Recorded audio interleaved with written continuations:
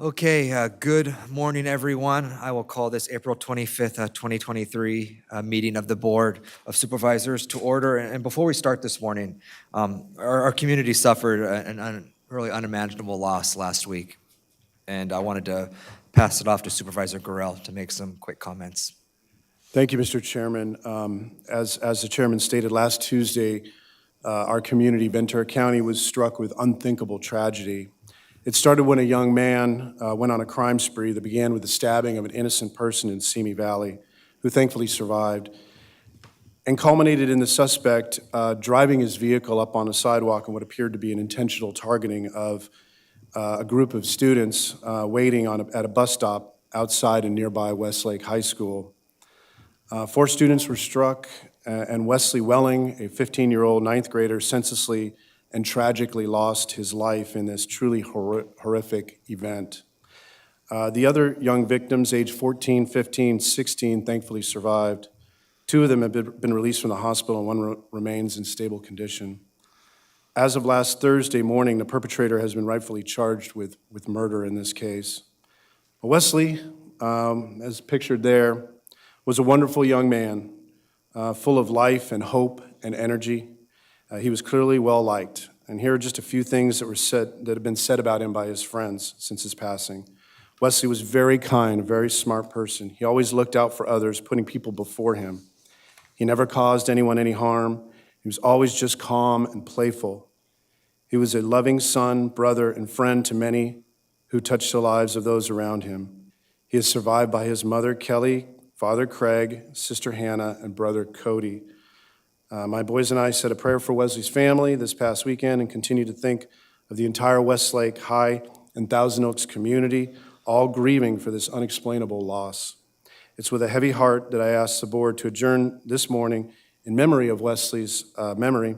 And I now ask all those in the chamber and the board to join me in taking a moment of silence in honoring Wesley Welling's memory.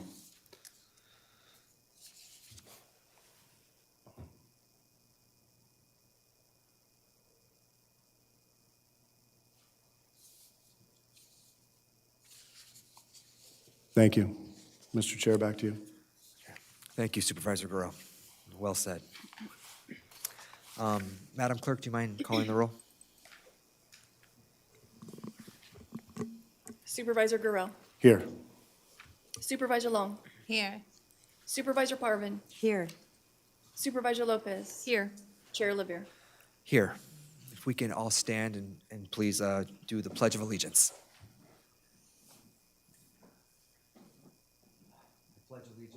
To the flag of the United States of America and to the republic for which it stands, one nation under God, indivisible, with liberty and justice for all.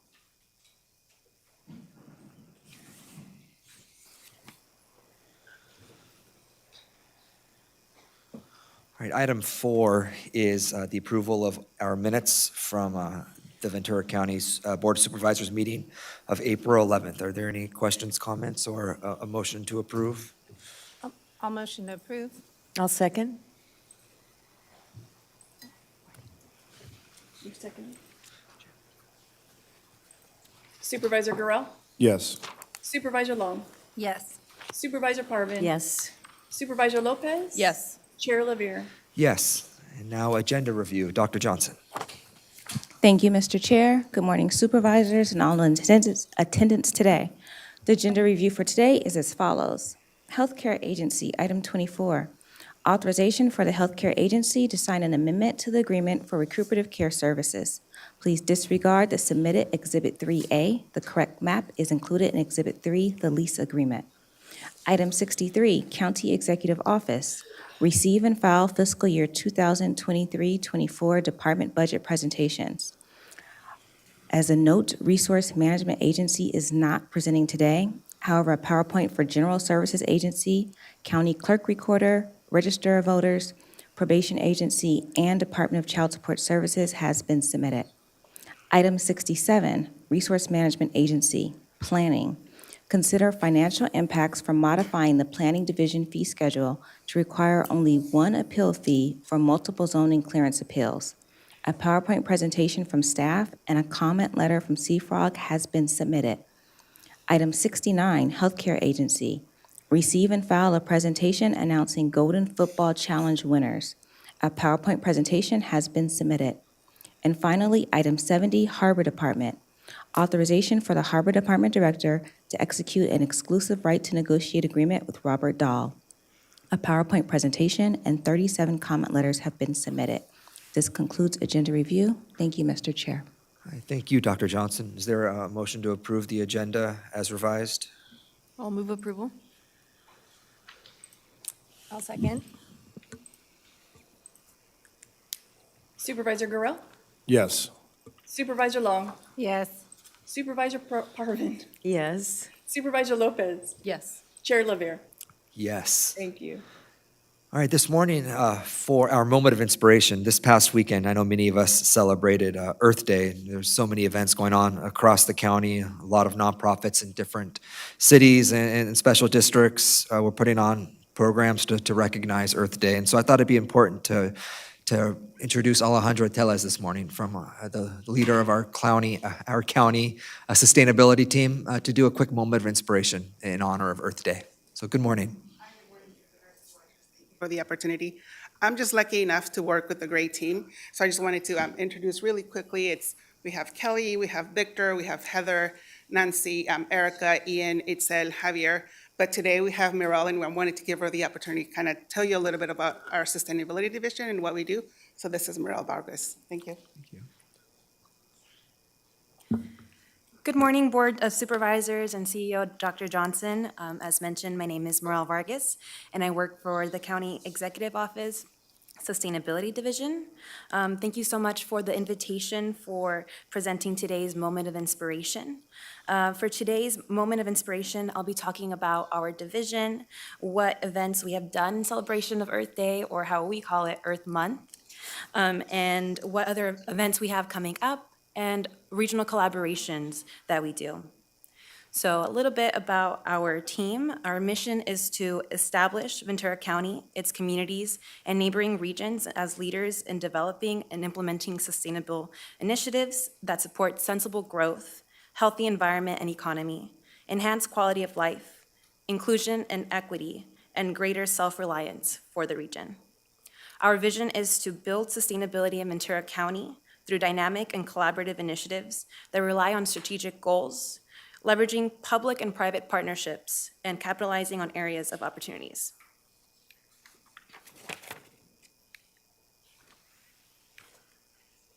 There we go. Our division is broken up into 3 initiatives. The first and newest initiative is Sustainable VC. And our division oversees the implementation of our county's climate action plan to make sure that our 81 CAP programs are being created and tracked by its responsible agencies. We also administer the Ventura County Climate Emergency Council. Our second division is our Ventura County Regional Energy Alliance. We work on electric vehicle outreach and feasibility and administer our county's Green Business Network, where we work with businesses to reduce their waste, lower their energy usage, and switch over to sustainable products. Lastly, we have our Tri-County Regional Energy Network, which is a collaborative partnership between San Luis Obispo, Santa Barbara, and Ventura County. And some of the programs we offer through the 3C Rent Initiative are free services for professionals and households. For building professionals, we offer industry training events, technical and soft skills training, and energy code compliance support. So this is helpful for doing switching over to electricity instead of gas type of home appliances. They know how to do that. For households, 3C Rent offers free and discounted upgrades to reduce energy usage at home.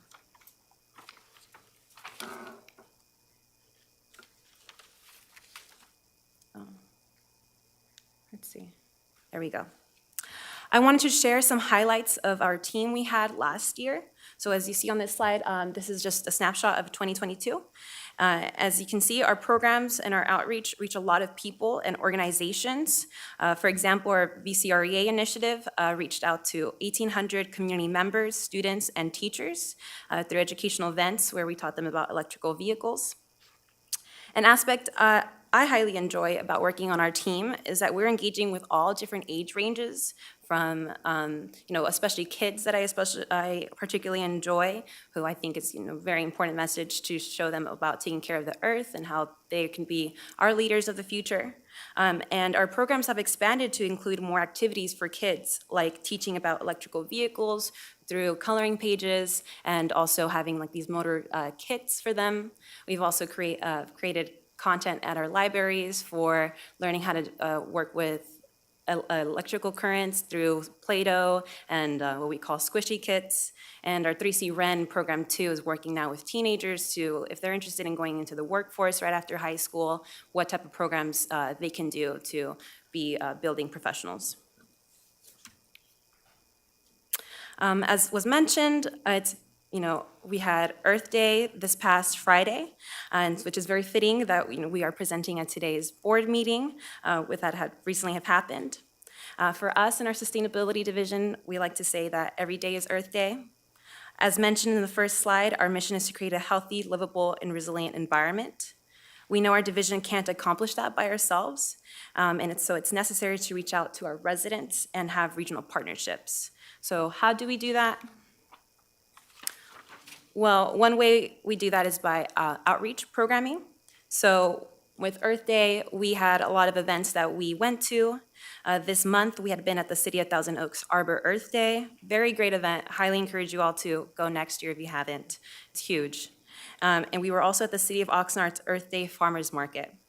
This past Saturday, we were at the City of Fillmore's Earth Day event happening at Fillmore City Hall, and we joined General Service Agency in their annual Earth Day tour, where we lead people, the public, just a general tour of our county and what initiatives we're doing across all agencies, general services agencies, our division, Public Works. Our engagement doesn't end once Earth Day has passed. We have events throughout the year. And one that's coming up is our Cycle Mania Mini Expo that's happening in May, pun intended. And happening here at the Government Center. The event is in celebration of National Bike Month, and we are encouraging attendees to incorporate cycling into their lifestyle, either as a form of transportation or exercise by having e-bike test rides, local bike shop vendors that they can meet and know more about, and interactive workshops on bike safety and bike tune-ups.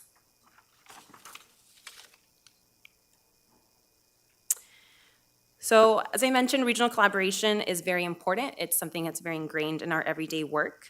Our initiatives, everyday work is, we're engaging with cities, with counties, utilities, and CBOs and other nonprofit organizations. For example, we work with Clean Power Alliance and Electric Drive 805 through our VCREA initiative. And our programs are set with the intention of bringing in important stakeholders and looking for opportunities to expand our programs. So, for example, we started this toolkit at our Ventura County libraries, and it started with a DIY home energy savings kit. So it's just all these little tools that they can bring to their home and ways they can reduce just their energy usage. So through weather stripping, through just switching out to LED lights. And so that's where we started, but we've expanded that out to now include induction cooktop kits. So if they're wanting to switch over their stove and they're not sure if they want to do an electric one or an induction, they can take out one of those kits from our libraries and then give it a go. We've also expanded to other locations. So previously it was just Ventura County Libraries. Now it's also other libraries like Santa Paula Library. I mention it because I'm from there, so I'll give a little special shout out for that. And we are working with them with other programs. So we got a grant a few months ago to do green business certification at some of those libraries and also expand the kit since 3 locations to water conservation. And then that's brought on other conversations that just in other agencies, sustainability is and how we're responding to climate change is a conversation, and one of them having to do with how are we creating resiliency hubs or areas where people can go in times of crisis. So looking into those opportunities of working with libraries of how they can become a safe space for people impacted by those effects. But yes, that's the presentation I have for you all today. I wanted to just leave with a message that taking care of our environment doesn't end after this month or after Friday. Making Earth Day every day means each doing our part and working together as a team to care for our environment. And with that, I just want to say thank you for your time. Thank you, Ms. Vargas. Any questions or comments? It's always amazing to hear just the full scope of everything you and your team are doing across the whole county, touching on so many different areas when we look at resiliency and sustainability. And you're doing an amazing job. And so, thank you. Yeah. Yeah. Yeah.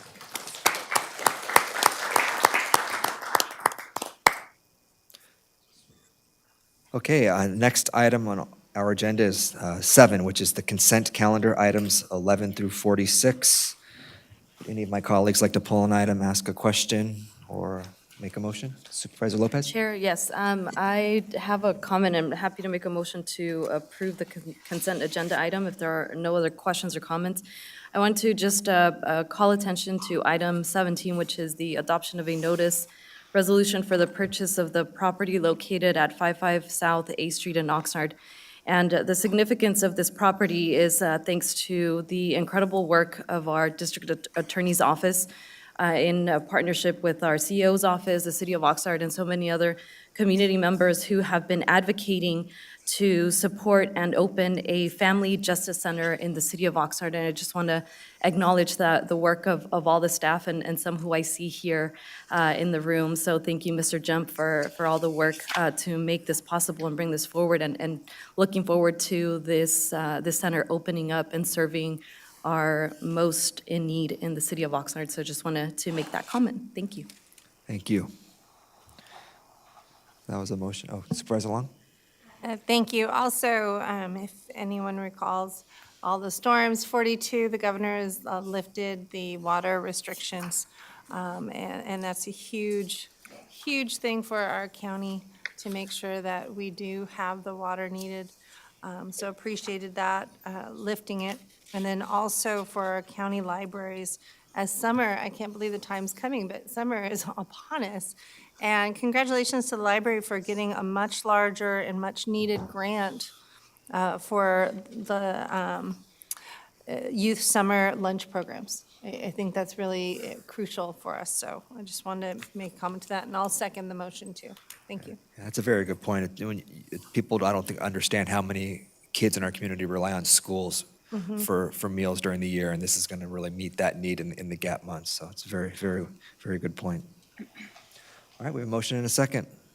Supervisor Gurel, Yes. Supervisor Long, Yes. Supervisor Parvin, Yes. Supervisor Lopez. Yes. Chair Lavere. Yes. Okay, item 8 is public comments. Do we have any individuals signed up for public comments this morning? Chair Lavere, yes, we do. We have one person signed up to speak. As a reminder to members of the public who wish to address the board today with live public comment on any agenda item, please visit ventura.org/BOS comment for participation information and instructions. For in-person public comment, please check in with the deputy clerk at the entrance of the boardroom. If you wish to make comments, you must be in the boardroom, or if you're participating remotely, you must be connected to the meeting via Zoom or telephone before the close of the public comment period for that agenda item. Requests to make live public comments on an agenda item will be accepted until the public comment period for each agenda item is complete. For our remote participants, please accept the prompt to be promoted, and when your name is called, you will need to unmute your mic when it's your turn to speak. For all public comment participants, your name will be called in the order the registration was received. And today we have Adrian Coulter, who's here in person, to give public comment. Good morning. I'm here to discuss a side effect of the repeal of our campaign finance ordinance that took place on March 28th. Many of us wondered, what was the all-fired hurry to get that done? That with no time to have a citizen-led commission, no time to take a vote. We wondered, what was the hurry? As a result, many people believed that the hurry was something that may lie in the future, that we should be aware and alert. Others surmised that the reason for the hurry might lie in the past and have been combing through campaign finance records to find any such thing. As a result, a number of complaints of finance violations have been filed. Some appear to be simple errors and may have already been resolved by the Ethics Commission set up by our old ordinance. However, the latest one that was filed on Friday appears to be more complicated. The wording of the complaint states that Ventura County's former $750 contribution limit was breached, perhaps by as much as $55,000. Since our old code required a fine 3 times any overage, the fine could be as large as $165,000. This may all be a misunderstanding that can be cleared up easily, but I think that Ventura County residents are owed the respect and would expect you to all pledge to do the honorable thing, that any provable violations that occurred under the old ordinance be resolved using the original limits, terms, and conditions of that ordinance. Thank you. Thank you, Adrian. Chair LeVere, there are another request to speak for this item. Thank you. All right, thank you, Ms. Martinez. So item 9 is our CEO comments. Dr. Johnson. Thank you, Mr. Chair. So there's been a lot going on, and I'm not going to go over events, but I'm going to focus on staff. So last week, the sheriff held a California State Sheriff's Association annual conference right here in Ventura County. And I just want to say thank you to Sheriff Freihoff, his executive team, and I'm going to call out some people that were crucial in welcoming people to our county, transporting people around our county, making sure they saw the amazing place that we call home here in Ventura County, and hopefully, feeding into economic vitality by spending lots of dollars in tourism and different things that they could take back to their own home.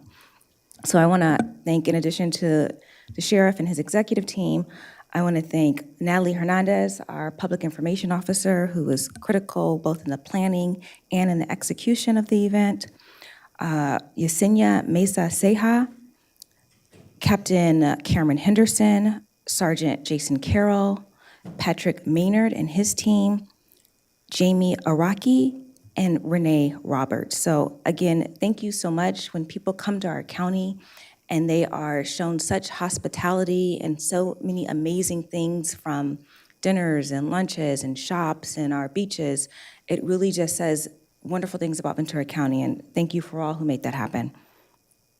Next, we had an employee wellness hiking series. It started on Saturday.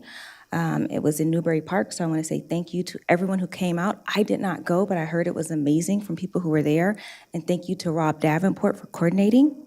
Also, I want to thank our fire chief, Chief Gardner. He recently hosted 120 of our state and federal fire chiefs at a mutual aid summit right here in our county again.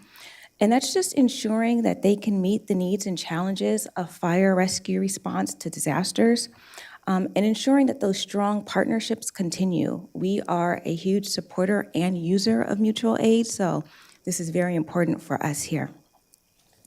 Additionally, this week on Wednesday is a Denim Day luncheon put on by the Coalition for Family Harmony at the McGrath Ranch and Garden. This is one of their really big fundraisers, and they are raising money to help individuals who are victims of sexual violence. On Thursday, our District Attorney Nazarenko will be putting on National Crime Victims' Rights Week in Simi Valley at the Simi Valley City Hall. The theme for this year is Honoring Survivors' Voices, and that will be from 3 to 5 p.m. Also on Thursday, we'll have our DEI Learning Series from 2 to 4 on confronting ageism with an intersectional lens. On May 6th, we'll have the Love is Brewing fundraiser that will be put on by Interface Children and Family Services, one of their fundraisers at the Museum of Ventura County. And also, many of us will be taking part in the Take 5 and Read for First 5 Ventura County. So I just want to thank everyone who's going to be doing that. really impressing upon everyone that early literacy is so important and helps build vocabularies, social skills, and helps our children become lifelong learners and just successful all around. And then lastly, want to say thank you to Congressman Salud Carvajal, who came down yesterday and toured Ventura County Medical Center. Really want to say a huge thank you to Director Barry Zimmerman. He was here. Dr. John Fankhauser, Dr. Todd Flossie, Dr. Thomas Duncan, Dr. Teresa Cho, and all of the staff who were there with open arms, letting us see the facilities and the amazing work they do for our community, answering questions and just providing information to our legislature so he understands how much of a gem it is we have right here in our county. Our chair was there also, so I'm sure he'll talk about that a little bit, but that will conclude my comments for the day. Thank you, Mr. Chair. Thank you, Dr. Johnson. All right, board comments, and we will start with Supervisor Guerrero. Thank you, Mr. Chair. I just have three, actually. I'd echo the comments of Dr. Johnson.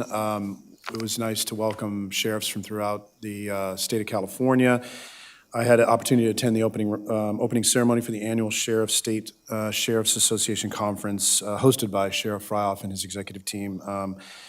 All of the things that were stated by the CEO, I echo, but also it's a great opportunity because I participated in them before as a chance to get together and discuss best practices, to go over pending legislation, to figure, to exchange ideas around constitutional policing. And they did all of those things. And so it was a great opportunity to host that and to work on those good public policy initiatives. The SOMAS Municipal Advisory Committee met on April 12th, and they started a 3 to 5 year strategic plan, and we're looking forward to receiving that and working closely with the MAC to improve conditions and quality of life in SOMAS. It's very exciting.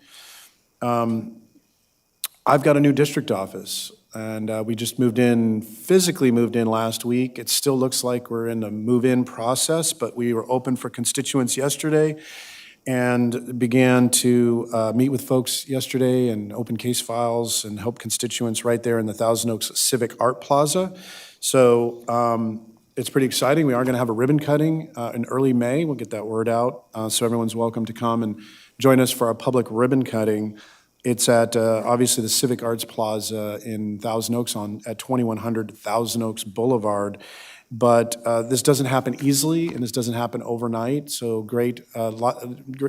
large debt of gratitude to GSA, to the CEO IT team, and everybody who helped work on the move and the transfer over to the new district office. We're saving taxpayer money. We are making it more accessible and easy for constituents to find us and to work on issues that may have both a county and a city of Thousand Oaks element to them. And we're integrating back with the city in a way that I think sends a strategic message that we're working collaboratively with that community. So that's all good, all good. I'd like to adjourn in memory of the individuals that I submitted to the clerk, if I may, but in particular, as we discussed earlier, young Wesley Welling, and I hope that young man can rest easy. Thank you. Back to you, Chair. Thank you. Supervisor Long. Good morning, everyone. A week or so ago, seems like a blur. There's so many wonderful events and meetings that are going on for our constituents. I was at California State Association legislation conference up in Sacramento. Thank you to Savette Johnson, Dr. Johnson, and Supervisor Levere for going up and also attending our League of California Counties and CSAC joint homelessness summit.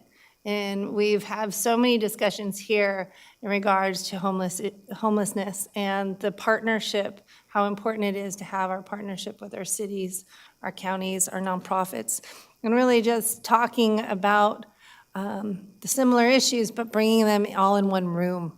And it's so important to have that commonality, and so I wanted to really appreciate it. The counties are having an at-home platform that will be launching, and we'll be talking about that at a later time. And everyone knows how proud I am of Ventura County when we're up at the state. And so to come down to the sheriff's annual meeting for the California State Association of Sheriffs was just a great moment. Sheriff Freihoff and the whole team just did a fabulous job. Just really welcoming sheriffs at a crucial time. How important it is to be talking about public safety all at one in a safe environment, and to say that Ventura County is a safe environment to do that in is really essential. Especially, it's been over 40 years since they were here. So what a great opportunity. I think it'll be another 40 or so years till it comes here. So it was monumental, and really appreciated their efforts.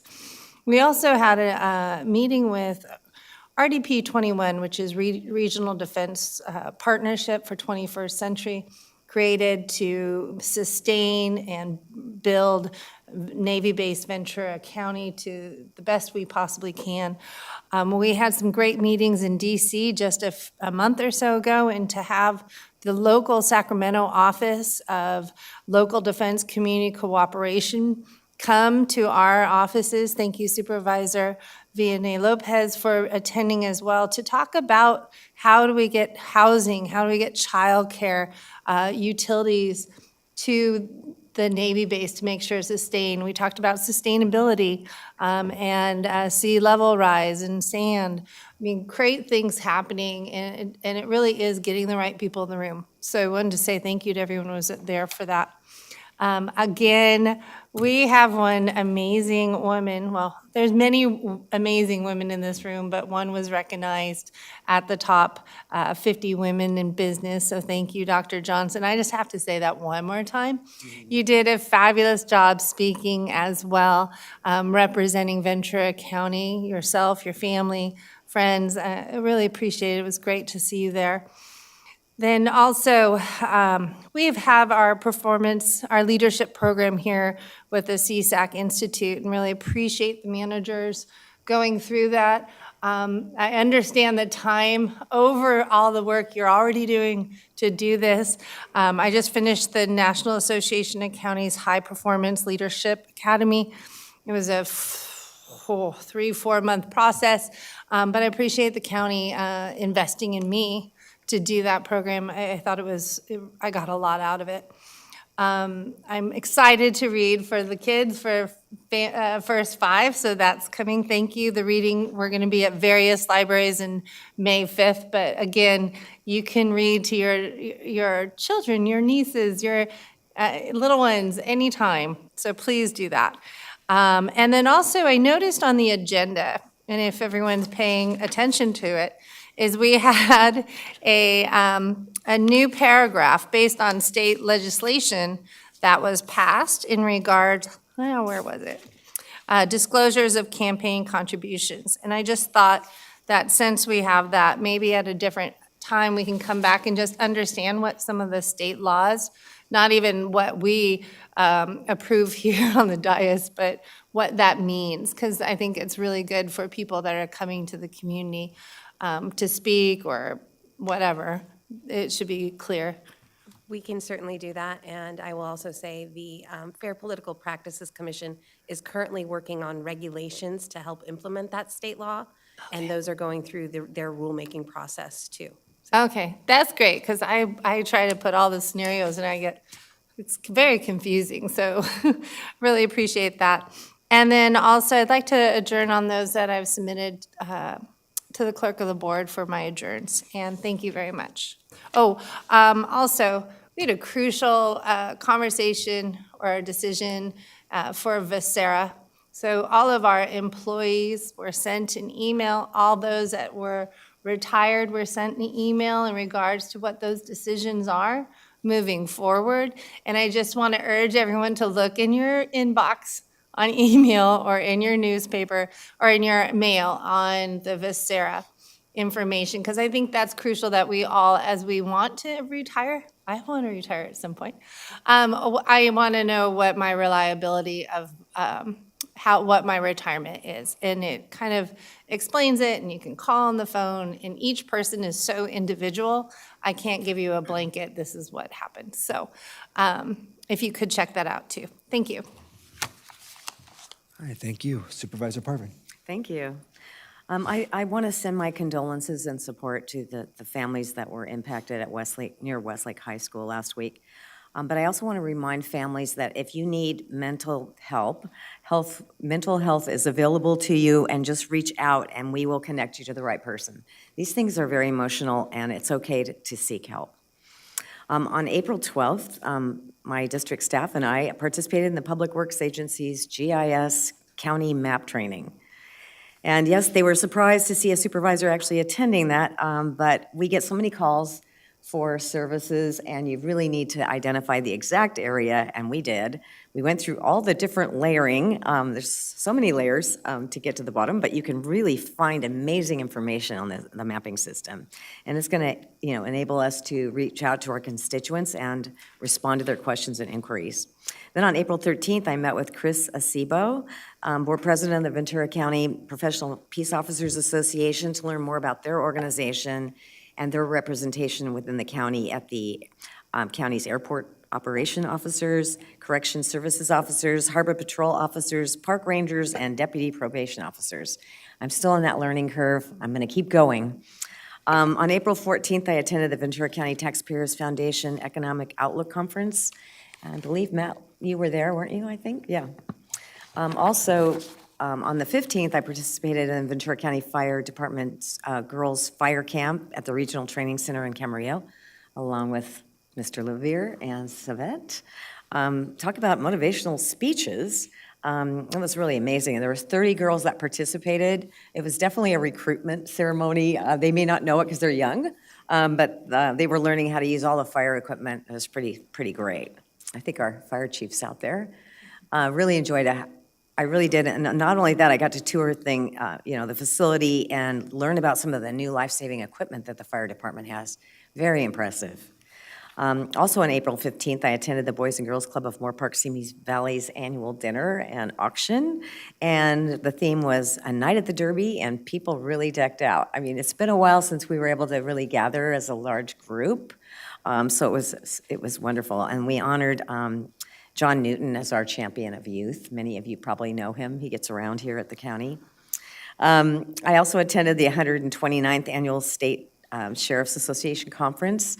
What I enjoyed was listening to them, talk about what they have in common, how they collaborated, and I just had a really wonderful time. I'm glad they came to our county this time. It really was a great meeting. Also, district staff is assisting with the county's 150th anniversary by partnering with the county museum and developing plans on how best to celebrate the county's past within our district. And to learn more, go to venturacounty150.com. It's pretty exciting what's going on. I'd also like to congratulate Dr. Johnson for being honored last Thursday by the Pacific Coast Business Times as being one of the top 50 women in business in the Tri-County area. That's a huge accomplishment, and it's really a pleasure working with you. I'm sure everybody feels the same way. Then on April 21st, I attended the Air Force JROTC on one of the hottest days that we've had in years. It was the pass and review at Royal High School, and then I participated in the Rotary Club of Moore Park's Officer of the Year, and since they haven't had an Officer in the Year for 3 years, there are a lot of officers that were recognized that day, as well as CHP and sheriffs. This past Sunday, I attended Rotary Club of Simi Sunset's 12th Annual Jonah's Tea Party, and the event raises money to support local cancer patients and their families. And then on Thursday, April 27th, from 3 to 5 p.m., I will be joining the Ventura County DA to honor National Crime Victims' Rights Week in a commemorative ceremony and a march at Simi Valley City Hall. I know there's a lot going on. Also, we have the crime victims, after the Crime Victims Watch, I will join fellow community leaders from 6 to 8 on a panel to discuss fentanyl. And it's being sponsored by the Seroptimists. Then we have get ready for it, it's your favorite thing, Jeff.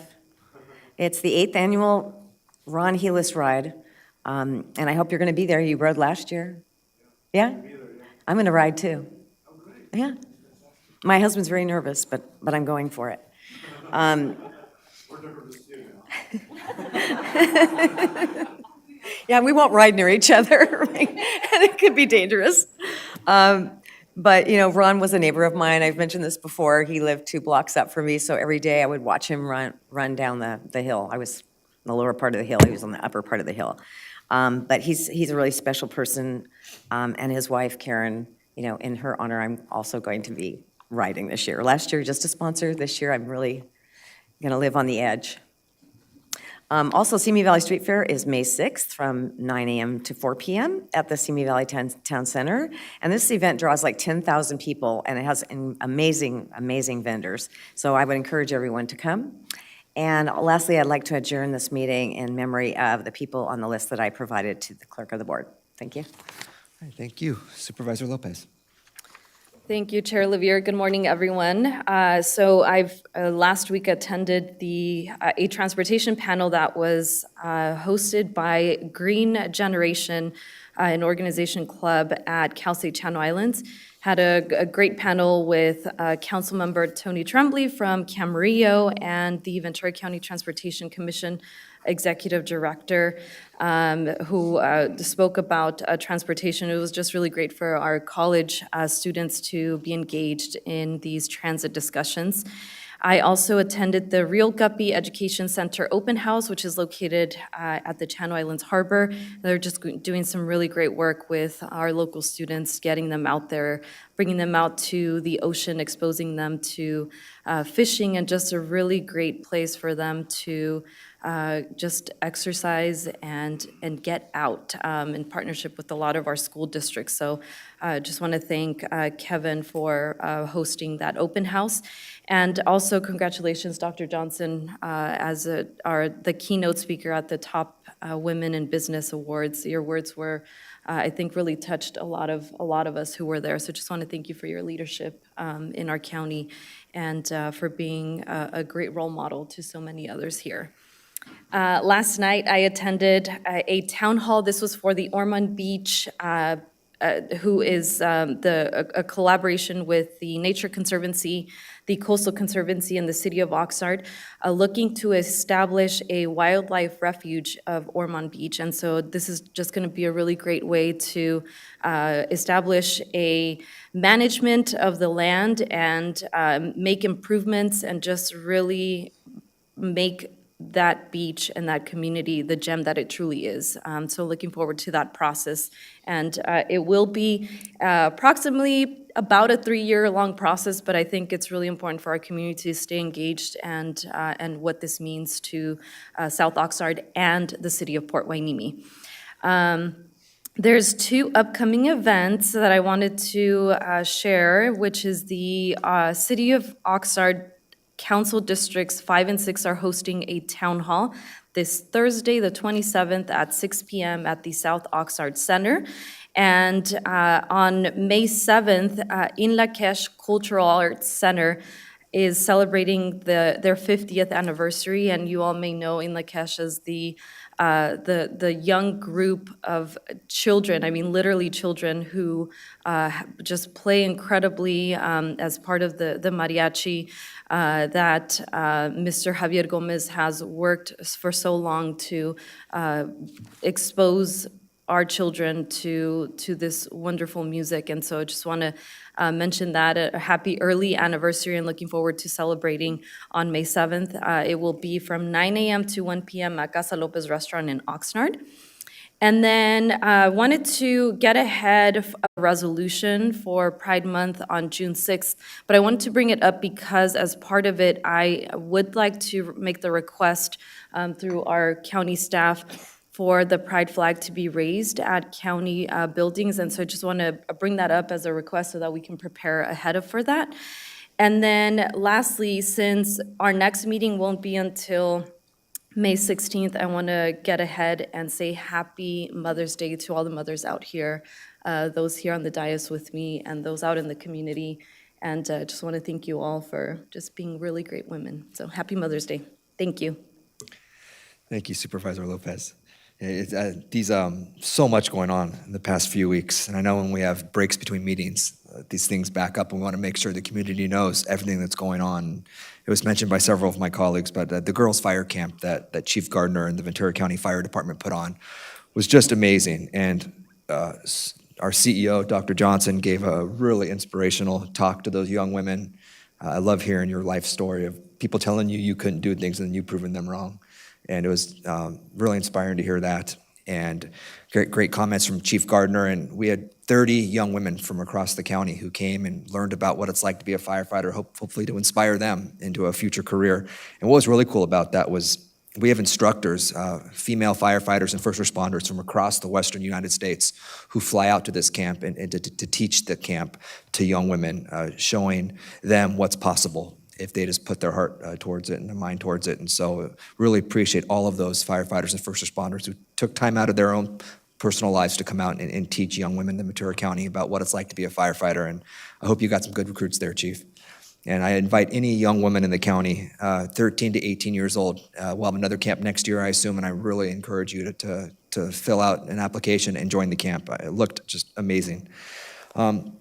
Supervisor Long mentioned it, but we were able last week, along with our CEO, to attend the CSAC Homeless Summit in Sacramento. Some really interesting discussions about what's happening at the state level in our legislature, what's happening in communities across the state. I think two takeaways I got from that summit were, one, homelessness is an issue that is affecting every single community in the entire state. We're not alone here. And we can really learn from what other communities are doing right, what they're doing wrong, and I know that's why I'm excited. We're taking some actions here to really figure out how we can better improve our local services. But also, I think that the big point of the summit was to impress upon the state how important it is that we get a dedicated stream of funding every year, so we know we're gonna have money. If we have programs that we want to start championing, we know there's going to be money there to back us up. And so I think that's going to be a big mission of supervisors up and down the state, trying to get the legislature and the governor to really commit to the programs that we want to champion here locally. Dr. Johnson mentioned it, but it was really great to have Congressman Carbajal at VCMC yesterday, and I want to thank Dr. Fankhauser, Dr. Cho, Dr. Flassie, Director Zimmerman. It's always good to be able to show off all of the amazing work being done at VCMC. It's the West County Trauma Center. It's the only pediatric ICU in the entire county. It's the only Ronald McDonald Family Room in a public hospital in the entire country. It's the only pediatric oncology unit in the entire county. It's the work being done at VCMC, at his engagement moving forward is really important. So I thank him for taking the time, and I really want to thank our hospital leadership team for showing him all of the amazing work that we're doing there. And then lastly, I would just ask that we adjourn in honor of those individuals on the list I provided. Several decorated veterans have passed away in my district in the past few weeks. Reverend Quinn Beebe, an Army veteran, Curtis John Popp, Kenneth Landberg, Larry Jones, all Air Force veterans. Gary Coltrane, who had a 34-year career at VCMC as the Director of Social Services, so a long, well-respected county employee. And then Ellen Hall passed away, and Ellen was really a Renaissance woman in Ojai. She was the co-founder of the Ojai Valley Land Conservancy, was on the Ojai City Council and served as mayor in the 90s. She was the executive director of the Ojai Valley Museum, president of the Ojai Valley Green Coalition, head of the Oak Grove School, executive director of Meditation Mount. I mean, she had just a lifetime of service to the Ojai Valley and ultimately was named a living treasure because of her numerous contributions. So we're thinking about her family as well. And with that, though, that concludes my comments. I appreciate hearing from everybody this morning. Supervisor Long? Yes, it was in regards to the flying of the flags. If we could we bring up our policy up on that? I think that one's important. I've been outreached for other flags to be done, but I've said no because of all the other different things that are going on. I think it just would be good to review that policy. So if we could bring that up in case the Board of Supervisors wants to modify or whatever, I think that's an important factor. Thank you. Okay, this takes us now on to our regular agenda, and I know we have some time before our 9:45 a.m. time certain, so why don't we start with item 47, I think. Ms. Jump is here, yes. Okay, item 47 is the approval of an increase in appropriations in support of the VC AAA programs. And Ms. Jump, please, good morning. Dr. Johnson, for the record, Victoria Jump, Director of the Area Agency on Aging. And this item today before you is an increase in our appropriations of a little over $6 million. And also along with that, we're asking for the adoption of a resolution for 5 fixed-term positions to help with doing the work that we have to do that this money comes with. And finally, adoption of a resolution that would allow me to sign various contracts and amendments with CEO's office and county council approval. Any questions? Only comment is just thank you for all that you and your team are doing to ensure that our seniors are looked out for. I mean, it's just the growing population and that many of their families cannot be here. So I just thank you. Yeah, ditto. Thank you for everything you're doing. So I'll motion to approve if there's no comments or any. I'll second the motion. Supervisor Gurel, Yes. Supervisor Long, Yes. Supervisor Parvin, Yes. Supervisor Lopez. Yes. Chair Lavere. Yes. Thank you, Ms. Jum. Thank you. And item 48 is approval of an authorization for the purchasing agent to sign a Fifth Amendment to the contract with Brain Sharp Corporation. Good morning, Mr. Theobald.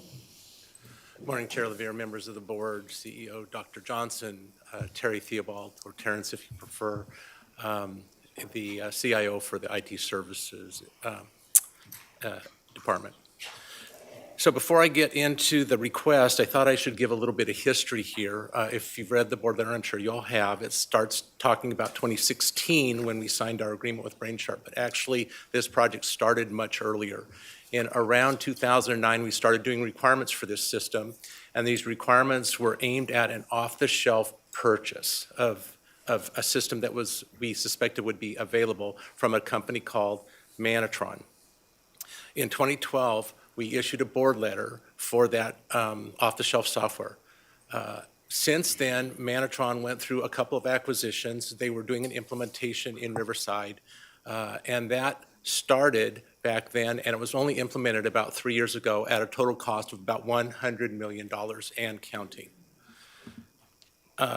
Because of the issues with Riverside back then, in 2016, we decided to move to an agreement with Brain Sharp, and the idea was to take the existing system as it was and move it into a new platform called a lift and shift or a refactor.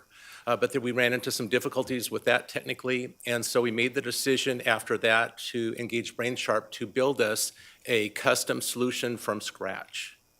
What's important about this is the requirements that were originally developed in 2009 were built upon an off-the-shelf solution, and an off-the-shelf solution means that you're not going to get into the details of every calculation that goes into a Prop 13 system. Those calculations and the law are very complex, and they're unique to California. Basically, the requirement said we would comply with the California law for Proposition 13. We also said that we would expect that the vendor would provide all the necessary reports to keep us in compliance with the law. When we decided to go to the build it from scratch solution, we wound up taking those existing requirements and running with them. And so over the number of years that have incurred since, with the changing staff, with the changing vendors, we have run into a situation where we have about 22 items that we do not have included in our requirements for Go Live. Prop 13, I mentioned, is very complex. There's only 10 counties in California large enough to probably take advantage of a system this complicated. The other 48 are relatively small. They can probably do most of their calculations on either a spreadsheet or a much smaller, less capable system. The current cost of this project is $18 million, approximately $18 million, and we're asking for an additional $247,000 to pay for these additional reports and functions that we discovered during the acceptance test. And I should also mention the assessor went into production approximately, well, not approximately, in July of 2021. The tax collector has completed their acceptance test and signed off on it, and the auditor controller is days away from signing off on their acceptance test. So we're expecting to be able to begin an implementation later this year, but we still need the $247,000 for those additional requirements. And with that, are there any questions? Any questions for Mr. Theobald? No, I appreciate the report. I use the tax collector data website, and it's great. So I really do appreciate that we're investing in what we currently have versus starting all over. I think that's an important cost savings and transparency for our community, so thank you. I'd motion to approve. Second.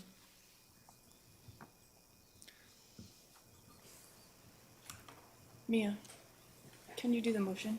Supervisor Long and Supervisor Lopez.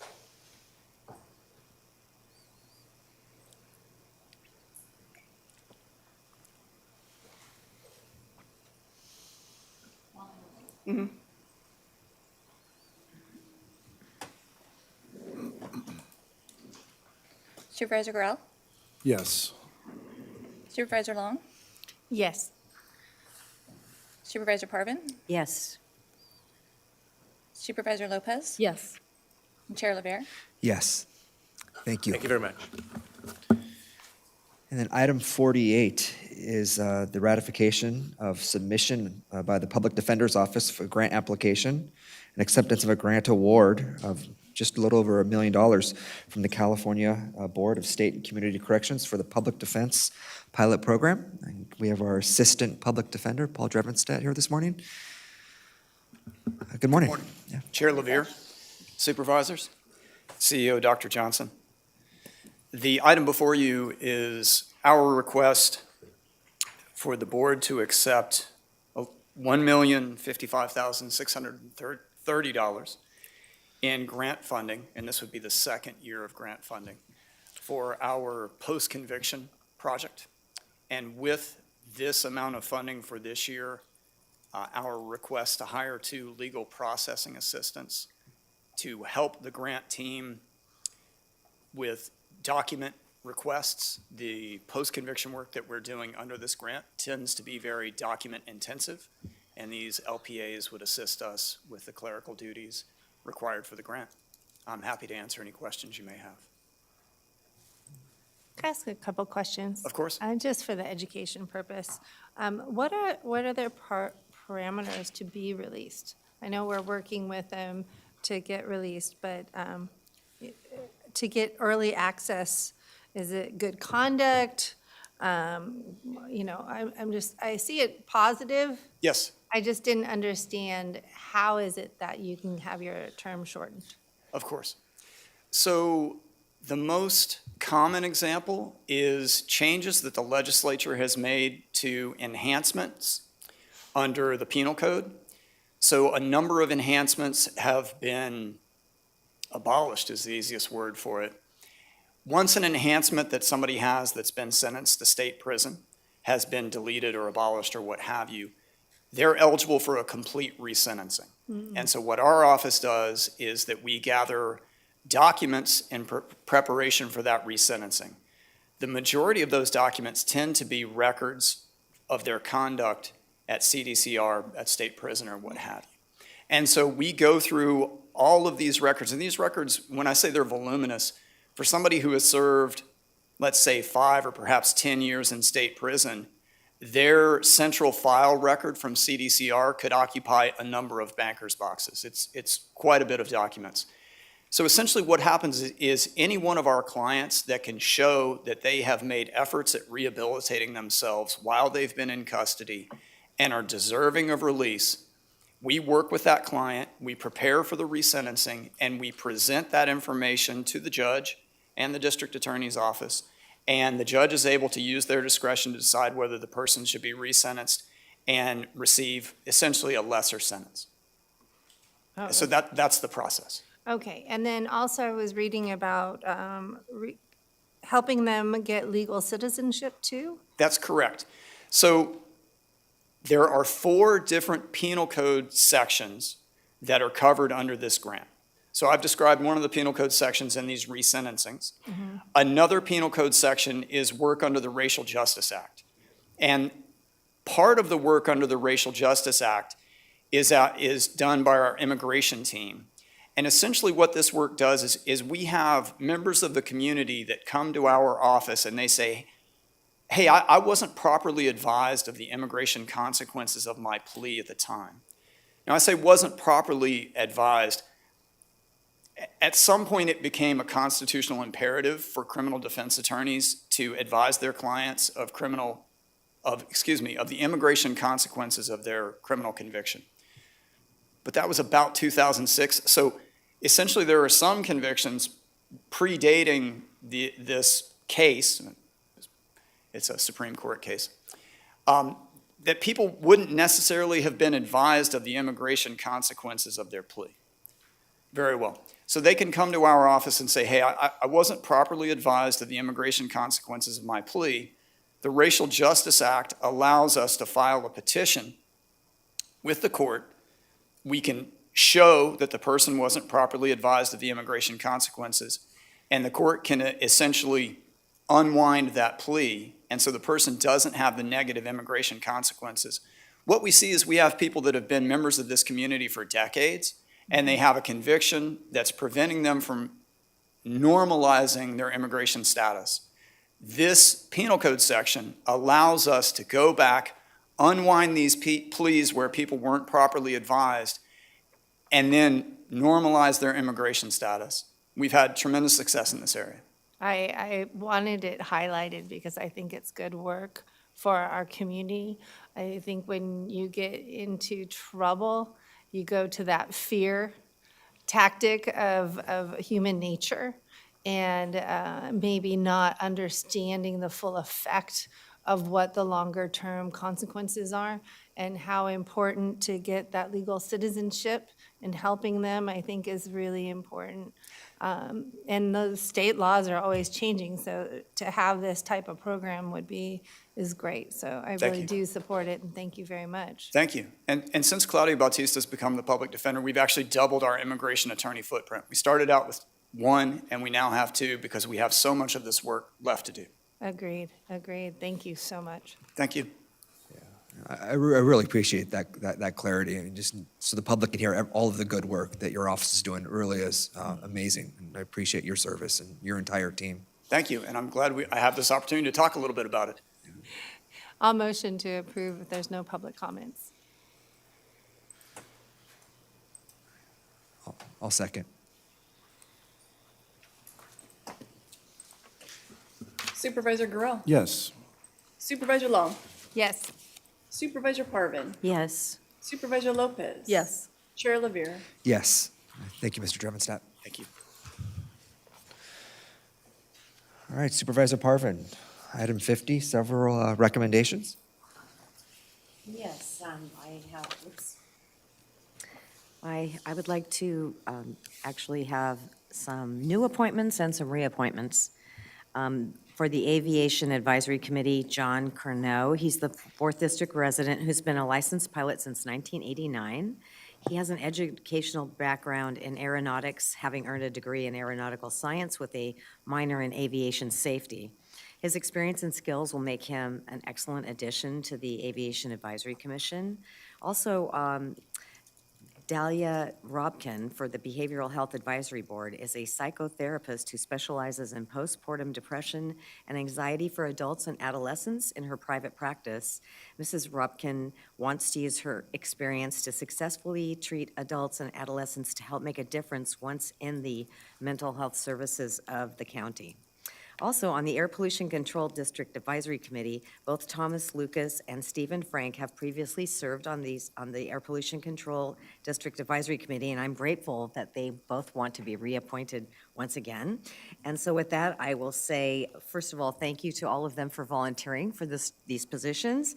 And secondly, I would move approval of these individual appointments. Second. Supervisor Gorell. Yes. Supervisor Long. Yes. Supervisor Parvin. Yes. Supervisor Lopez. Yes. Chair Lavere. Yes. Thank you. Thank you. Congratulations. And item 51, why don't we do item 51 real quick before the time certain? And this is a recommendation from Supervisor Lopez. Thank you, Mr. Chair. Today I have before consideration of our board to approve a confirmation center is consistent with the program of utilization and the provisions of the quitclaim deed. And so the background on the Aquatic Center, I do want to acknowledge that this is located within Supervisor Kelly Long's district.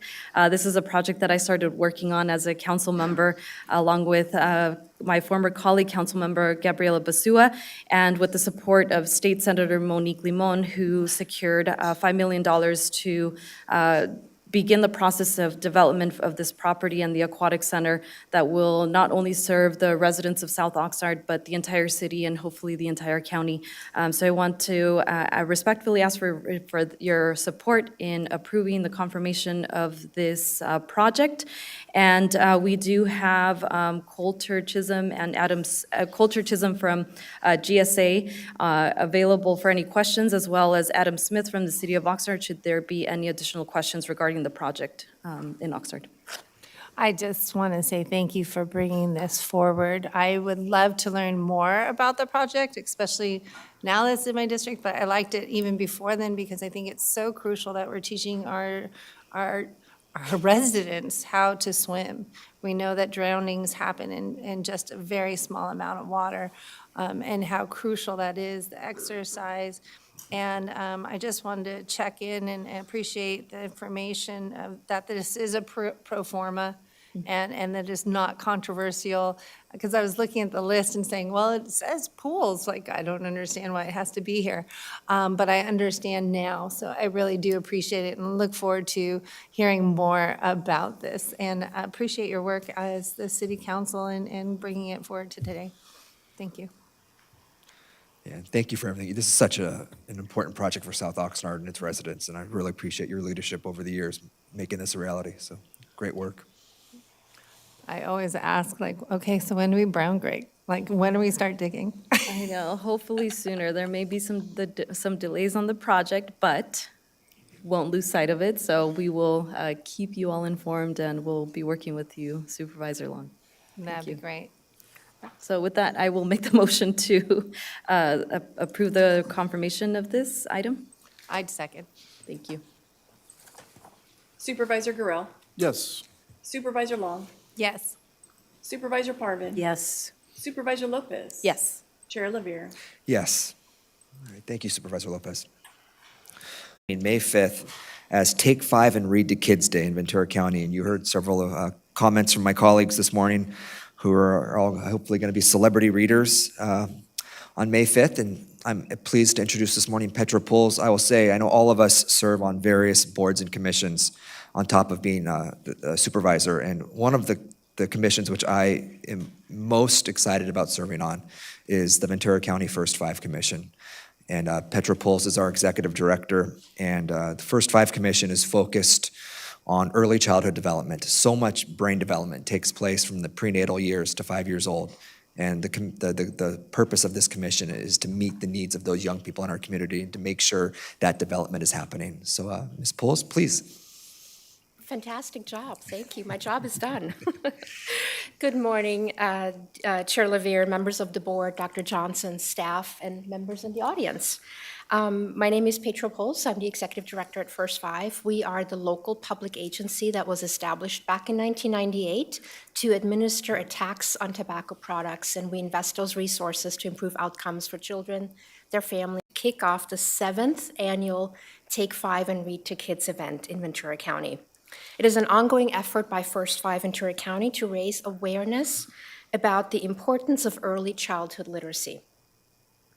This year's impressive lineup includes all of you. Thank you for being celebrity readers, but we also have Congresswoman Julia Brownlee, Assembly Members Irwin and Bennett, our county chief, Mr. Gardner, Rigo is one of our readers, Mr. Zimmerman, and our sheriff, as well as many other city council members and other celebrities in our community. Take 5 and Read to Kids encourages parents and community members to become champions of early literacy, to talk, to read, and to sing with young children ages 0 to 5. All it takes is 5 minutes a day. To read with a young child and to support their early language and literacy development. So why is Take 5 a key initiative of First 5? You heard Chair Levere talk so eloquently about the importance of early brain development. We know that the first 5 years of a child's life lay the foundation for success in school and in life. Studies have proven that when you talk, read, and sing to children starting at birth, you promote and support early language and literacy development. Talking throughout the day, pointing out things as you're going grocery shopping, talking about when you're folding laundry and matching socks, those are all skills that you can do every single day in the home with your child that don't require a whole lot of resources, but those are very effective things that you can do with your child to build that early language foundation. Children who engage in meaningful interactions like that not only learn more words, but they also develop better social and emotional and cognitive skills, which are critical to long-term health and well-being. And yet, in Ventura County, only 48% of children under the age 5 are read to every day. That is data from 2021. Not even half the kids have that experience. And that's why Take 5 is so important. Take 5 minutes and change that statistics with us. For young children, early exposure to books is beneficial for long-term academic achievement. Any teacher, any school district superintendent will tell you that that is true. They can tell when children come to their transitional kindergarten or kindergarten classroom on the first day, prepared, ready to learn, and become lifelong learners. About 2/3 of the families that we at First 5 serve do not speak English as their home language. We also know that kids who read in their home language, like Spanish, have an easier time learning to read in their second language. We also know that many children don't have access to books in Spanish. We're helping address this concern by providing not only a celebrity reader in those classrooms, but we're also giving bilingual books to all the children that participate. Over 2,500 books this year are being given out to kids to help build their home language, their home library with bilingual books. We're also donating Dragons Love Tacos, this year's book, and so you all will receive a copy of that on Friday at our kickoff breakfast. There will not be tacos at breakfast. I'm so sorry, Supervisor Long. But what we really want to accomplish is to make reading, talking, and singing with young children as commonplace as looking both ways when we cross the street. It's that simple. That's the goal. And here's what you can do today to help us reach that goal. Thank you, Supervisor Long, for already posting on social media to promote Take 5 and Read to Kids. Saw it last night, love it. We hope that you all will start posting on social media the importance of early literacy. We've provided a social media kit. You can also participate in Take 5, which all of you are doing. Thank you so much. You can post your photos of the day of reading, videos of you reading with the children.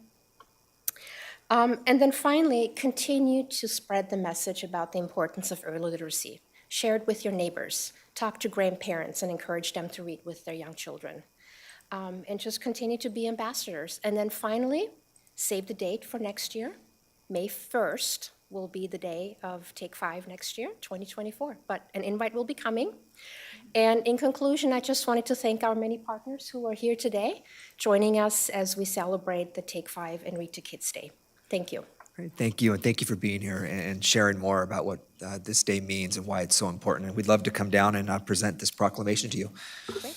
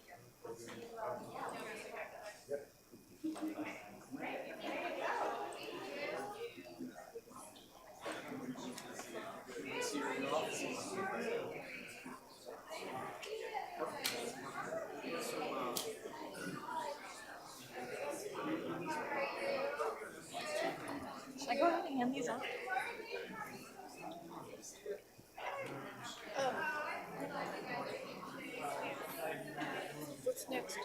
Oh, this is it. So I think because I started. I don't think so, because I did approve and then it was spinning. So you didn't hit approve, you just hit. I hit approve. Oh, you didn't. So I did approve. So approve came up. I went to the whole motion. I didn't see it.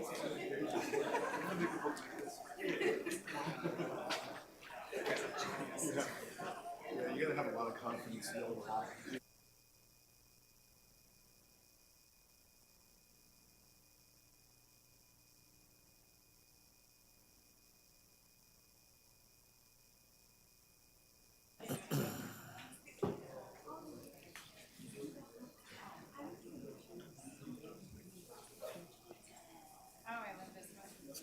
Okay.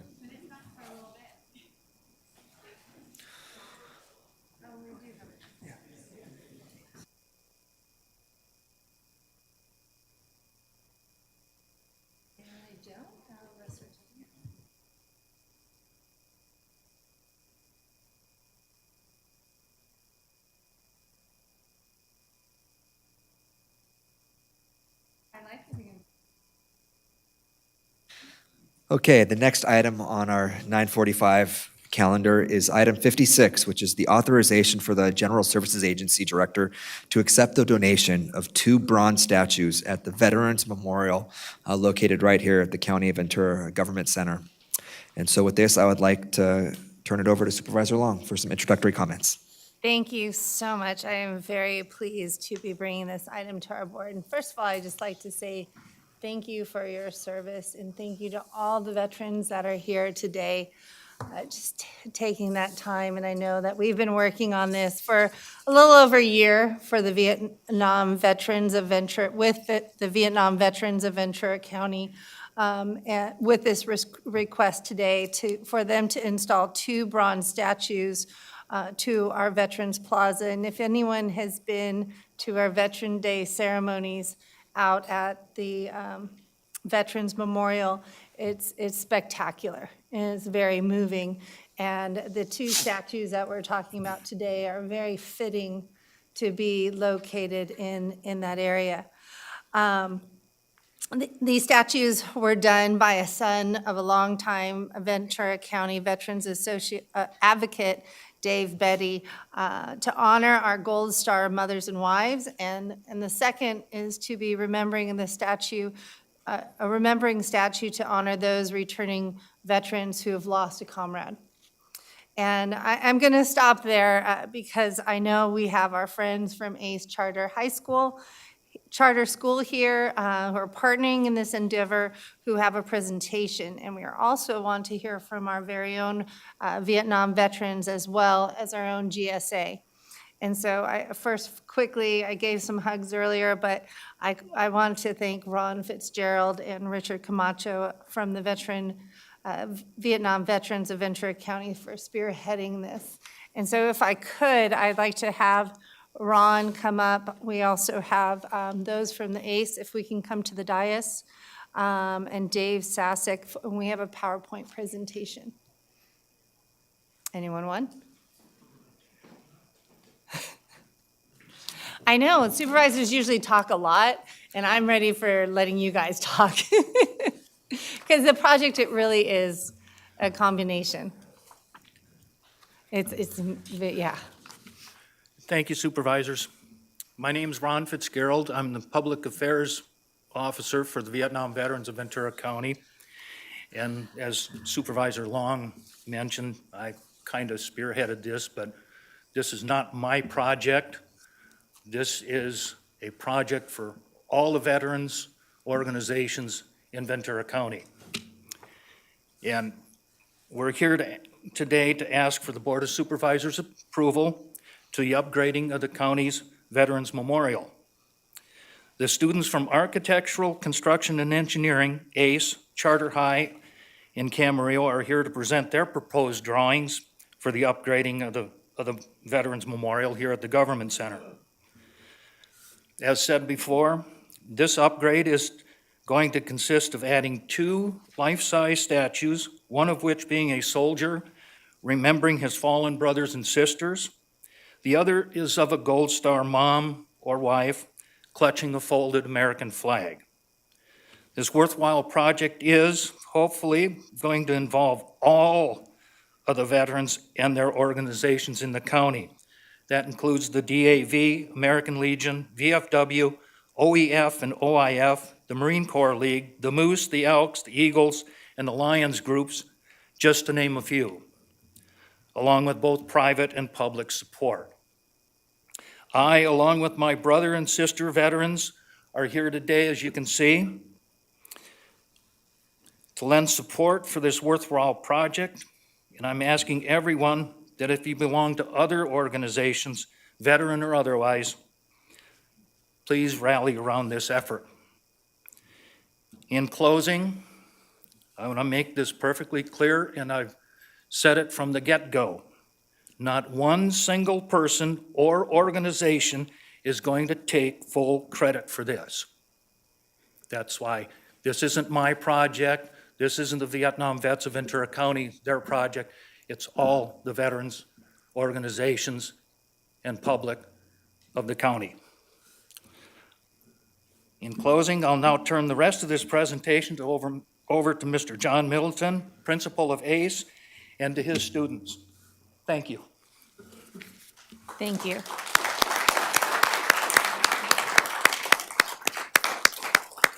Thank you, Mr. Fitzgerald, and thank you to all of the different veterans that we have in this room right now from all of the different wars that have honored our school, ACE Charter High School, with the challenge of leaving a mark on our community for all of the generations to come. As we honor our veterans, it is important for memorials are built by those whose freedoms were protected by our veterans. And it's important for our students to feel that connection. At ACE, we believe in giving back to our community. It's our mission and vision as an organization. And we're truly a community-based school. We don't pull kids from a particular zip code. We have kids from Oxnard, Ventura, Camarillo, and the surrounding cities in this room right now. Our students in our architecture pathway have spent a better part of the year planning this project as the Vietnam veterans came to us about this time last year with a challenge to help them honor their fallen brethren, their and all of the different members of the Vietnam War, my parents' generation.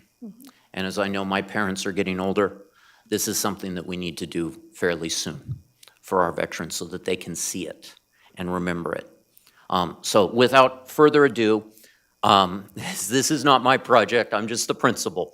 I just come up with interesting ideas here and there. I want to hand it off to the real work here. Our architecture teacher, Ms. Marzinika, who is going to introduce to each of you some students that you're going to hear from and some students that you're going to hear from long into the future. Thank you.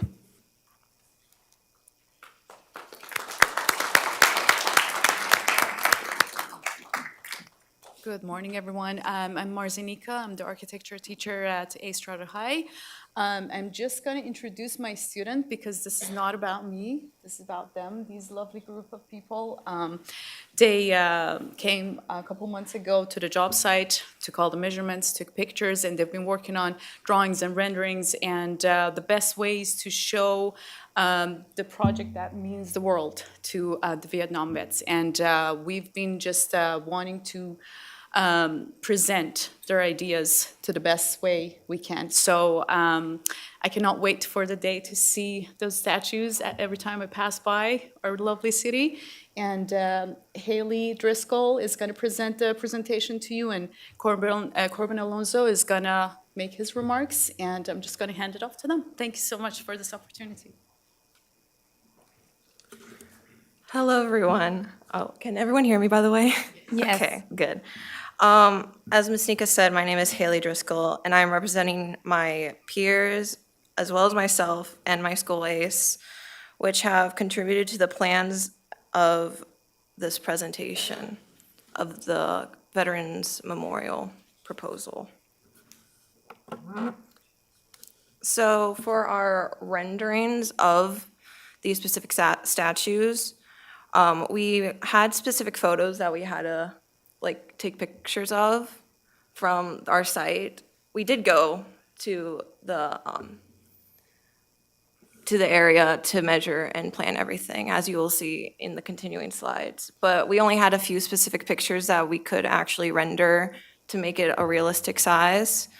So if there's any like sort of things you guys need us to do, we can continue showing more pictures and stuff like that. Here is the AutoCAD slide that I did. I used the polyline function in order to trace the specific statue. And as you can see, we did measure out the area around it. So that is just a specific outline. We could always go in and add more measurements if you guys need us to. This is for the remembering, by the way. You did good scaling. Thank you. Here is the rendering of the gold star. As you guys have seen, again, the pictures might not be as like, the position is might not want, and the size is not what you guys might not want. So if you guys need us, again, just call us. We honestly love doing this sort of stuff. And then here's another one from like the back angle. And as you can see, just the general, like, you can see at the bottom right-hand corner, you can see the scales in which we have done. So basically, when we have a printed piece of paper by 8 by 11.5, you will see the specific renderings of it in an architecture scale. And here it is again. This one's awesome. I did also use a polyline in this one as well. Here is the visual of how it would look from like forward facing. And we had apologized for like the center thing. That's the only way how we could get both the statues in. And here it is with more lines, so then you can visually represent the back part of the pool, what's behind it. Here's the whole layout of the site itself. You can see the statue of the soldier and the gold star right there in the black squares. This is from the top view. And here it is again. And this is more of the distance of the statues from like the sidewalks and things like that. And here's another one. This is a lot closer, so then you can visually see where specifically the measurements are in it. And like where it is within the memorial. Speaking as a student who has participated in this for a long time and has been working lots of hours on it, we all went to the government center in order to take measurements of the specific site. We even did, me and a few other students even did the little niche in the whole statue thing. So we were very particular about it. And so it was just a lot of fun. And as Mr. Milton said, we are more of a hands-on learning school, and it's really important to us to just want us to like make us work for what we want to work for. So it was really an honor to be on this project. And this is us all kind of lined up near the memorial because we had to take pictures. And it was just a lot. It was a lot of just so much honor and stuff when it came to just hearing about the veterans and what this means to them. It was just really nice. Before I end this, I would just like to say, I am a student of ACE, and I have lived in Ventura my entire life. And I take the bus on the other side of the road, so I've always seen this memorial.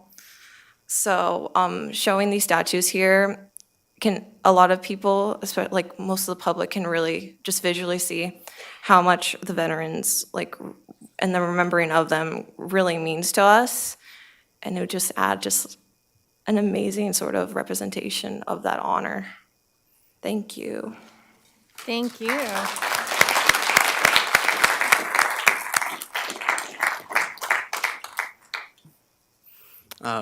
everyone. Good morning, first Good of all. morning. And just wanted to say off the bat, thank all of you and of course all of you for giving me the opportunity just to come up here and talk this morning. And this project means a lot to me from my family background of having multiple military veterans in my family and everything. I am so honored just to be a part of a project, even though I personally didn't work as much as designing. I only really took measurements, but I am still really gratitude and so much gratitude, and I have so much respect and for, of course, these veterans and for them coming to us and our school for the opportunity. And I am just so grateful personally that I can be a part of such a momentous part of almost history at age 17. And thank you, of course, to my peers, Mr. Milton, for giving me the opportunity to join this project. Thank you, Ms. Nika, and I hope we were up to par with today's presentation. Thank you. And I have to say, I didn't get to do my CAD drawings till freshman year in college. So you guys are way beyond. So you might not know, but I'm a mechanical engineer and a woman. So usually there's not the same combination. And also the fact that you are all out there as architects, checking out the site, really thinking logically of where you're going to go, putting thought to action was fabulous. And I really wanted to appreciate this presentation. You might think it as something easy to do, but not everyone makes this easy to do. And so I think you guys are all on a great projectile to really take off and do amazing things. But I just wanted to give you that little fact because, yeah, you guys are going to do great. So I appreciate and thank you. It's always a pleasure to work with ACE. So thank you. And before I move on, I see that Supervisor Gorell wanted to make a comment? Or anyone on that presentation? Just briefly, there's so many good news stories here that I just wanted to say, first of all, we can't do enough to recognize and to honor our veterans, particularly our Vietnam veterans in this case, because of all the veterans that came home, they were treated the most poorly, right? So we want to say over and over again, every day in every way we can, welcome home. And thank you for your service. This does exactly that. And it also recognizes the families who are often overlooked that suffer and sacrifice so much. And so not only do we get a chance to honor our local veterans in a way that's so meaningful and permanent and wonderful, but we integrate the people that really need to know that history. That's the young people, the next generation. And that's the ACE school. It's such an amazing place. I remember sitting on planning committees with Tony Skinner then, with the electricians, trying to get the idea of ACE off the ground. And it's just such a wonderful concept where you learn English and math and marketing and everything, but you actually put it to work in engineering and architecture. And you do things with your hands and you say, hey, this is not just in a book. I can do these things and I can be successful. And now we're doing these things with our hands and with our knowledge and with our understanding, with our vocational prowess. And not only are we doing things, but we're doing great things for our community by bringing forward this amazing proposal and concept. And I look forward to seeing every step of the way and let us know how we can help. And thank you all very much for focusing on our veterans and for your service, the veterans that are here today. Appreciate it. Thank you, Mr. Chair. Very well said. Yeah. And Supervisor Levier? Yeah, and you and I have talked about this in the past. How every time we go to Washington, D.C., we try to take time out of our schedule to go to the Vietnam Veterans Memorial Wall, to the Korean War Memorial, to the World War II Memorial, and to kind of pay our respects to those veterans and those who made the ultimate sacrifice. And you do that, and it's just so powerful being in the presence of those monuments. But now we don't have to go across the country to do that. We're going to have something equally powerful right here in Ventura for us to go pay our respects, and that is so important. So I thank you to everyone who was involved in making this project a reality, particularly the veterans and also the students. Yeah. Supervisor Parvin? Thank you. I do want to make a comment about how beautiful these statues are. I just saw them when I read the packet, and then I was so impressed. I mean, they actually bring upon emotion, and statues don't always do that. I also want to give credit to the architects and everyone that measured this, because I've looked at a lot of development plans over the years, and you've done a better job than some of these developers in our county when you lay out the architectural design, because I can look at it from the top, the side, the back, and I know exactly what it's going to look like. I have sent architects back to do their work again because it didn't look right, or I didn't feel like I understood it. But you have done, all of you architects have done an excellent job on this, and I don't even have any other mathematical questions or to send you back to work on it again, because it's absolutely fabulous. And I do also want to thank all the veterans that are here today for your service. My father was a World War II vet, which really kind of takes me back. My brother was a Vietnam vet. So I'm with you today, and I really appreciate how beautiful these statues are. I can't wait till we can see them. Thank you. Supervisor Lopez?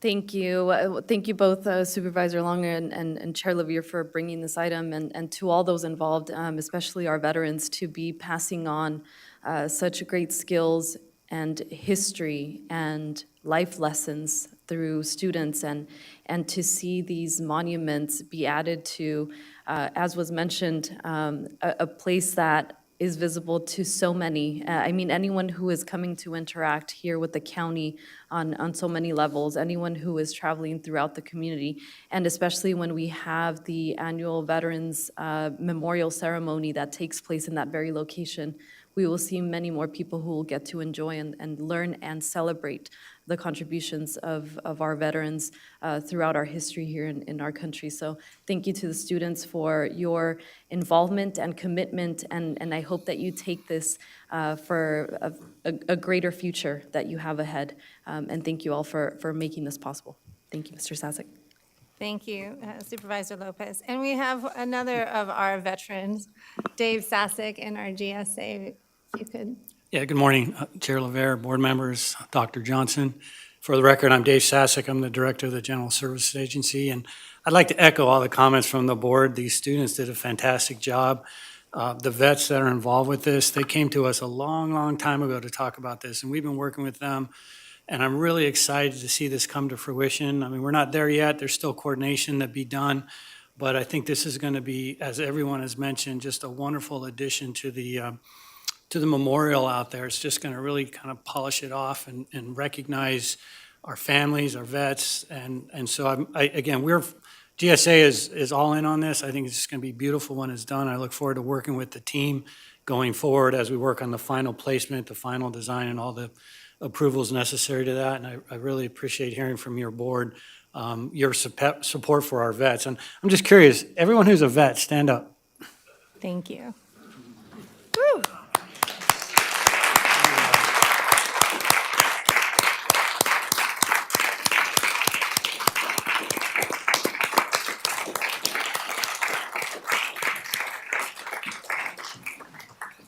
So we'll eventually have a nice dedication ceremony after the funds are raised and we put this thing in. So we'll keep your eyes out for that. I'm sure that'll be a really exciting time for the county. One thing I wanted to ask you, because we've talked about this before, is the lighting of the statues. Is there the possibility that we can get some uplighting to make sure that we showcase those just as we do our flags? I think that'd be everyone, is wonderful. everyone like, Yeah. yes, we need to do this? Well, we'll have to talk to the architect to see if they can squeeze Okay. that into the drawing. So it's a little. Little change order, If but I you think we could can get it just- done. Yeah, just connect the wiring with a little light, it will be fabulous. Yeah. If I can add that to it, I would really appreciate it. And so I also want to make sure these statues are not paid for yet. So for anyone who is listening and watching today, we are looking for donations for these statues. The faster we raise the 70,000 plus maybe a little bit more for lighting, wink, wink, the faster we can get these up. So that's part of the motion. I appreciate the staff recommendation and work, well, not staff, yeah, staff. I'll be staff today too. And that we're going to authorize the GSA director to be the designee to coordinate and provide oversight for this. So is there any more that I need to add to this motion to approve? Is there any others that would like to speak on this item. Thank you. Good morning. My name's Rich Camacho. I'm the president of the Vietnam Veterans of Ventura County. Many times we've gone to the ceremonies for those that have been passed and everything, but never have we done anything for the Gold Star mothers, the Gold Star wives, or the Gold Star families. This statue will bring that to them, and that's something. I know I waited 40 years for my buddy's remains to come back from Vietnam, and I know how his family felt. You know, it's Memorial Day for them. We still have some 1,500 still missing in Vietnam. So this is something that means something to them also. So thank you. Thank you very much, Mr. Camacho.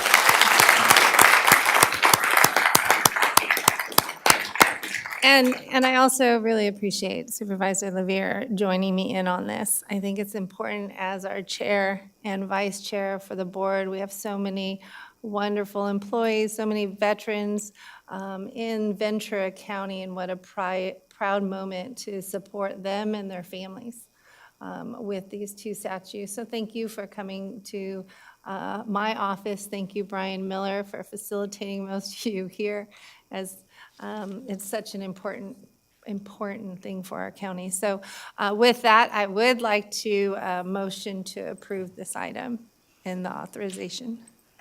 I'll second. Thank you. And if we can get a roll call. Supervisor Gorell. Yes. Supervisor Long. Yes. Supervisor Parvin. Yes. Supervisor Lopez. Yes. Chair Levier. Yes. And can I ask one other thing? Can we get a picture? I mean, this is an amazing room, and we've worked very hard. And I don't know the next time I can get this full room together. Is that a possibility, Natalie? Okay. Can we all go down? Thank you. All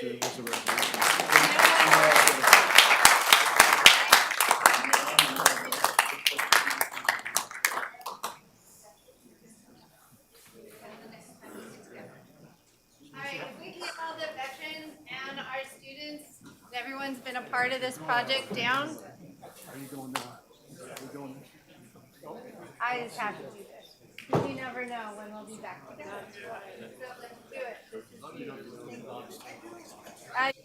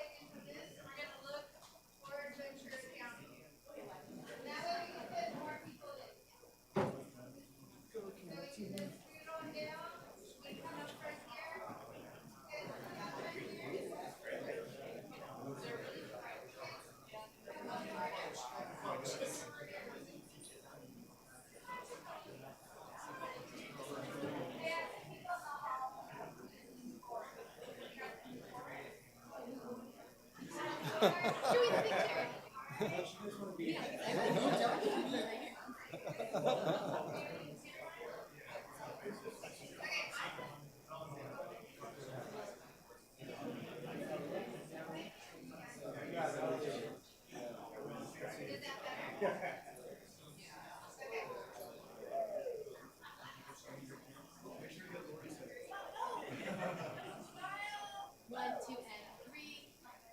1, 2,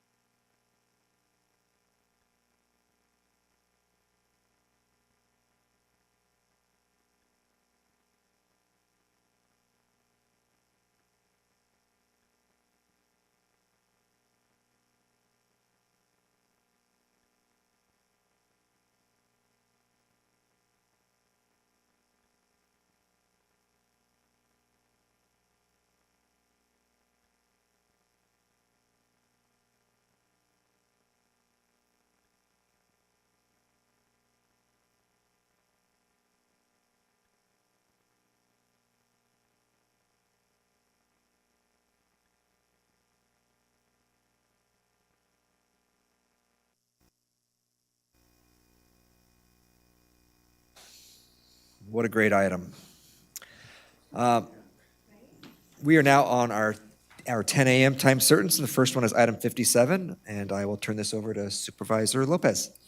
Thank you, Chair Lavier. I am pleased to present this resolution alongside you today, proclaiming the month of April 2023 as a Child Abuse Prevention Month in Ventura County. And this is a moment for us to raise awareness about child abuse and neglect, and more than anything, encourage individuals and our community to keep children safe and provide the support to families and raise children and youth to be happy, secure, and thriving adults. So with that, we have 3 speakers lined up. So I would like to introduce Dr. Kathleen Van Antwerp, Executive Director of the Partnership for Safe Families and Communities Child Abuse Prevention Council, Salida Dabrowski, the Director of Public Health Nursing, MCAH Director for Ventura County Public Health, and David Swanson Hollinger, Deputy Director of Children and Family Services. So I will hand it off to you. Thank you. Push that. Okay, thank you, Supervisor Lopez and members of the board, Chair Lavier, Dr. Johnson. To start this off, I am David Thompson-Hollinger. As you indicated, I am a Deputy Director with the Human Services Agency over Children and Family Services here. And I'm here today with my colleagues, as you heard, and it's an exciting opportunity to recognize April as Child Abuse Prevention Month, as well as to highlight the critical role that the Partnership for Safe Families and Communities and other key partners in our community play in our prevention efforts. We're in an exciting and an unprecedented time in our work to support families and prevent abuse and neglect.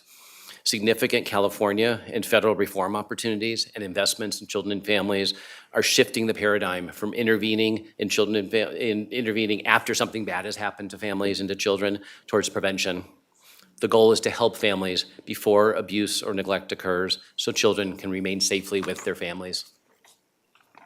California recently received federal approval of its 5-year plan, which allows, for the first time, the leveraging of federal child welfare funds for services to families to prevent entry into foster care. The state has taken great initiative in encouraging counties to partner with the community to recognize and support families in building on their strengths to address the early risk factors that often lead to child abuse hotline calls and potential involvement in the child welfare system. In our county, public, community, and family partners, and many of them are here today, have made an unwavering commitment to work together to align and integrate our work and our systems to better serve families.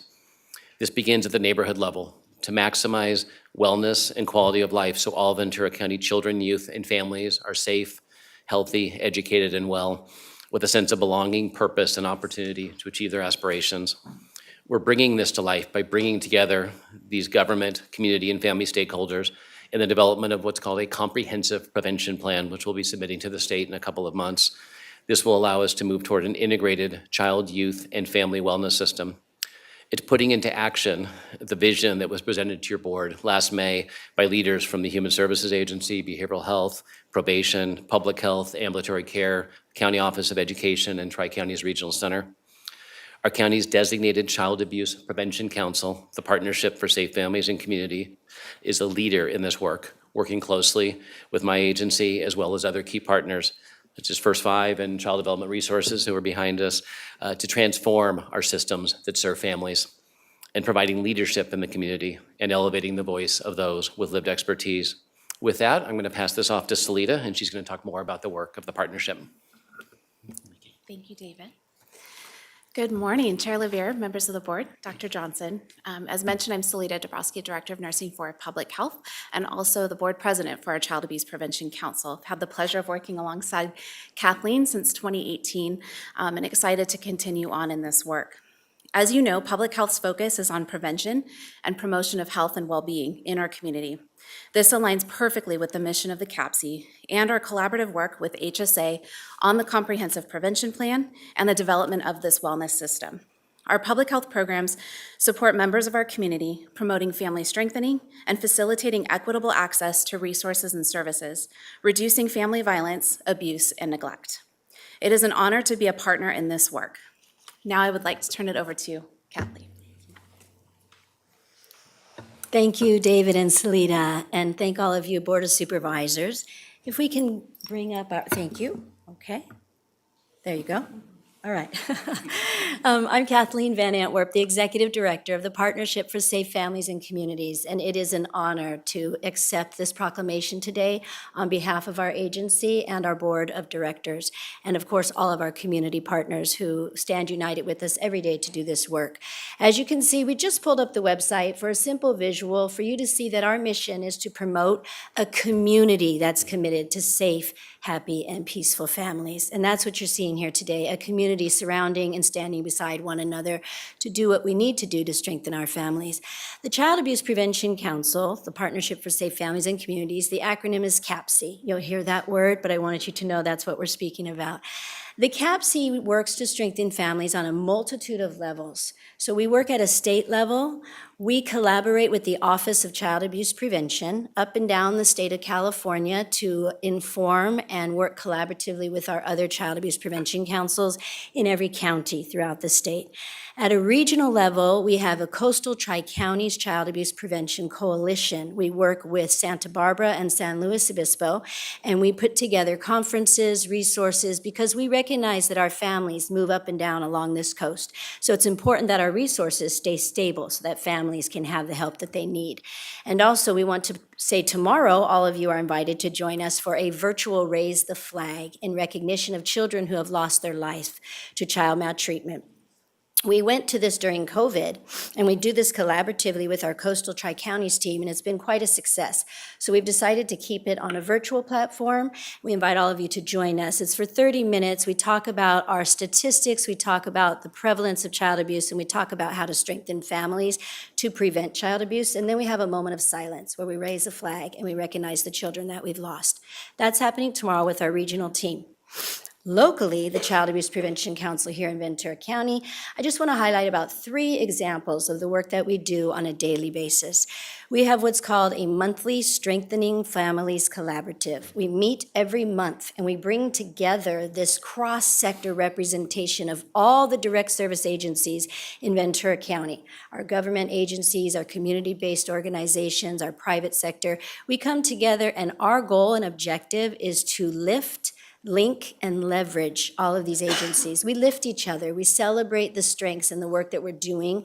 We link to one another and we say, hey, we have an event coming up, or we need resources, or we need volunteers, and then we leverage funding so that we can know that our work together is stronger, right? We're building basically a quilt to keep our families safe in Ventura County. We do that every month. That's called Strengthening Families Collaborative. We also have something critically critical to our work, which is our Parents and Youth Voices. David mentioned that, and we have many of our parent leaders here today. And what our parent leaders do is that they have lived experience with different systems throughout Ventura County. Maybe they've had experience with children and family services, maybe probation, foster resource care to adoption, our educational system, and they provide an authentic voice to inform us of the strengths of our systems, but then areas that we need to improve. And so they're so important, and we're so pleased that they join us. They work diligently, led by Jackie Flores Ortega through the Partnership for Safe Families and Communities. And then the third example I'd like to share with you, David also mentioned, we're in a movement from mandated reporting to wrapping around mandated reporters to become community supporters, to know that if you know a family is in crisis or in need of support, we come from the perspective that all families have strengths and all families need support.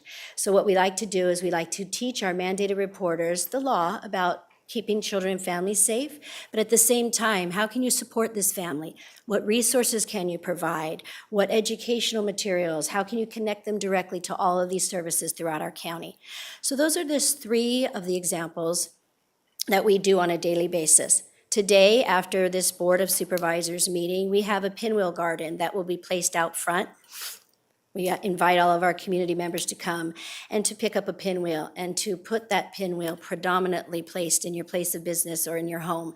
And the pinwheel is something to remind us that all children should have a safe, happy, healthy childhood. So we thank you for your time today, for your proclamation, and we want to let you know that we are so honored that we will continue diligently to do this work with all of our colleagues to build a quilt and keep our children and families safe in Ventura County. Thank you.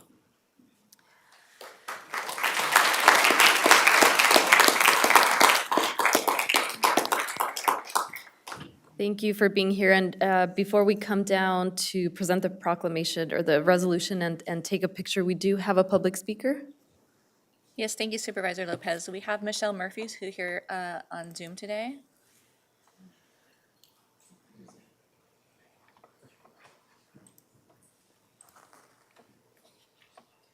Hi, Michelle. I see you've been promoted. Oh, there I am. Oh, dear. The hair got a little messy in the meantime. I apologize. Yes, hi. This is for all our county supervisors. Thank you so much for the proclamation of April at Child Abuse Prevention Month. My name is Michelle, and I am an autistic adult. I serve on the board of Autism Society of Ventura County and on their advocacy committee. I would like to take this opportunity to bring awareness to the fact that autistic children are at increased risk of abuse by parents, caregivers, peers, and policies. In fact, recent studies show that children with autism are 3 times as likely to experience some form of abuse as their neurotypical peers, including physical abuse, sexual abuse, emotional abuse, and neglect. Due to difficulty in communication and socializing, autistic children can also experience increased risk of re-victimization, gaslighting, dismissal, and rejection if and when they attempt to seek support. We support the continued understanding and identification of abuse of all children and take particular interest in children with disabilities and youth with complex risk factors. We hope the County of Ventura will continue to lead the way in educating its leaders, especially in education and healthcare, and to identify children who are at increased risk of abuse and stop at nothing to protect them. Abuse cycles are perpetuated, and the abuse of a child in any way creates a ripple effect that negatively affects our community as an insidious disease. We stand in solidarity with the County of Ventura in its efforts and actions to stop child abuse in our community and beyond.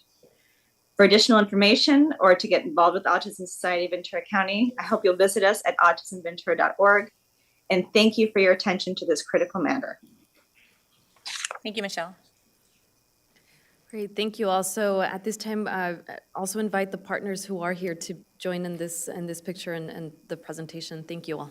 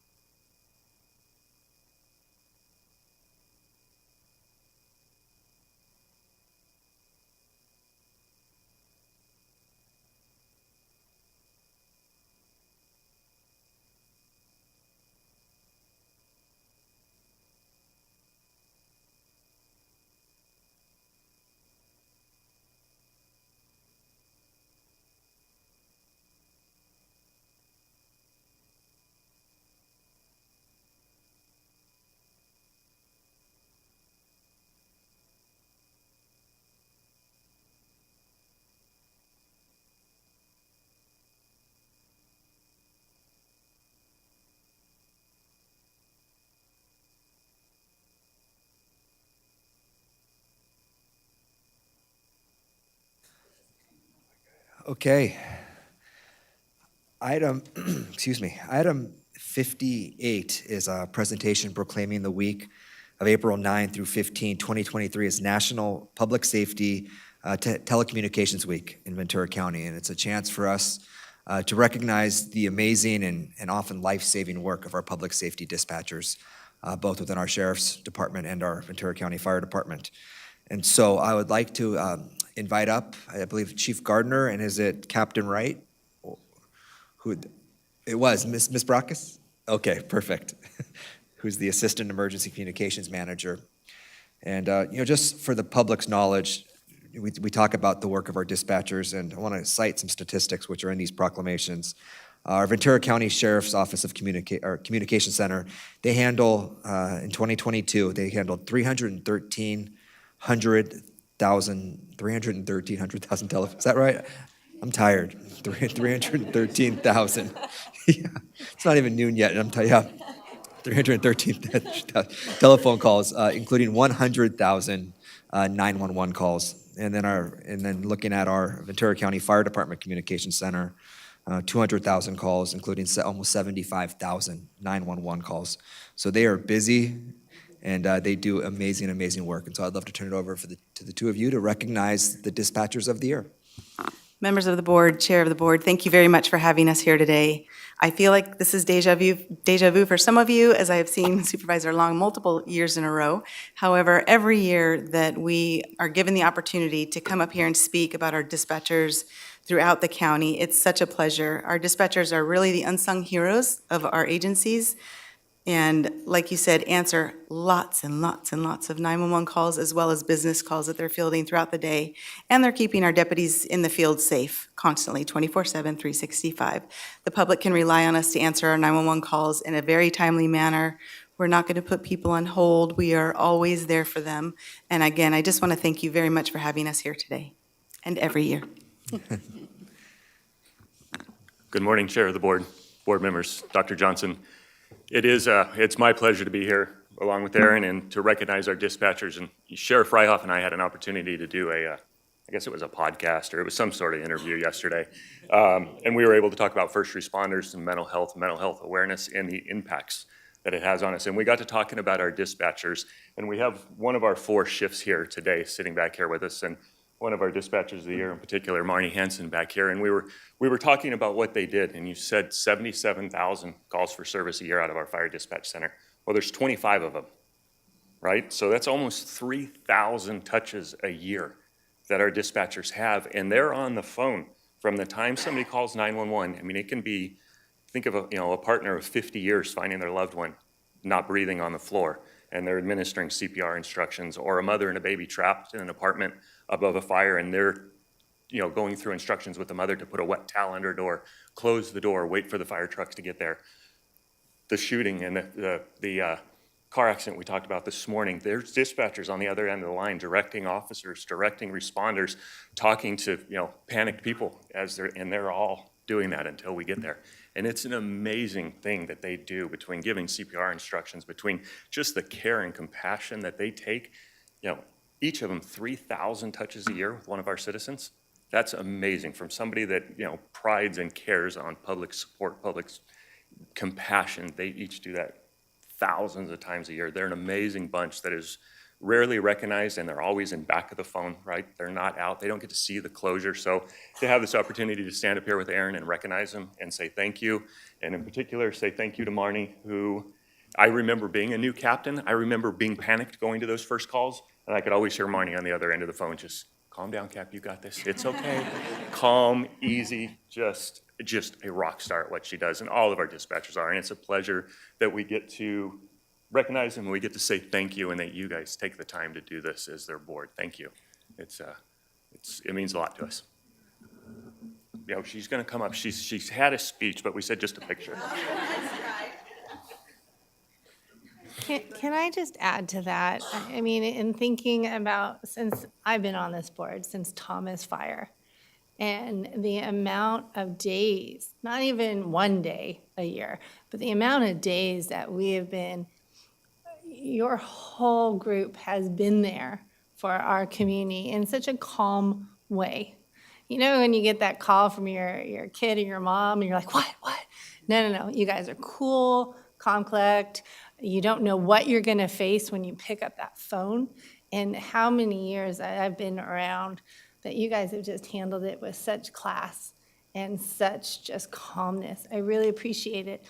I don't know where you offset that mellowness. Maybe you're naturally that, but it really does touch the mental health. I think we've talked about it where we've talked about like headspace, or how do you mentally clear your mind after all that stress and what that does to you year after year. And so I just really want to recognize the great work that you do and join you in that, because I think it's just so imperative, and we take it for granted sometimes, just like our doctors and nurses, our police, our fire, they just, thank you. So do we want to bring up the two honorees? I know for the Sheriff's Department, the 2023 Dispatcher of the Year is Adam Lowe.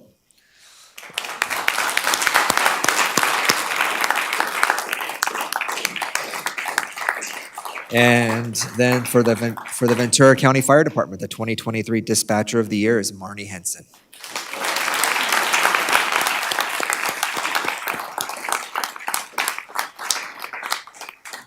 Either of you want to make any comments?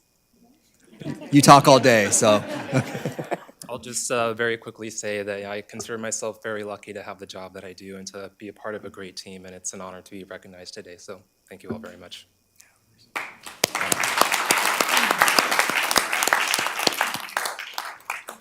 Can I just say that having called 911 many times, unfortunately, there is no one more calmer on the phone than the people that pick up the phone when you call that number.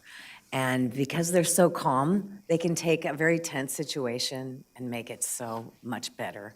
So I personally want to thank you and everyone involved in picking up those calls, because it really does make a significant difference on the life of the person on the other end of that phone. So thank you. Okay, why don't we come down and present the proclamations? Can we have all of our dispatchers come up with us? Just for the picture? Yeah. If everyone can come down.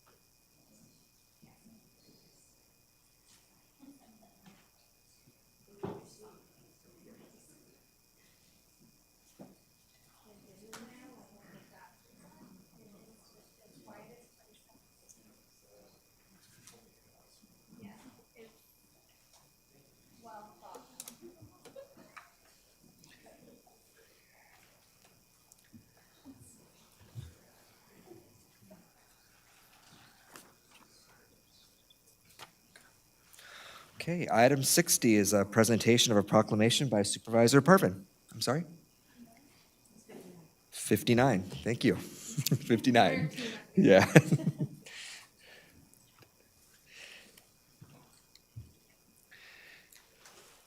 Okay, now that we're fixed on that item, I would like to present a resolution honoring Bikers Against Child Abuse during the month of April 2023 for National Child Abuse Prevention Month.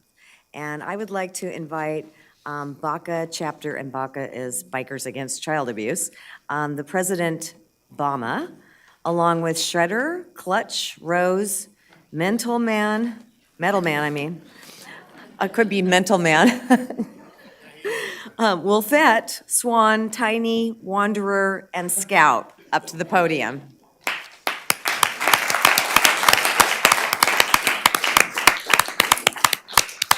It'll be interesting trying to figure out who's who here in this group, but as April is National Child Abuse Prevention Month, I wanted to highlight your organization, founded in 1995, Bikers Against Child Abuse.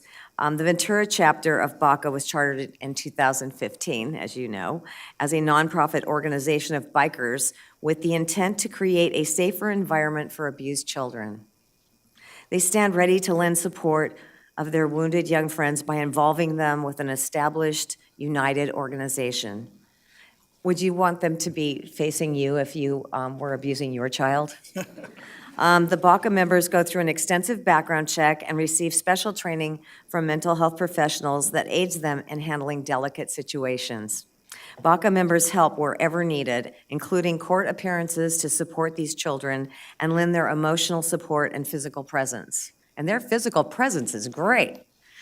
They are truly a special organization of dedicated individuals whom protect and secure a child's basic right to be happy and have a healthy childhood. We honor and recognize the Bikers Against Child Abuse for their strong and continued compassion for victims of child abuse. And Bama, would you like to say a few words?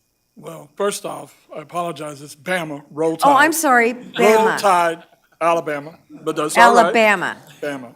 Sorry about that. But thank you very much. We're honored to be here today. We're not here about we're here just so everybody learns what we do. We're here for our kids. Kids means a lot. I'm not very much of a speaker. My PR, my vice president is not here today, but I'm going to hand it over to Scarecrow, who is our LA chapter, and he's a PR, and let him do a little talk. Did you say Scarecrow? I am Scarecrow. Well, I don't see his name on the list. Well, I should leave then. No, don't leave. Don't leave. You're probably making up for Shredder. No Shredder? Oh, no, there's Shredder. Okay. We invited other chapters to come. Great. Be here I love it. I think it's wonderful. We're all brothers and sisters, that's what we're here. It's a brotherhood. Yeah. And we're just here about the kids to make sure that they can live in the world that, they live in. That they're safe and they're secure and they can do what they need to do. So that's what we do. Yeah. You do have a website where people can go and watch really a clip on what you do. We And do. How do you get to that? BACAworld.org. Got it. So, and we invite anybody that wants to come out to any of our chapter meetings, come on out, see what we do, see who we are, and enjoy us. We're all a bunch of bikers. So do you have to be a biker? Well, you have to be able to ride, yeah. Okay. So you can ride on a back seat. Okay. But yeah, you can. Only sisters. Sisters can ride on the back seat. I don't see any brothers riding on the back seat. Something about that just doesn't seem right. Thank you so much. Anybody else like to say a few words? No? Okay. Well, that being said, I want to thank you all, and I will have the supervisors join me down and take a photo with you and present you with your resolution. And thank you for what you do. We can't thank you enough. Thank you for having us here. What you're doing is working, so thank you.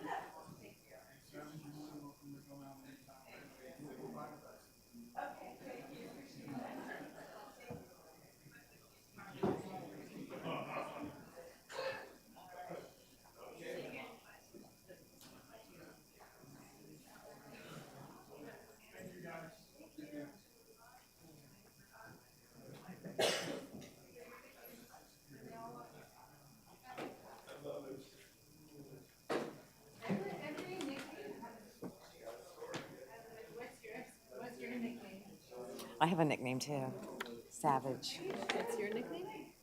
I got it one night, somebody named me that because I did something. I don't remember what I did. But my team calls me Savage. Embroidered. Yeah, no, we're gonna put it on the back. That's awesome. Oh, we got shirts, huh?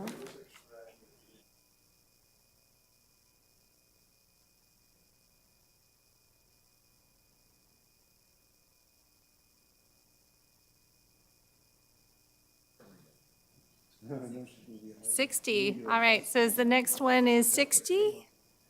gonna wear a vest? Okay. Janice, you gonna wear a vest?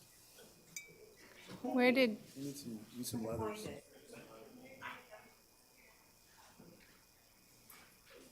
all right, I hear our chair is coming soon, so I'm going to start 60 yet and welcome, we have Eric Nosarenko, Eric Sternard, Carolyn Pagetel Sutton. I think I need my glasses. Whew. Mike Jump. So many great people here today. We're presenting the proclamation. Oh, yes, I finally acknowledge I need reading glasses. I can see the name so much better. National Victims' Rights Week. Thank you so much for everyone coming here today. Each year during this week, youth at our Ventura County Youth Correctional Facility work on restorative justice projects, participating in fundraisers and attending events centered around honoring and upholding crime victims' rights. Having created crime victims for which they are currently confined, youth at the facility also address victims' awareness through various modalities, and simultaneously the youth dive into their own victimization and healing while exploring concepts in empathy and remorse. Current projects include fundraising to buy teddy bears for children involved in court proceedings, our hospitals, women's shelters, and so forth.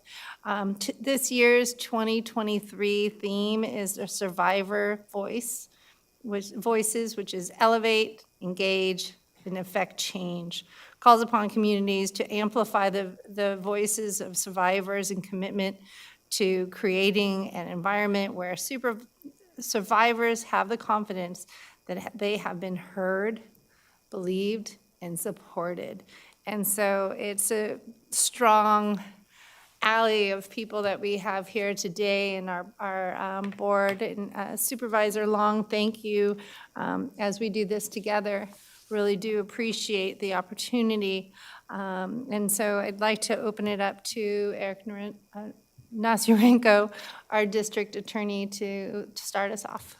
Thank you very much, Supervisor Long. Good morning, Chair Levere, members of the Board of Supervisors, Dr. Johnson. This county has maintained a proud tradition since 1981. So for 42 years, the County of Ventura has held up crime victims, represented them, honored them, recognized them. And I just want to recognize this board for maintaining that proud tradition.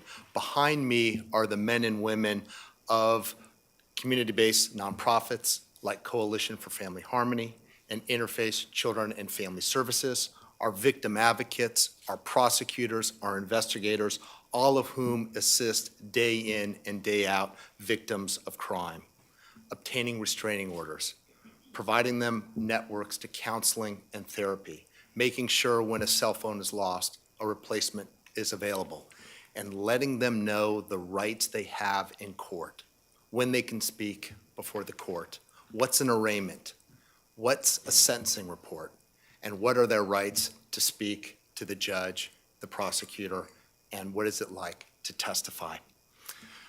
In 2 days, we will, for the first time, visit the city of Simi Valley, where we will have our Crime Victims' Rights Day. And I want to invite each and every one of you to this event. It will focus on the scourge of human trafficking. We will speak to and address both human trafficking from the labor and sexual exploitation side. It's from 3 to 5 at Simi Valley City Hall. And thereafter, we will have a march around the nearby park. This is the first time we will be in Supervisor Parvin's district, District 4, and we look forward in the years to come to rotating to all the different supervisorial districts. But as Supervisor Long mentioned, this is all about engaging, elevating, and affecting change so that we continue to serve, represent, and honor our crime victims. It's now my pleasure to introduce the head of the Interface Children and Family Services, Eric Sternad.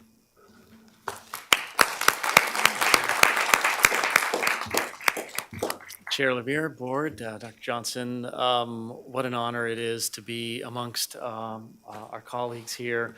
This is a representation of the folks who are really doing the hard work day in and day out to recognize victims, to support them as they go through that challenging process.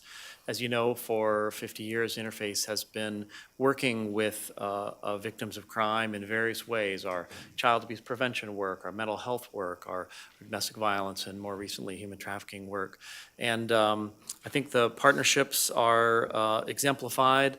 The Family Justice Center has been a great collaborative partnership. We're really excited about the Oxnard Center coming online soon. We're really pleased to share that I think the coalition had some great news recently that we'll hear about their shelter.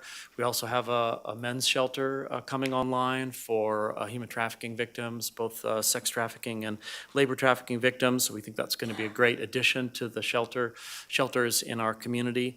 And we've recently started what's called a Lighthouse Demonstration Project, which is a Central Coast initiative to bring training and planning in the entire Central Coast region all the way up through Monterey County, because we recognize that trafficking is happening up and down the entire coast, and this is an initiative specifically focused on adult foreign national victims. So another example of great partnership.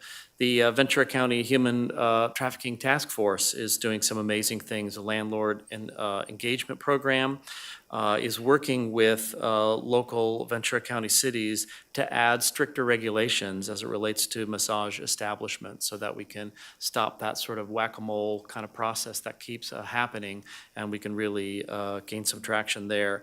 And the task force recently launched a trauma-informed care training for task force members. So these are just some of the amazing partnership kinds of things that are happening, and we just really appreciate the board lifting up victims with all the rest of us this week. So thank you very much.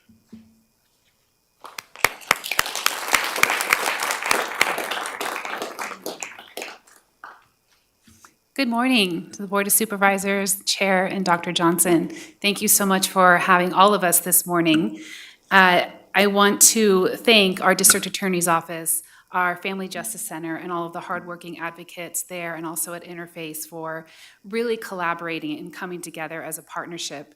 We know that we can't do this work alone. Supporting survivors of domestic violence and sexual assault is a tough job day in and day out, and having the support of our community partners really makes a difference.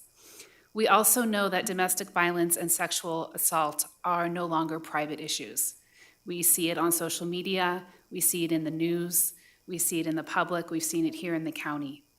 And we know that it affects individuals, it affects families, communities, schools, neighborhoods, and I am so thrilled with the commitment and dedication of all of our partners to come together and help serve those survivors. As Eric said, thank you so much. We are pleased to open our Indigenous Survivor Shelter in Ventura County. It is the first of its kind, helping Indigenous survivors by providing advocacy in their language, providing the spiritual and linguistic needs of our survivors. And we are excited to have it and have a tour if you'd like before we do our big opening. So thank you very much to the Board of Supervisors, and thank you very much to everyone behind us as well.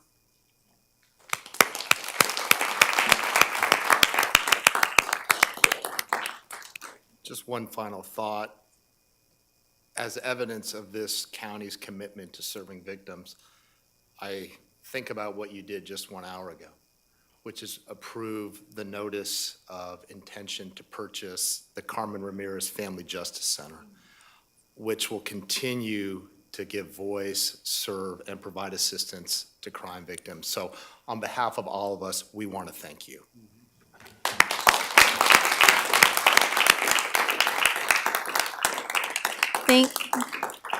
Thank you, all of you, for being here today. I would like, before I open it up to any of the board members wanting to comment, we have 2 public comments, is that correct? That is correct, So Supervisor if you Long. could call them, please.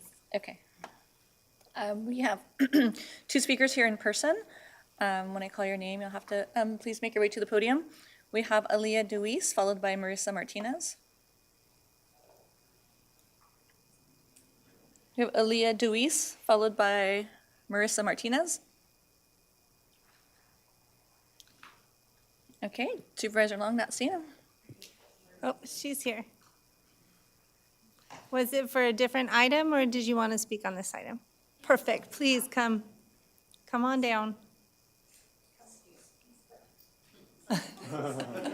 Aw. Good morning, Supervisors and Dr. Johnson. I was just here because I'm here due to the Victims' Right Week, that it's this week. And I did want to bring awareness for the murder. My son was murdered, Vincent Martinez, on March 11, 2005.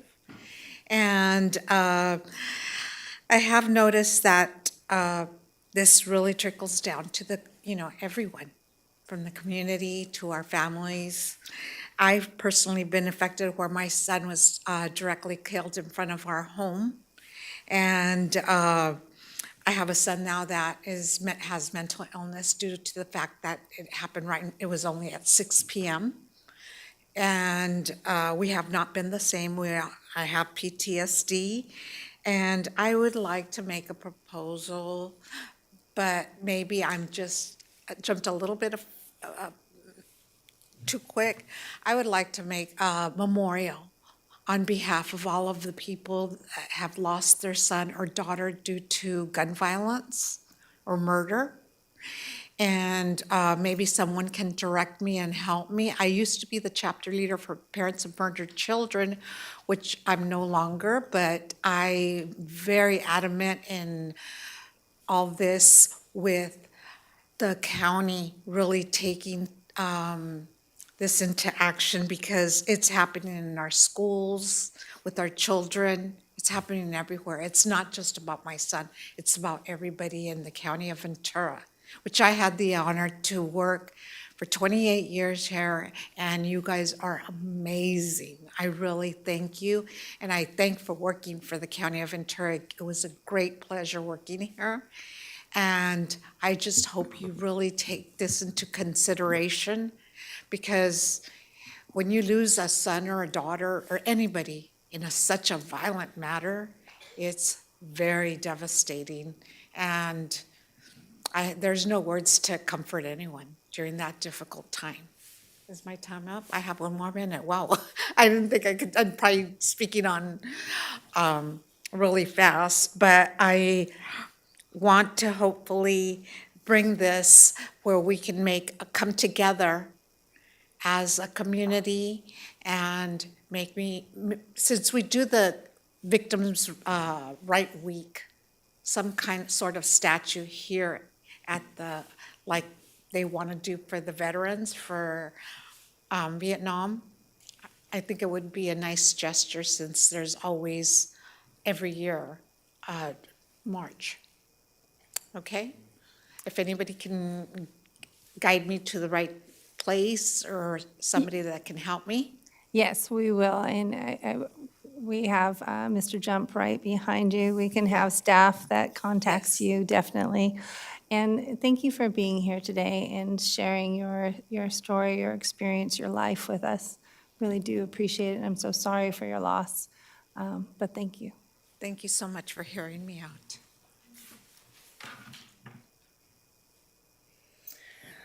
Okay, do we have Aaliyah Deweese here in person today?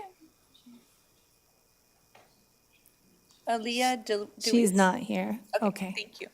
I know everyone's times happen, so thank you for our public speakers. Thank you for all being here today. I'd like to pass it over to Supervisor Veer. Any final comments? I just want to thank all of you for taking the time to be here this morning. Mr. Nazarenko, I know that all of your duties as district attorney, this is one of the ones that you take most seriously. It's honoring our crime victims and making sure that they have all of the support they need. And so I thank you for that dedication to this just critically important issue. Thank you. Any other supervisors? And just so you know, we have a similar presentation happening at the Youth Correctional Facility right now with my staff and Supervisor Gorell's staff in regards to this too. So really do appreciate being here at the board and then at the location, our location too, doing this. So thank you. And if we could all have our supervisors go down, everyone who is part of this, for a photo, please.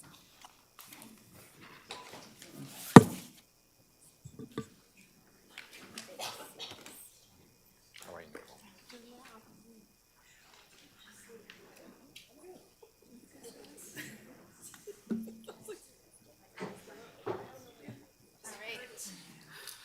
Yes.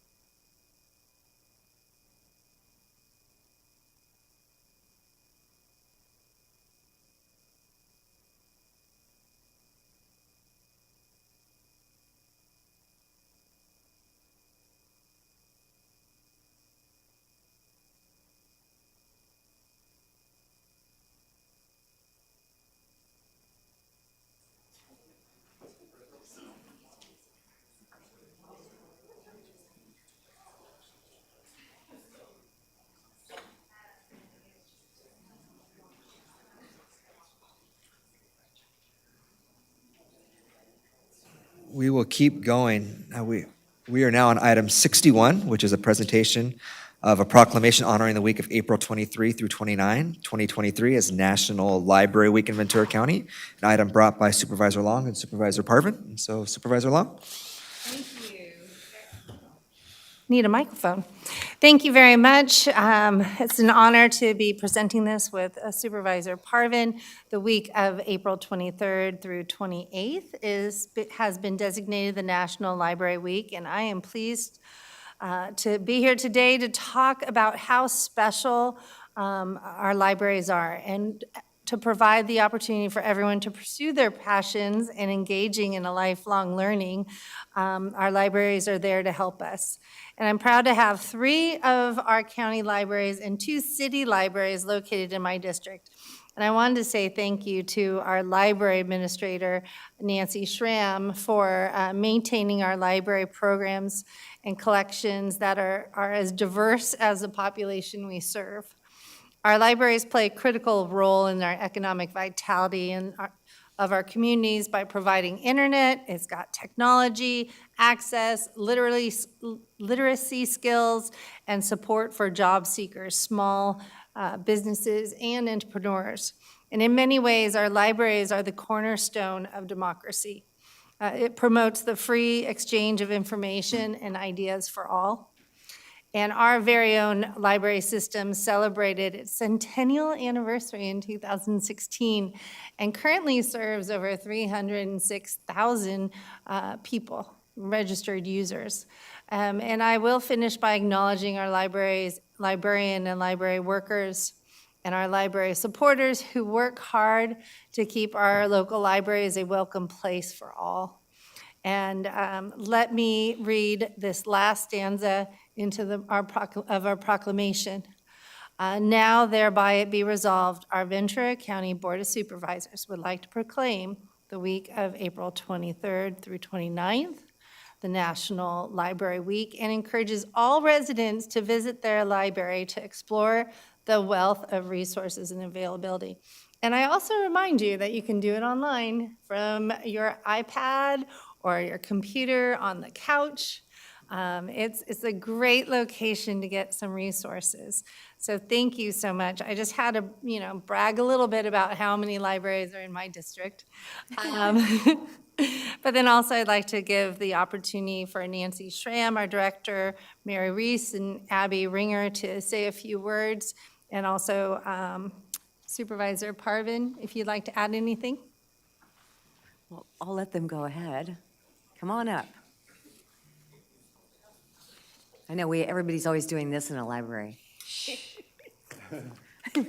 They don't do that anymore. Ready? No, go ahead. All right, come on up, everybody. Good morning, Chair LaVere, supervisors, Dr. Johnson. I am Nancy Schramm. I'm the library director for the Ventura County Library. Thank you so much for this recognition of the importance of our libraries. I want to thank our Ventura County Library team, many of whom are here in the audience and apparently too shy to come up to the podium, but that's okay. They are here, and others are back at our libraries working hard to serve the public. I tell them regularly they are the best library team in the state. I mean that, and I just so much appreciate working with every single one of them. Thank you so much to my library team. There's no doubt that in today's world we see a lot of divide, and there are experts out there that posit that public spaces and our public infrastructure, most importantly our libraries, may very well be the solution to bringing people together and solving this problem and bridging the divides that we're seeing in our society today. And I would agree with that. Our libraries are one of the most important investments we can make for our community. They are community hubs of engagement that connect people with resources, but also connect people with each other. And our libraries are about leveling the playing field. They're about providing opportunities, equal opportunities for everyone. And speaking of opportunity, I want you to hear from two recent graduates of the library's Career Online High School program. This is a program where adults can earn a high school diploma at the library. I am so proud of Abby and Stephanie, and I'd like to bring them up to the podium to say a few words about their experience. Stephanie, Abby? Good morning. So I was watching KTLA News just recently, and the reporter was doing a story on how you can get your high school diploma online, and I had no idea that was even possible, but it was LA County, so I wasn't really sure. So I went on to the Ventura County Library, and sure enough, it was there. So I had some hesitation on signing up because I had tried my GED over the past 31 years a few times, and I didn't make it. So I thought this would be my opportunity to try one more time and maybe do it a different avenue. So I signed up, and I'm really happy I did. I wanted to get my ugly past behind me. So I signed up, and I explained to Judy that I didn't have much of a support system at home. So she immediately assured me that everybody in the program and everybody they were all behind me. So that made me for sure go for it. So I signed up. It was hard. It took me, I was going to quit a couple times, but of course I didn't. I finally did it. So during the graduation, I was pleasantly surprised that they offered a scholarship to go on to the adult school, and I accepted because I could only go up from there. So I really appreciated that, and I just wanted to really, and I also wanted to say that because of all the opportunities that I've been given, I was able to get my certificate for administrative assistant just recently with all A's and B's. So because of the program, I would not have even been in this position. So I just really wanted to thank everybody for being behind me, and it's just so much, I'm so grateful, and I couldn't have done it without my academic coach, everybody. So I just want to thank everybody behind me. So thank you.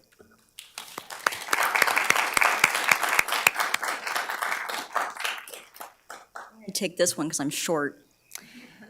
In 2016, I had a baby girl, and my standards for myself and my own goals changed because I had a daughter, and my standards for her are very high. I went back to complete my high school diploma so that I could ask the same of her.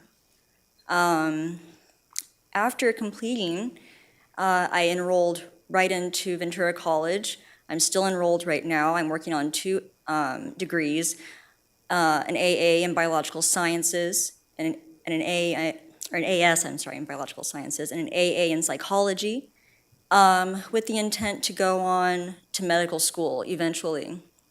Right now, I volunteer at CMH in the emergency department. And just recently, last month, I was hired on to work for Scribe America as a scribe to the physicians, which I would not have been able to do without a high school diploma. So this opportunity through the library has been extremely important to me and to my daughter's future as well. Thank you.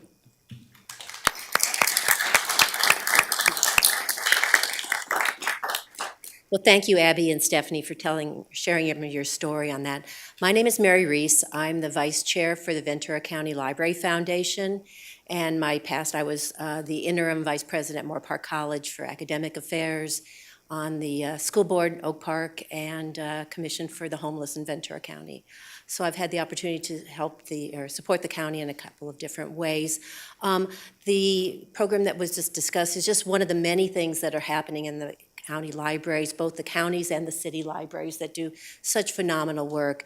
The Ventura County Library Foundation has played a big role in trying to help get a bookmobile, which has currently served over 50,000 individuals through the bookmobile, going to all different areas of the county. We are actively working on trying to raise funds, including through the Rising from the Ashes last weekend home tour and the One County, One Book. to get a second bookmobile, which will be worked on in conjunction with the Ventura County Office of Education through all the different schools. So it will really bring the libraries to our different areas of the community. The foundation also helps with STEAM tables in the schools or in the libraries over the summer, and expanding the summer lunch program, which helps a lot of students with having the food at lunchtime when the schools are not open and that. So I want to thank from the foundation, the Ventura County Library Foundations, and all of the city library foundations, for Friends of the City Libraries, for thanking you for acknowledging the important role of the libraries. Thank you.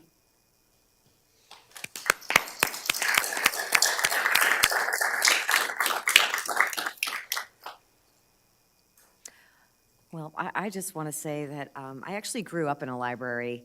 I had 2 working parents, and the best way for me to be managed was to send me to the library.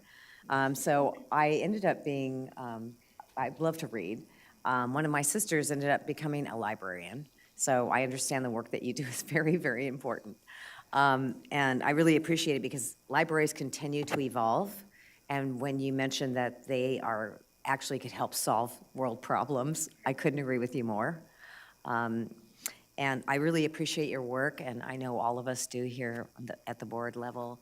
And just keep up the great work, and I know you evolve with it, and it wouldn't work unless you were able to handle change, and you do very well, so appreciate it. Thank you. Also, just a plug for our Ventura County Library Foundation. If you go online, they are looking for donations for our second bookmobile. And that goes to so many of our city and county perspectives, and is much needed as our schools have their libraries closing or closed. I'm trying to be optimistic, but what a great resource. So thank you very much. You'll stay there until we come down, and we have some. We want to honor you.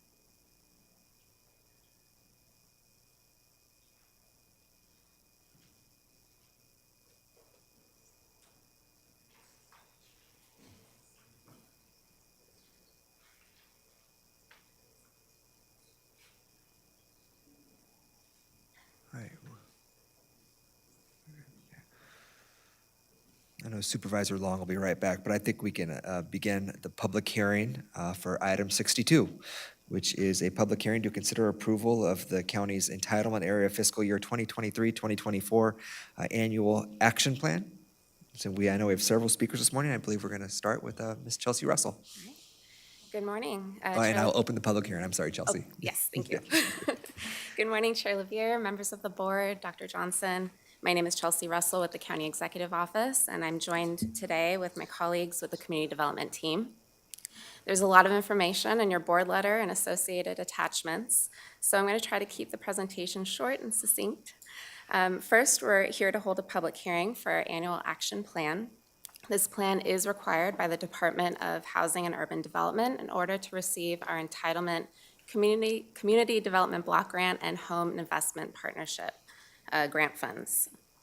The process for developing and receiving these funds was initiated in November 2022.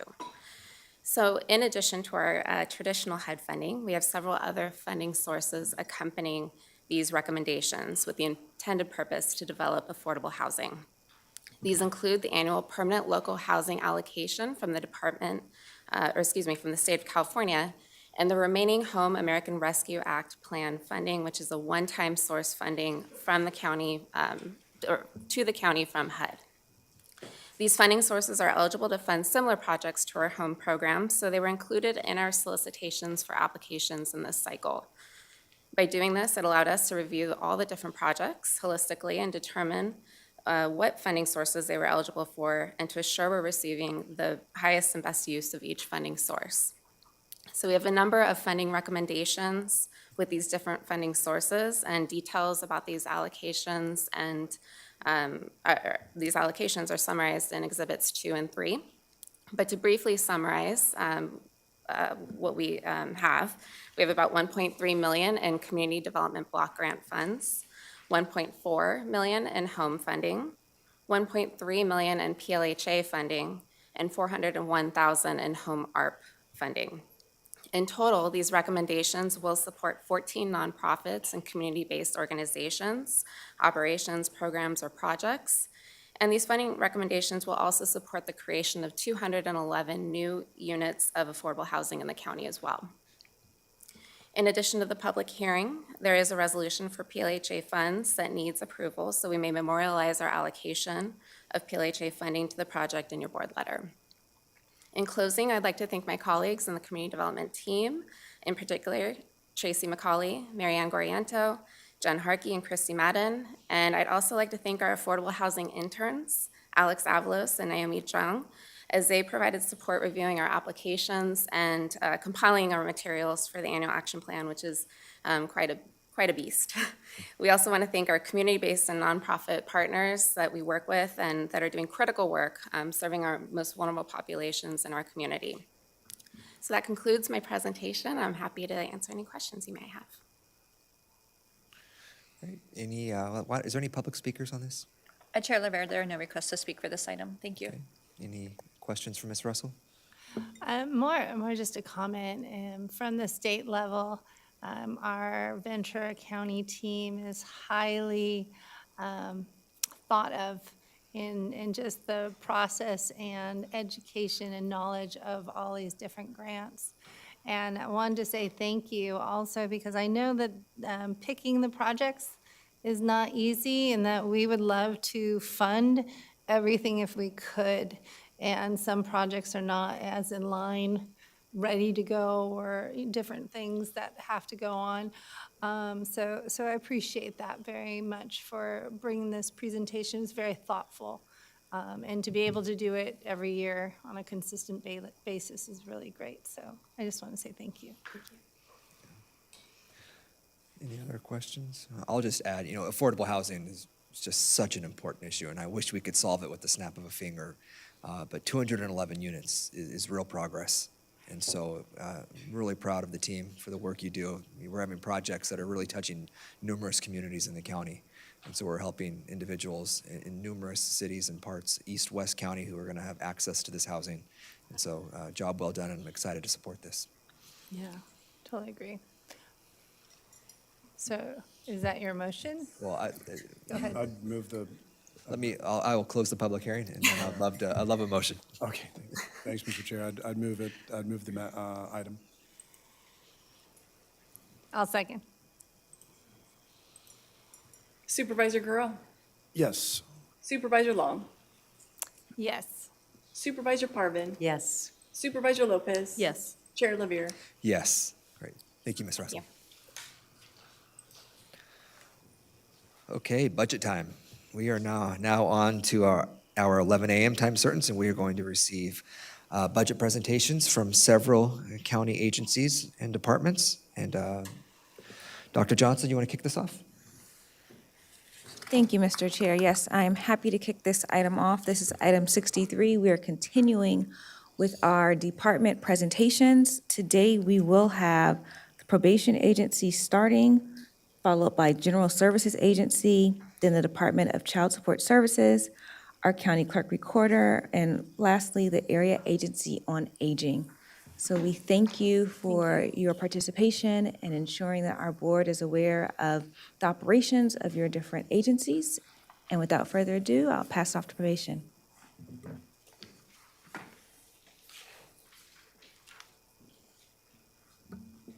So good morning, Chair Lavere, Board, Dr. Johnson, and others. My name is Gina Johnson, and I am the Interim Chief Probation Officer for the County of Ventura Probation Agency. And with me today are our Chief Deputies, Tim Dowler. He oversees our juvenile services, and Sandra Solorzano oversees business services, and the esteemed Mark Howe is our county manager. I'm really excited to have this opportunity to present to you our preliminary budget and how that budget supports the services that we provide. Essentially, probation is mandated to provide three services. That is probation supervision, the operation of our juvenile facilities, and also the support that we give to the courts, and that is writing the disposition reports and whatnot for the courts. So that being said, I don't have the clicker. So, just wanted to touch on who we are. This stems from our recent strategic plan that we put into place from 21 to 25. And essentially, our vision is to be transforming and empowering lives to build a strong community. And our mission is to promote effective interventions, individual accountability, and community well-being.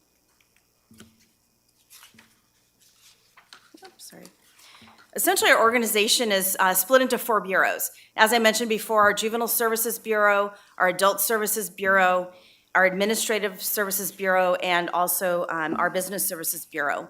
We've then divided it into, because we like to be organized, 16 different divisions. And those divisions include, juvenile services, adult services, and other things like our professional standards unit and training and other related things. Like I said, this is a really good opportunity to talk about probation and the evolution of probation. We've evolved much with criminal justice and juvenile justice reforms.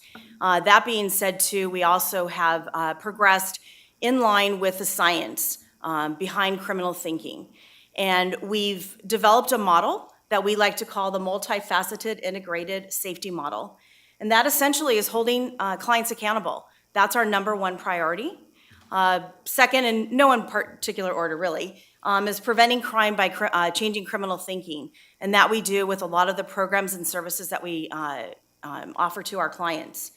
We also objectively assess the laws and facts for individuals coming before the court. And then we restore victims by preventing future victimization. And another important role of ours is rehabilitating our clients with those evidence-based strategies. We like this illustration because we don't operate in a silo. And it's interesting because today I feel like the stars aligned for probation to present because most of the proclamations, we work very closely with all of them. And that includes human services, interface was here for the victims, the Family Justice Center, we have a senior deputy probation officer there. We work closely with families. Dr. Van Antwerp is still in the audience, I believe. She's worked with us for the past 5 years, training our staff who supervise our juvenile offenders, and of course, victims awareness. And as you can see, the other illustrations of law enforcement, schools, health and wellness, mentoring, and pro-social activities. So the services we provide, as I mentioned before, there are essentially three mandates. The first one is, that I'm going to talk about, is operating our juvenile facilities. That facility was built for 420 youth. We've never had 420 youth, so that's a good thing. It's a good problem to have that we have all that space. We generally average about 68 youth in custody. And of those, about 50% are those pending detention or pending court proceedings. They're being detained. And then the other half are essentially those youth that are committed for the most serious crimes. Of those youth, we have 13 on average who were the realigned youth, and that is with the closing of the Division of Juvenile Justice. That number is surprisingly more than we thought it was going to be. We have historically had about 7 youth at DJJ, and so all across the state, people are experiencing this, and we believe this has a lot to do with some of the mandates that come with 823 and also some of the decisions made about how persons or offenders are charged and then held in custody. One thing that we didn't highlight here, but it's the last bullet there, is court reports. We write thousands and thousands of reports for the court for disposition. So anytime somebody's convicted of a felony, we write a pre-sentence report, and we also write a multitude of domestic violence reports for misdemeanors and also for sex offenders. And then in our juvenile arena, we do write quite a few reports that we call transfer reports, where the court's deciding if a youth should be prosecuted in criminal court or in juvenile court. And then along those lines, we write the disposition reports. We also write reports to help the courts decide if adults should remain in custody during pretrial. And so with that, we provide an assessment to the courts. Yes. Can I just, the state laws have done some major changes. So those 13 that are on average realigned to the youth, are they at the same cases as the 68? Or are they more severe as to what crimes they created? They're more severe. Okay. They're the more serious violent felons, those that might include murder, those really high-risk youth. And those 13 are at different stages of the court process, too. And then also the age is changed too, correct? Correct, So- it's through age 25. So now it's through age 25. So well, the reason why I say that is I think of our juvenile justice facilities, and I go, okay, we have 12 years old, 16, wait, all the way up to 25. If you know anyone, the stages of their lives and how they act and their strength and everything is a lot different. So just wanted to make sure we thought about that as you do your presentation, because that's a big change. Sure, no, I appreciate that question. And we've made a very concerted effort to house the youth appropriately based on age and sophistication, and then also risk, because some youth present more risk than others in the facility. The last component, or one of our mandates, is supervision services. And right now, we have about 384 youth who are under the juvenile court's jurisdiction. And that's anywhere from handling them informally to those that are on probation to our highest risk unit. And then also, we have about 3,950 adults under supervision. And those also include, to your point, Supervisor Long, our transitional aged youth, because we are trying to also focus on those youth who are about 18 through 25-ish, and no matter what their, no matter where their jurisdiction falls in the adult court or juvenile court, we're trying to treat them the same, because a lot of times their brain development is the same. So thank you for that. We'll now get into the actual budget. So our appropriations are about $85.9 million, and 17% of that is allocated to client services, And that goes to services that are directly from the community-based organizations, job readiness programs, mental health services, and also medical services within our facility. 69% is allocated for the salaries and benefits of our staff, and that includes both civilians and peace officers. And then the other 14% is what we call other charges, and that includes ISF. And I just wanted to mention some other things. Might be like cell phone charges, employee health costs, computer purchases, non-county owned leased buildings, and travel expenses, education, and conferences. So that's kind of all bunched into that part of the pie chart. So the next slide talks about our funding sources, and that is our revenue. We get 44% from our revenues, and that includes the Juvenile Justice Crime Prevention Act, AB 109, which was the adult realignment that happened back in 2011. That's the majority of where we get those funds from. And then the 56% is our net county cost. So this slide illustrates our full-time equivalents, and that it equals to 439.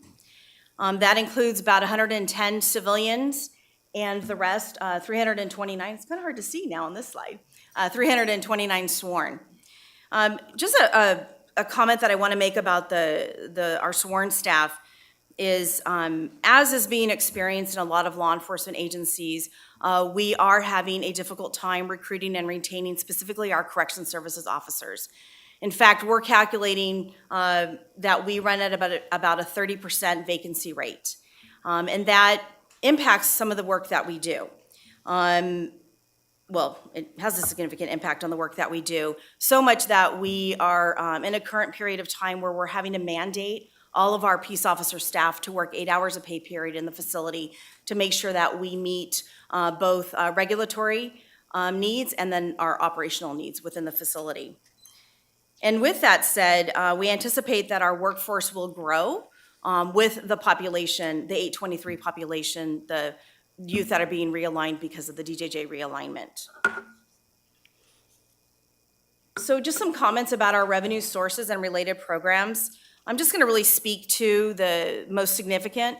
We do get $22 million revenue to support our juvenile services and programs. That includes about $3.1 million from SB 823, which again is the DJJ realigned youth. And that is used to support programming, things like college education, other services and opportunities, as well as our staffing. And then the other significant is $4.9 million, which is our Juvenile Justice Crime Prevention Act. And that supports things like the Repeat Offender Prevention Program, the Collaborative Truancy Program, public health nurses that are embedded in our offices, restorative justice programs, which was spoken to a little bit earlier today, and evening reporting centers. Revenue sources for adult services totals about $14.7 million. 10.7 of that comes from AB 109 realignment. And that is utilized to support our armed officers that supervise the highest risk clients, those that pose the most risk to community safety. We also offer a menu of programming and services, and that includes moral recognition therapy, our STEPS program in collaboration with HSA, and that's a specialized employment and training project to success program. Trauma-informed services, law enforcement, who are also assigned to our armed units that work with our officers very closely. And this coming year, we're also going to be expanding a lot of these services to all of our adult clients, not just the AB 109. So we're working on expanding that. And then also we get funds from SB 129, and that is to support our pretrial services for the court. Again, our officers conduct assessments for the court to help them decide whether somebody should remain in custody or not, pending future court hearings.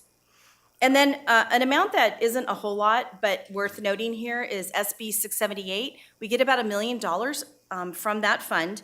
And that helps support our Adult Resource and Reporting Center. And I know a few of you have been to the graduation. We're hoping to have one in May, and we'll send out the invitations. And I really encourage you to come to see the good work that the RRC does, as well as our officers and the clients, of course, and their successes. The other part of that fund goes towards our senior deputy probation officer that we have assigned to the Family Justice Center. We've been very grateful to have that opportunity to have our officer there. It helps with making contact with victims who are related to or with some of our probationers and makes that quick contact with those offenders. And we're having internal discussions about also having staff available at the newly to open Oxnard Justice Center. And also just a 2-year comparison.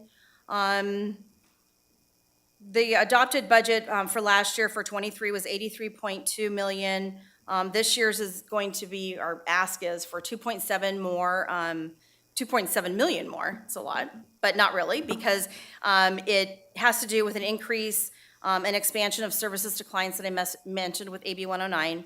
Also some ISF increases, and then increases to the medical services at the JF.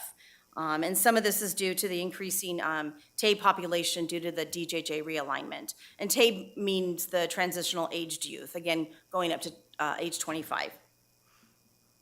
We also purchased last year a tattoo removal device, and we are working with our medical provider so that they can also bring somebody in to help with the tattoo removal, so that'll also be part of the increased cost. And we also do anticipate some increases with SB 823 funds and with JJCPA. So just a couple of more slides. I think it's really important to note about our strategic plan. I touched upon it a little bit earlier, but it was created in 2021, and we literally engaged our entire agency. Every classification had an opportunity to be involved, and they're going to continue to be involved. And with that, we've identified 74 tasks for our action plan, and we're currently in the implementation stage. It's a lot of work, but we've identified those things that we've always wanted to get done but haven't really had the opportunity to, and it's very organized, and again, a lot of work, but we're very proud of it. And so next to last slide is just about our future projects, initiatives, and challenges. And of course, this is worth noting. I mentioned the Juvenile Justice Crime Prevention Act. That's been around for quite a few years. There is an assembly bill that's been put out there with the legislator that would essentially redirect that funding away from probation. That funding is fundamental to the work that we do with our juveniles, and so we're watching that closely because it would change the dynamics of probation's involvement with youthful offenders. And another that we're, challenge is SB 823 and how that really rolls out. As Supervisor Long pointed out with the numbers and the different ages, we're still statewide understanding the impact on our role as well as the services that we will need to provide to the youth, including our facility. For example, our facility, like I mentioned, was built for 420 youth, and half of that capacity was for long-term commitments. But we used to consider a long-term commitment to be up to a year. Now they can be there for multiple years, up to age 25. And so we're looking at repurposing some of our units to better accommodate those youth that will be with us for quite some time. And I also just wanted to note the fentanyl response. We see it on the news every day.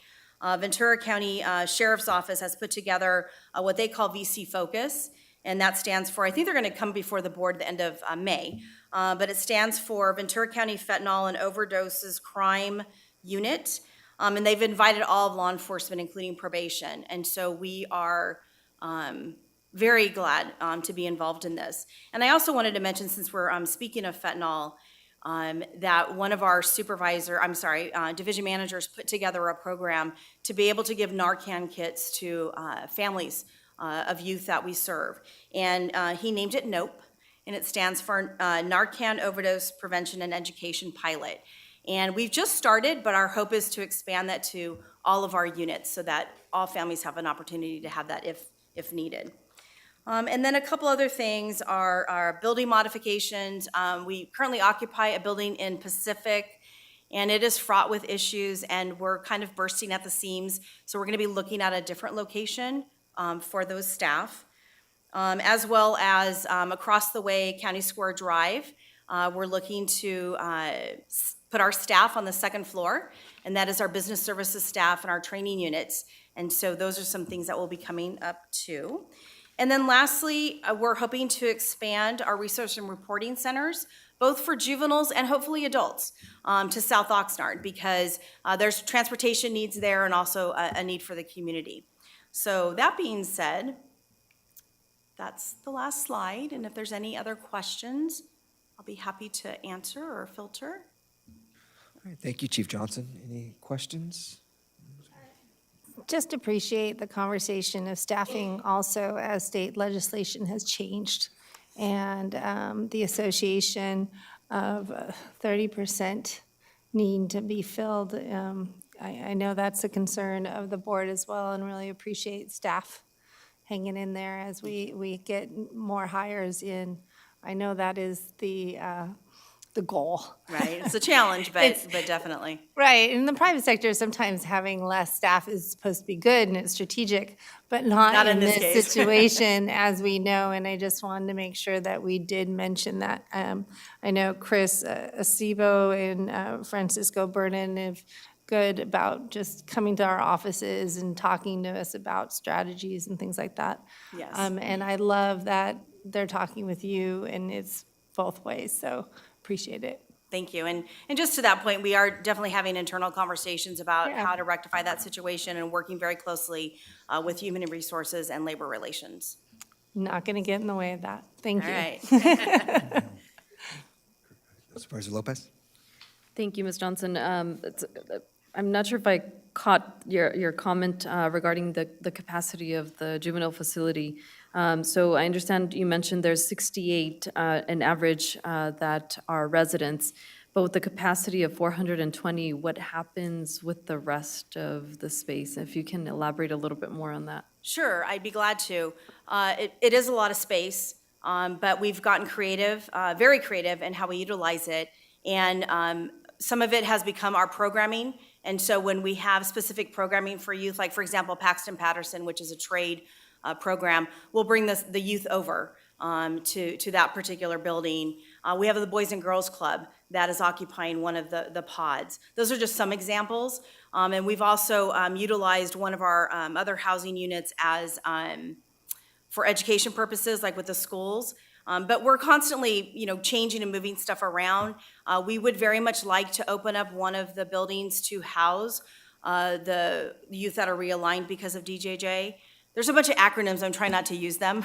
Appreciate that, thank you. But that's something that we're looking at, making some modifications to make it, for lack of a better word, more home-like. Because again, they're gonna be with us for quite some time. Yes, they're in custody, but we have an obligation to serve them and prepare them for their eventual reentry into the community. Great, thank you, and I appreciate the efforts through Mr. Tim looking at providing more accessible resources in a highly populated area in Oxnard. So yes. I appreciate that work and seeing that come to fruition. So thank you for that. Thank you, thank you. I had one question and one comment, just so I understood you correctly. The 30% vacancy rate, that's not for all sworn person. Is that just in your corrections ranks? That's just in our corrections ranks. I mean, admittedly, we do have some vacancies in our deputy probation officer ranks, but those are easier to fill. So again, having discussions with labor relations about how to rectify that. Great, and then I just want to commend you. My team and I were able to tour the facility a few months ago, and just seeing the services that you provide to those who are in custody. That little boys and girls hub you had was so cool. You have the band room. Right. The woodworking, was there a woodworking room, I think? I mean, really, you're trying to work with these kids to prepare them when they do come out of custody, and so kudos on that. It's sure. Please. You mentioned the legislation that could redirect juvenile justice realignment funds. Where would that be redirected to? Does the legislation speak to that? It does speak to that, and it would be focused on community organizations and or other community groups. The other part of the legislation speaks to, let me back up a little bit. Right now, the chair of the Juvenile Justice Commission, I'm losing my coordinating commission, council, is chaired by the probation officer. And one of the parts of this legislation would remove probation from that role, which would cause a lot of issues since we're directly involved with youth who are cited and or arrested in our community. So there's other bullet points, and I can certainly get more information to you about that. Yeah, thank you very much. Appreciate Yes, it. of course. Great. That's it. All right. Thank you so much, Chief. Okay, thank you. I believe next up we have General Services Agency, Mr. Sasek and Mr. Bergman.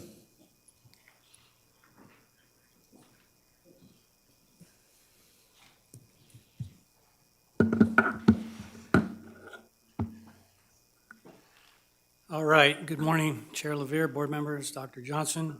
For the record, I am Dave Sasek, the Director of the General Services Agency, and I'm here to give you our upcoming fiscal year budget brief. So here we go. So I always like to ground our presentations with the reminder of our mission and vision, and you see that here. I like to say that our primary mission is to support all the other county agencies in their success, driving through, providing the products and services that we provide. Speaking of that, this slide gives you a breakdown of our 5 departments. It's a high-level view of the various products and services we provide across those departments. As a reminder, we recently elevated the procurement department within GSA to become a separate department, created a senior position as the County Chief Procurement Officer. That's in recognition and acknowledgement of the increased role that procurement has been playing over the last number of years in supporting county operations. Last year alone, procurement processed over 30,000 purchase requests valued at over $540 million for products and services. GSA has 95 different classifications, and 49 of those are unique to GSA across this workforce. So it's a very diverse type of products and services that we provide.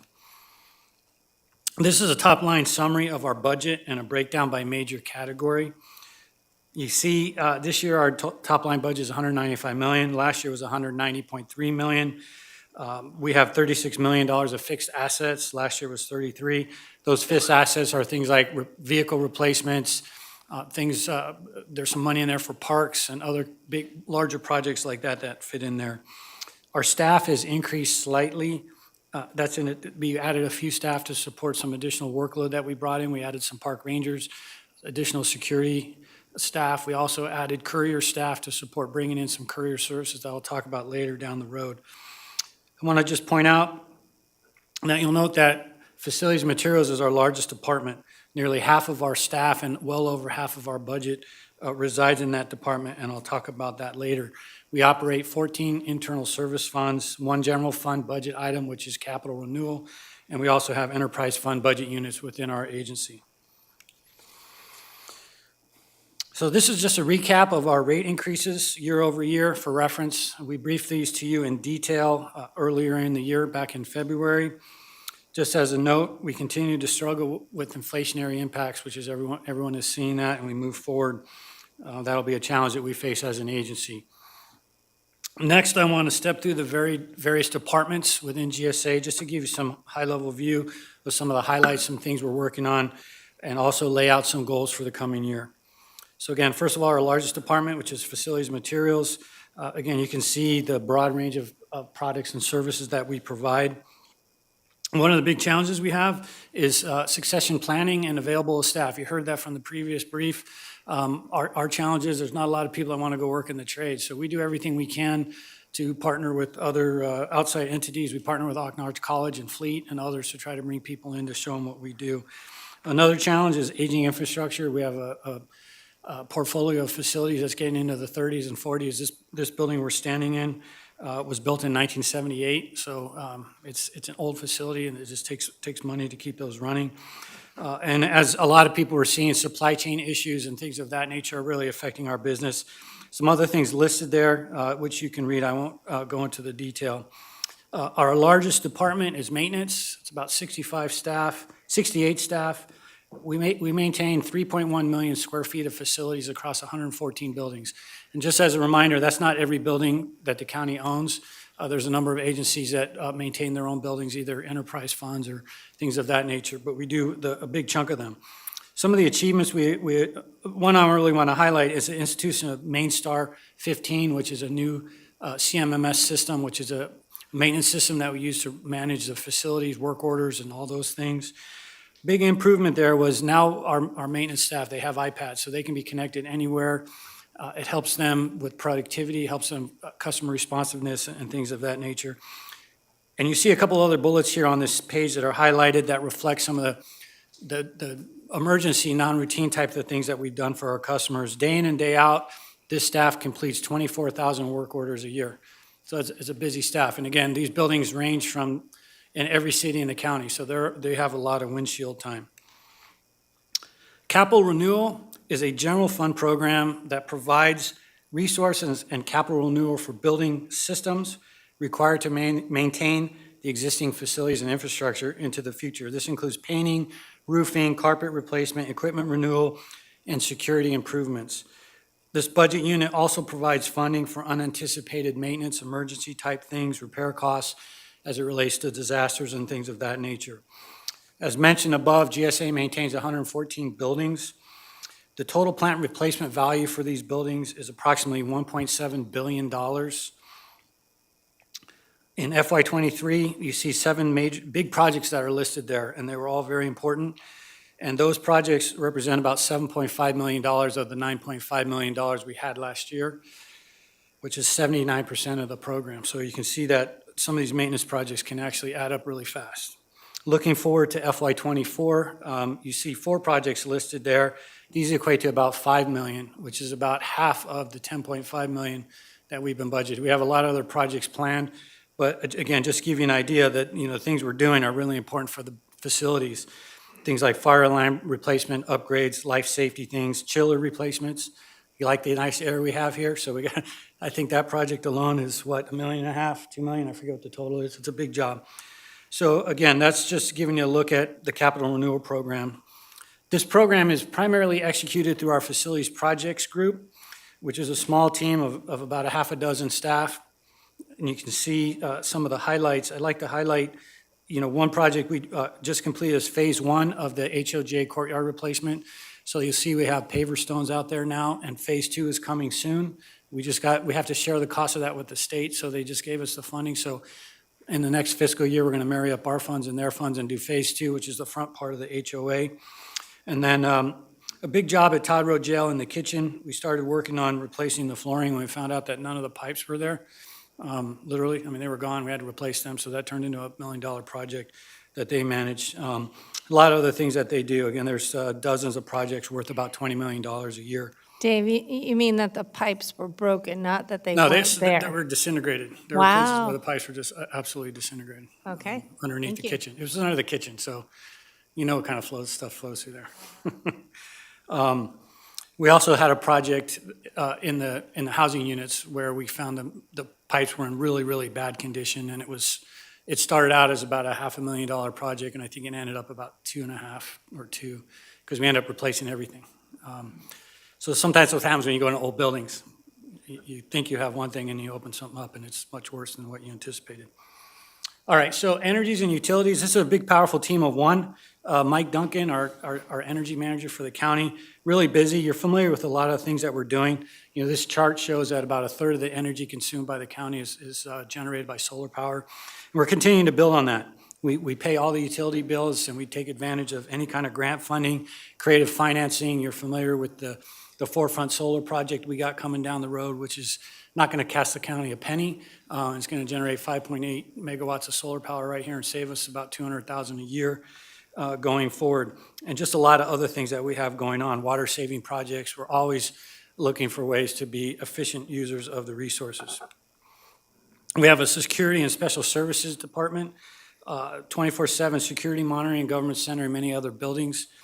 You're familiar with them. Some of the highlights over there, some of this doesn't really relate to security, but it's important things that we're doing. We added bike lockers, so we're up to 156 bike lockers across 4 or 5 different buildings at the county. Some of these are Bluetooth enabled, so you can open it from your phone, higher quality locks. We do e-waste recycling. We just had one. We talked about it with Earth Day. We had an earlier one where we generated 22,000 pounds of e-waste. We started a plastic bottle reduction campaign because we have water bottle fillers in most of our buildings.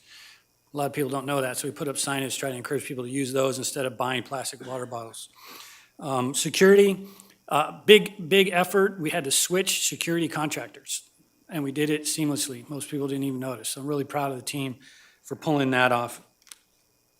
Housekeeping and grounds, again, these are, I like to say they're the unsung heroes. Housekeeping, mostly works at night.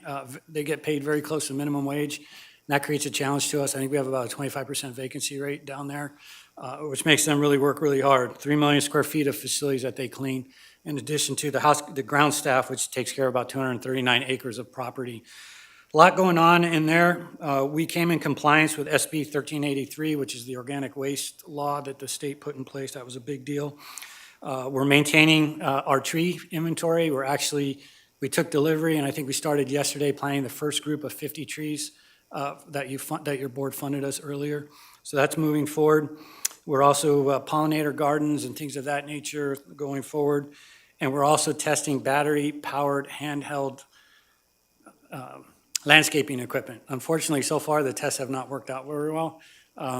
The batteries are supposed to last 2 hours, last 20 minutes, and things of that nature. But we're still trying. We're continuing to look.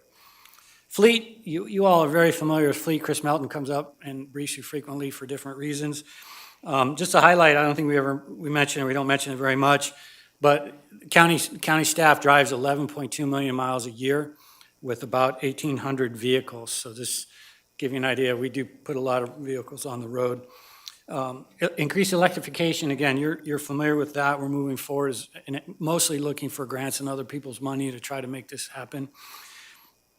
In terms of customer savings, one of the things we're really proud of, we had a 5-year study of the sheriff's Tahoes to see if we can extend the life from 3 to 4 years, how that would impact operations and the cost of sales and everything else. At the end of the day, it was mutually agreeable between all of us that it was a slam dunk, easy decision. So we extend the life of our Chevy Tahoe patrol vehicles to 4 years, and we're saving $1.4 million a year for our customers in the Sheriff's Department. Other things we're doing, partnering with Animal Services to repurpose an old EMS trailer to create a command trailer for them. Again, we're going to save them a lot of money. Recall the bus we did for EMS previously and save them about $150,000 to buy a new bus. And also working with HCA on one of their mobile clinics to eliminate the gas generators and put in solar batteries with solar charging stations. So again, looking for a green solution, quiet, much better for the work that they do. Parks Department, again, there's a lot of stats on this page, but a couple high points I want to point out. So we maintain 21 separate parks. 6 of those are local parks. About 15 of those are camping parks that generate revenue. Local parks don't generate revenue. We have 466 campsites across the sites that we do generate revenue on. And we do all that with 25 full-time staff and 19 park hosts. So again, very small but powerful group folks making a big difference. It was a good year for parks. If you've been out on the Rincon, you've seen that mural. We put that in place. I think we showed you this picture before, but it's really impressive just to cut down the graffiti, and it's worked like a charm. Other things, we instituted a new itinerary reservation system, which is much more user-friendly. We're still working out some of the bugs on our side, but for the customer-facing side, it's been great. We got an inventory of our trees. So we know how many trees we have. We're being very proactive to try to manage those. And we started 5 new ranger patrols using the existing staff. We did plus up a little bit, but really looking at listening to our customers who are saying, hey, we need people here after hours at night because that's when things happen. So we shifted some things around and made that happen. And then finally, thanks to your board and other efforts, we received 8 grants and supplemental funding for large capital projects to the tune of $21 million in the parks, and I'll have a slide on that later.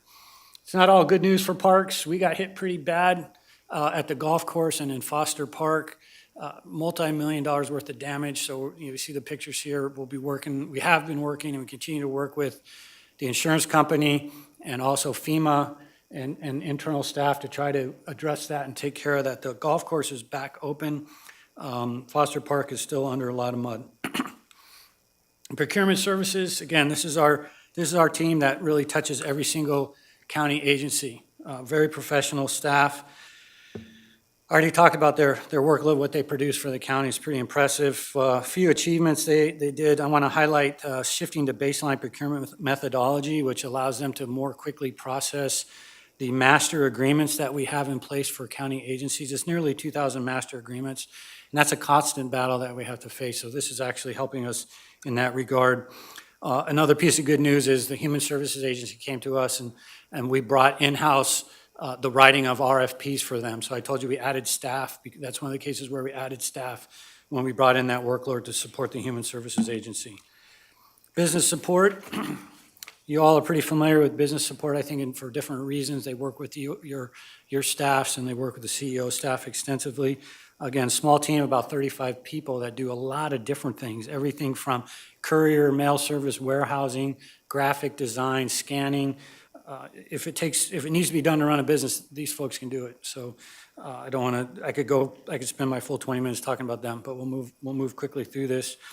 As I mentioned, we added 3 new courier customers. So libraries, probation, and behavioral health services came on board. So they either used to have their own couriers or they used in-house staff to do couriers. And we realized that there's a lot of overlap, and they came to us and we partnered with them. So now our couriers are doing that. I think we had to add an additional route to support that. But that, again, that's overall it's saving the county some money doing that. We also supported the State of the County address with this group, and also security supported that. And then our staff helped design the 150 anniversary logo for the county, among other things that they've achieved. We do have our own small internal admin and services group, and we run some of our own specific IT support, and we have, of course, a boatload of accountants, and some of them are in the room here, to help us with our rates and budgeting and those things. And we have an internal HR group that also helps support us. So looking forward to the next year, what are some of the high-level goals that we have as an agency? Obviously, the first one is to continue to strive to capture potential savings that may be out there through solar or other initiatives, reducing greenhouse gas, continuing those partnerships, moving forward with the solar project here at the Government Center. We have some agreements in place for multiple fire stations. We want to try to get those in place. The Oakview Park and Resource Center, Todd Road Jail, et cetera. These are all things that are moving forward, and then we're constantly looking for more action in those areas. Fleet is going to be working with SC Edison with Charge Ready 2 to get the chargers in place for the 4 approved projects that we're moving forward. So you'll see 89 new chargers coming in. 200 more trees will be planted over the next couple of years, so the first 50 are coming in. So the Government Center is going to look a little bit different because we are actually adding trees. We're going to get rid of the trees in the parking lots, but they're going to be around the perimeters. We're working with Mr. Prince to finish the design and install the commemorative garden for Supervisor Ramirez. We're very close to having that finally set, and then we'll start moving with the execution of that. Fleet Services, continue to try to work with our partners to encourage them to right-size their vehicles or to look at greener, more cost-effective solutions, and also looking to make sure that we're attacking the underutilized vehicles in the county fleet to save the county money. And then finally, Parks is going to be working to execute this huge program of capital projects over the coming years. The first effort is really going to be design, community outreach, things that are going on right now. Towards the end of this year, you'll see some of the projects moving forward. And I just realized it still says Lewis Road Park on there. That's actually been renamed Linda Parks Park, but that's the park we'll be working on there. And then, again, just a myriad of these projects. A lot of these came from the ARPA funding and other places. So we appreciate your board's support of these very badly needed capital projects in parks. So in conclusion, we strive really hard to make sure that our staff is committed to understanding our role, which is to support other county agencies in the work that they do. We try really hard to give decision-making authority down so people can actually make things happen, with the whole idea of providing greater value for our customers. That's one of our driving things. We try to share ideas across our agency, looking at best practices, always trying to get better, constant improvement. And then, finally, sustainability and natural resources, things of that nature are really forefront for us as well. So pending your questions, that concludes my brief. I do have a copy of our annual report. We usually don't print it, but I printed a few for the board and for the county council and Dr. Johnson and Mr. Berg. There's a lot more detail in there, so I'll have Greg give that to the clerk.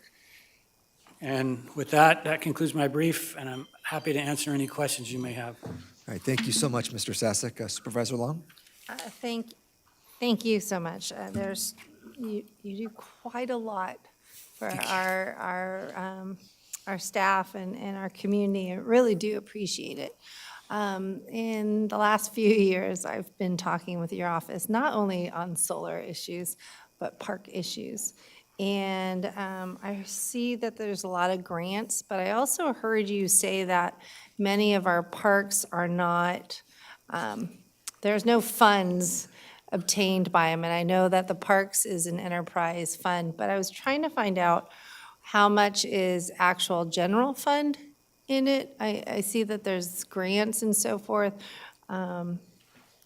Do we know how much on the park side, general fund? Yeah, so Parks has two types of general fund contributions that come in. The first one is for large capital projects or backlog of maintenance work, and the other is as it relates to operations. So as I mentioned, local parks don't generate revenue. So as far back as we could find in our records, the board has contributed a certain amount of money to offset the cost of operating those local parks, and also with the intent of keeping the rental rate in the community centers reasonable to the public. And that number right now sits at $310,000. It previously was $250,000, but we got plussed up for Linda Parks Park when that park was put in place. And then previously, about 10 years ago, when the Piru Park and Community Center came into the park system, it was plussed up for that. I think it was plussed up for $60,000 for that. So that's what we get there, and then the major maintenance is about $300,000 a year. Okay, and the reason why I'm asking is I know we've talked about Toland Park, and we've got Kenny Grove, and Piru's got some things as well throughout the disasters and trying to really upkeep those parks along with some others that are in our disadvantaged communities. I'm just wondering if that's something to look at, because I know that there's certain parks that there's fundraisers and all these things that go along with modernizing and so forth.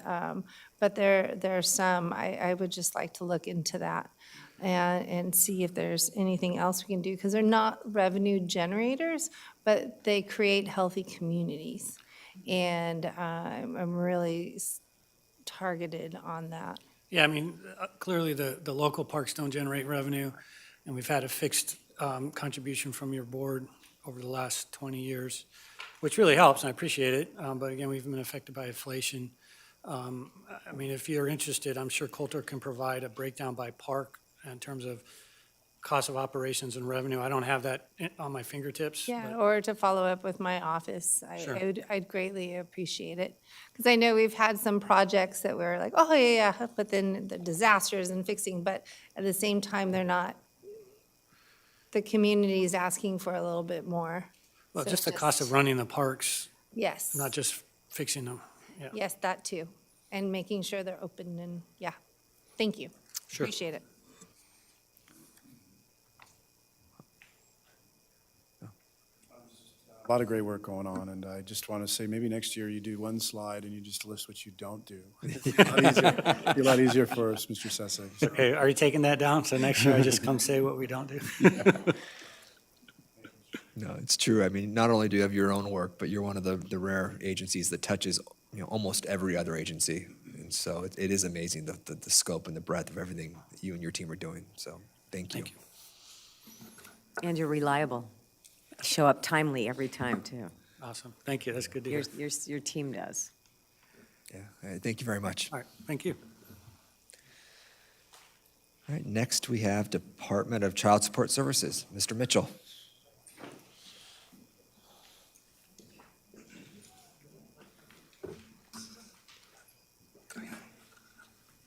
Good afternoon. Chair Levier, members of the board, Supervisor Gorell, Supervisor Long, Supervisor Parvin, and Supervisor Lopez, and CEO Dr. Johnson. For the record, my name is Marcus Mitchell, and I'm the proud director of the Ventura County Department of Child Support Services, where each day a team of talented and passionate child support professionals serve children and families. So our mission is to promote the well-being of children and families by ensuring that children receive consistent and reliable support from both parents. We really believe it's extremely important that children have support from both parents, and support that includes a consistent ongoing relationship with both parents.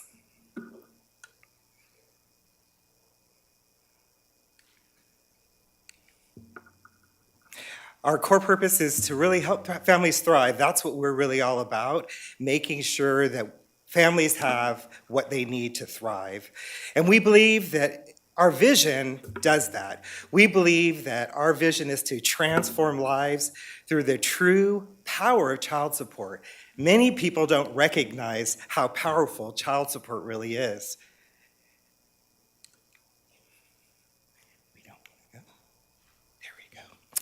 So what we mean when we say this is we believe that we serve families in our community. We believe in the purpose-driven work that we do. We exemplify quality customer service and care and accessibility. We want everyone to be able to access our services.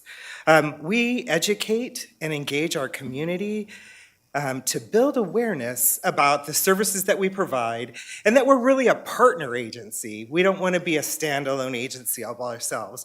We want to partner with other agencies. And we believe in creating self-sufficient families that can thrive on their own without any government assistance.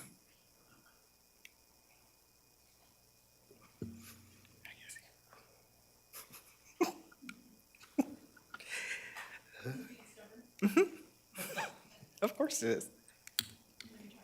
Okay. Thank you. Our services, we establish parentage, and that means establishing parentage for children born out of wedlock. We locate parents. Of course, you have to find parents to be able to locate their assets to help them be able to support their families in times when they can't do so themselves. We establish child support orders and medical support orders with the assistance of the court, and we enforce child and spousal support orders. And then, of course, we collect and distribute funds. All of this is done virtually at no cost to any of the customers we serve. About 2 years ago, the federal government came up with a fee, and that fee is $35 a year, provided that $550 is collected on the case. So if there's no payments, there's no fee, and it's only that. All of the rest of the court costs, any costs, are borne by the department.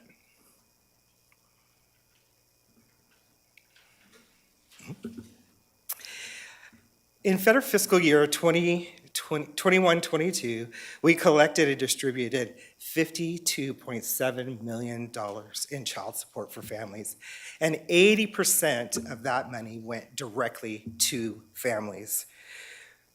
With 80% of those collections, child support means really different things to different families.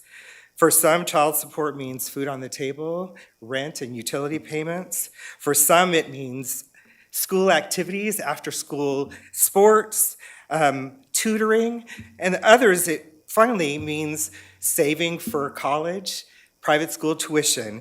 Child support means many different things to many different families that we serve. But the most important thing is that we believe that children deserve support. We served over 17,000 children in our caseload last year, and that's phenomenal. That's children that would probably not have had the support that we collected and distributed, and may not have had some of the things that were really meaningful for them. I can speak to this because I'm a product of child support.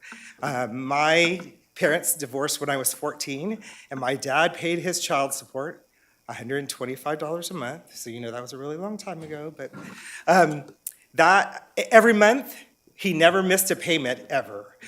And that actually was enough to pay our house payment. My living standards with my family didn't change. But here's the best part of it all, is that my dad, his emotional support for me never changed. He didn't let child support be a barrier for his relationship with me. And that's the way we want to deliver services in child support, to make sure that that child support doesn't become a barrier and then the parental-child relationship suffers.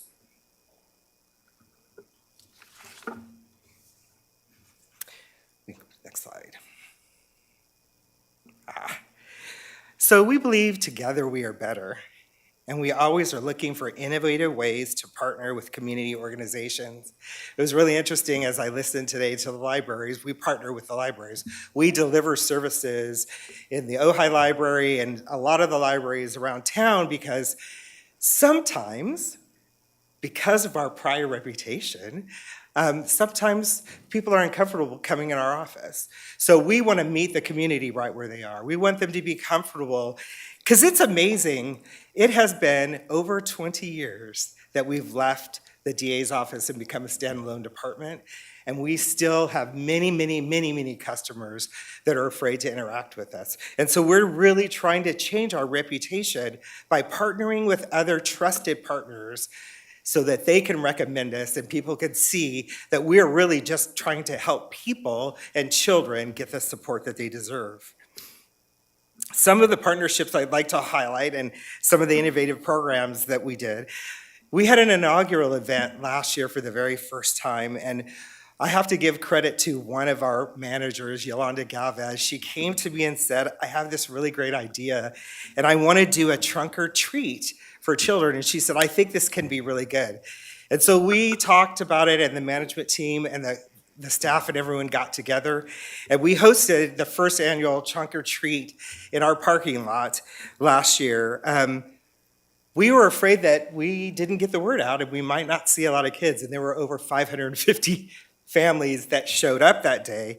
But what was really beautiful about the partnership is that the Camarillo Police Department was there, Home Depot came out and gave some things away, the Girl Scouts were there, and then our trusted partner, the Family Justice Center, came out and they brought their service animals, and it was so great for all the children.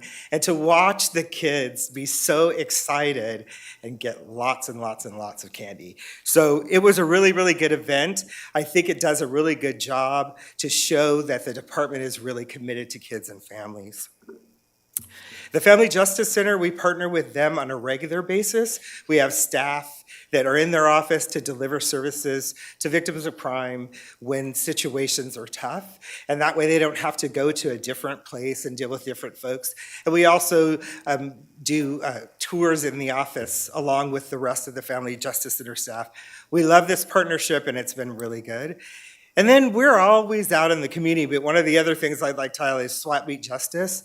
We're out there meeting parents that are having problems getting immigration status, all kinds of different things like that, and they come and work with us, and we really resolve their child support problems because we know that we're better together and we don't want to stand alone. Next slide, please. So here it is, the slide about the money.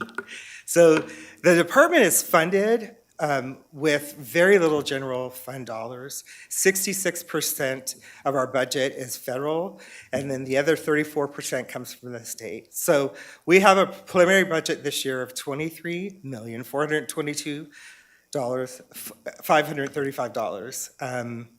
And then right now, that's with the January figures from the state budget, because the May revise looks really good. If everything holds, we will have an additional $301,606 for next year's budget.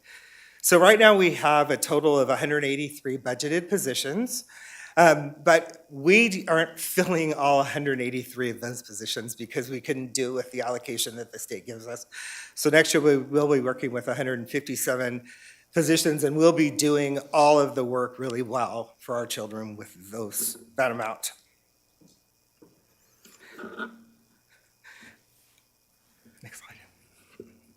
So we're continuing, we started a strategic plan in 2019. Guess what happened in 2020?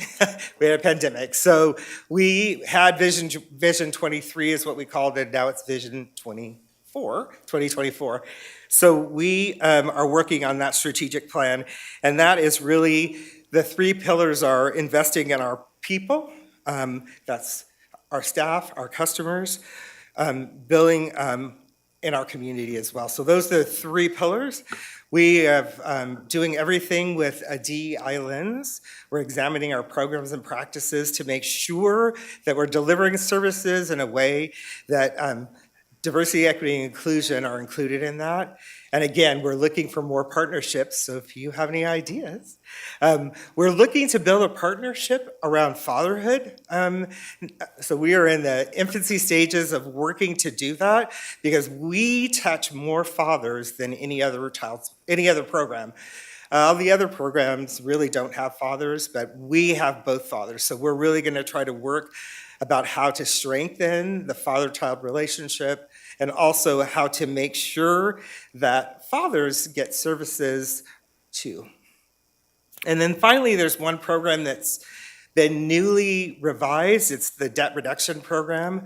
We're working really hard. There are a lot of parents that were ordered to pay child support, and for whatever reason, they weren't able to pay it.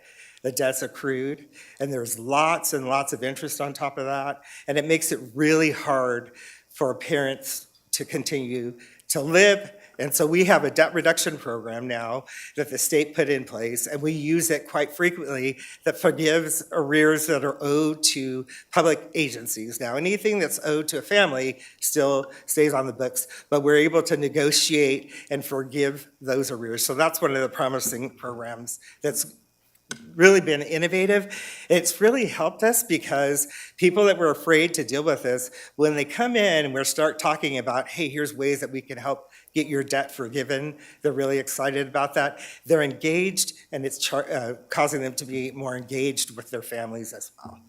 So that's what I have for you today, and if there are any questions. Thank you, Mr. Mitchell. Supervisor Apartment? I have a question for you. You talked about you're going to be focusing on dads or fathers. So if someone doesn't have a father or they're just gone, no one knows where they are, do you have how's that handled? Well, anytime that a father's gone, if someone asks us for services, we have locate services that we can use tools to try to find them.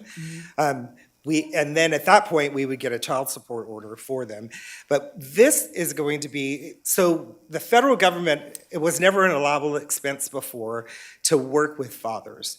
So there are not many programs, especially, we searched and searched in Ventura County to find a program that maybe we could partner with.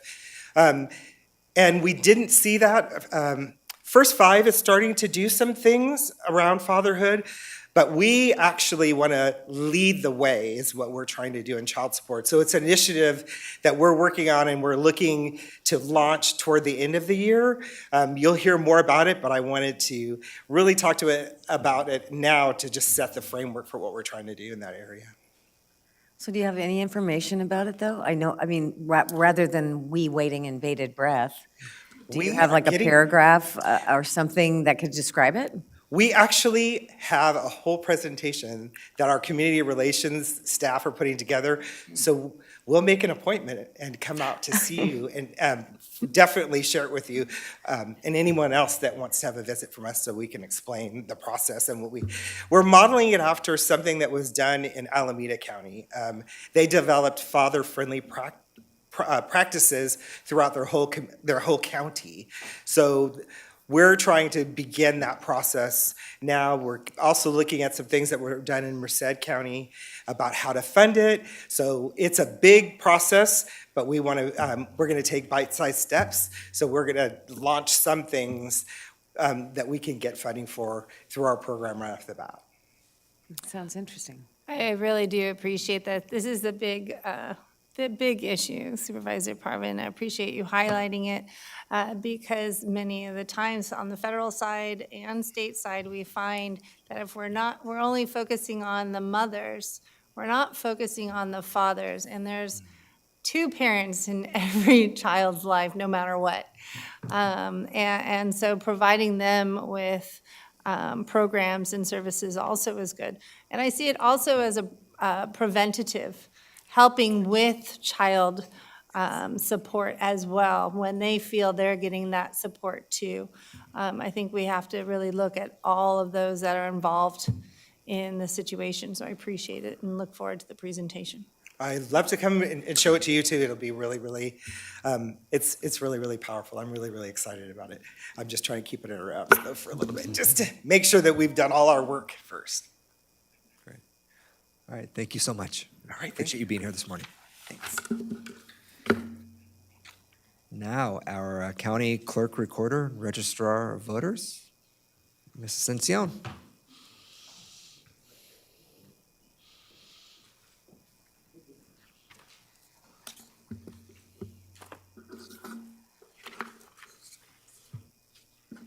Good afternoon, supervisors, Mr. Berg, Dr. Johnson, Ms. North, staff, and the Ventura County community. My name is Michelle Ascension, newly elected County Clerk Recorder Registrar of Voters. It's my pleasure to provide our agency's budget presentation today. Am I using this, or do you advance for me? Hey, it worked. All right. Okay. So just a quick outline of what I'll cover in this brief presentation. I want to introduce you to our team, the men and women who are the lifeblood of this agency, describe some of our primary functions, quickly go over the numbers proposed for our 23-24 fiscal year budget, discuss a couple of our current challenges, but then share some exciting future opportunities and objectives for our agency. I have some of my phenomenal management team here with me today. David Valenzuela, our Clerk Recorder Division Manager. Ernie Moore, our Fiscal and Human Resources Manager. Miranda Nobriga, our Assistant Registrar of Voters. Martin is here. Martin Cobros, our Elections Operations Manager. Simone Seydoux is not here at the moment, but she is our Public Information Officer. And we are currently recruiting for the position of the Assistant Clerk Recorder position. These outstanding people lead our exceptional staff of just under 65 regular employees, most of whom are in the Clerk, Recorder, and Fiscal Administration divisions, which we call the upstairs office of the main plaza. But then downstairs, the small team of 20 in elections grows exponentially during the election season as we actually hire hundreds of extra help workers to assist with the major undertaking of conducting a countywide election. I'm proud to say that quality customer service is a trademark of our staff, and we routinely rank in the upper 90s of our customer satisfaction surveys.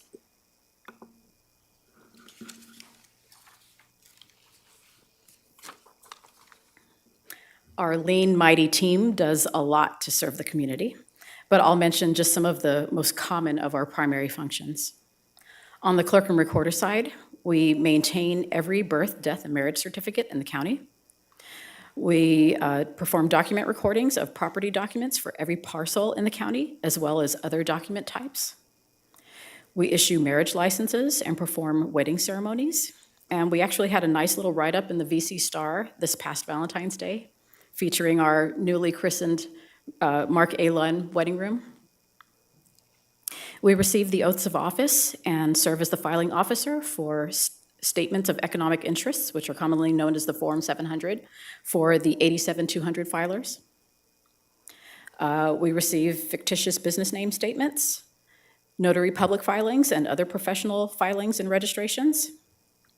Legislative revenue collection, this is pretty important. When the state mandates a fee to be collected during certain document recordings, the recorder's office collects these monies, and they're dispersed to the recipient agencies, adding up to millions of dollars in annual revenues for the county and the cities. Examples of these funds include SB2 funds, the Real Estate Fraud Prosecution Trust Fund, and the Documentary Transfer Tax. And finally, the annual updates of the roster of public agencies. And on the elections side, obviously, election administration and voter outreach, voter registrations, and I just want to throw in a quick aside on that. We are currently in the midst of High School Voter Education Week, which is a twice-a-year statewide initiative to engage young people in voting and elections. Every day last week and this week, our outreach team has been visiting our local high school campuses to provide information and to pre-register 16 and 17-year-olds so they'll be automatically registered to vote when they turn 18. We've registered a few dozen youth so far and provided lots of other helpful information for the students to take home and share with their families. We took a different approach this year for High School Voter Education Week, so we're pretty excited that it's being received so positively. Next, we have candidate filing, and we're also the filing officers for the campaign statements. Precincting and mapping all of the boundaries of the various county, city, school, and special districts. And finally, verifying signatures on any local or statewide petition.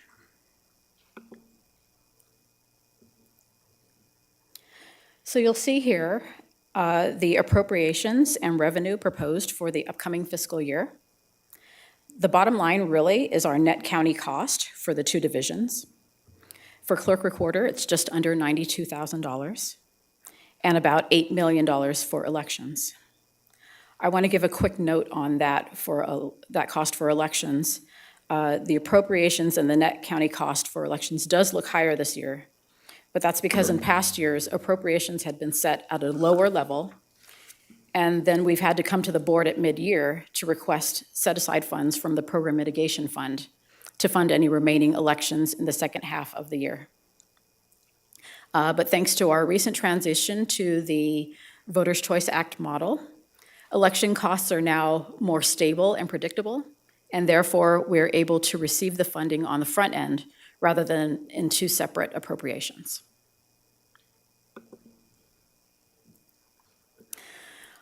This current fiscal year and carrying over into the upcoming year, our agency faces some notable challenges.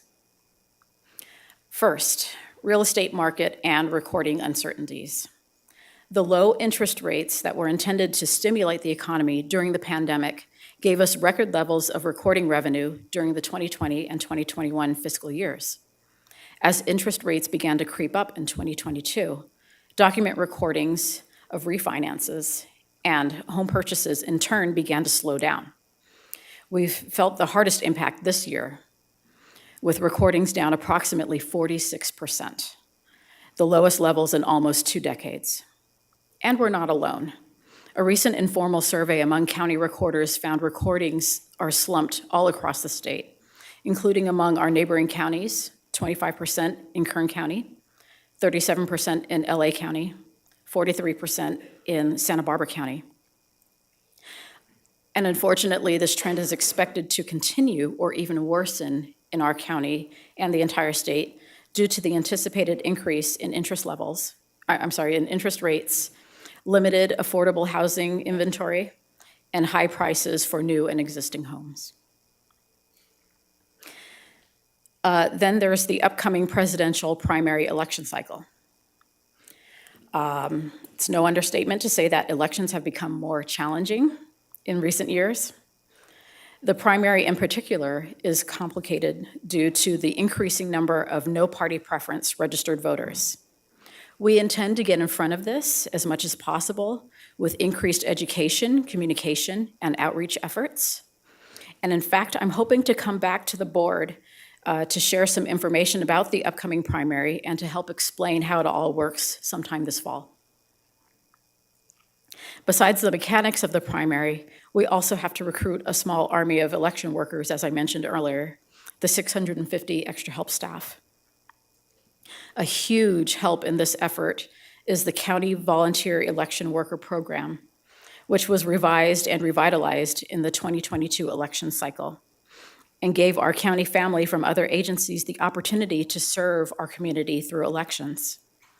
We had a great response from those who participated last time, and we truly appreciate their participation, as well as the support from the agency directors and the CEO's office. We hope that they will all come back again in 2024, and maybe even bring a coworker friend to join in the fun. We just wanted to take a quick moment to give that program a plug.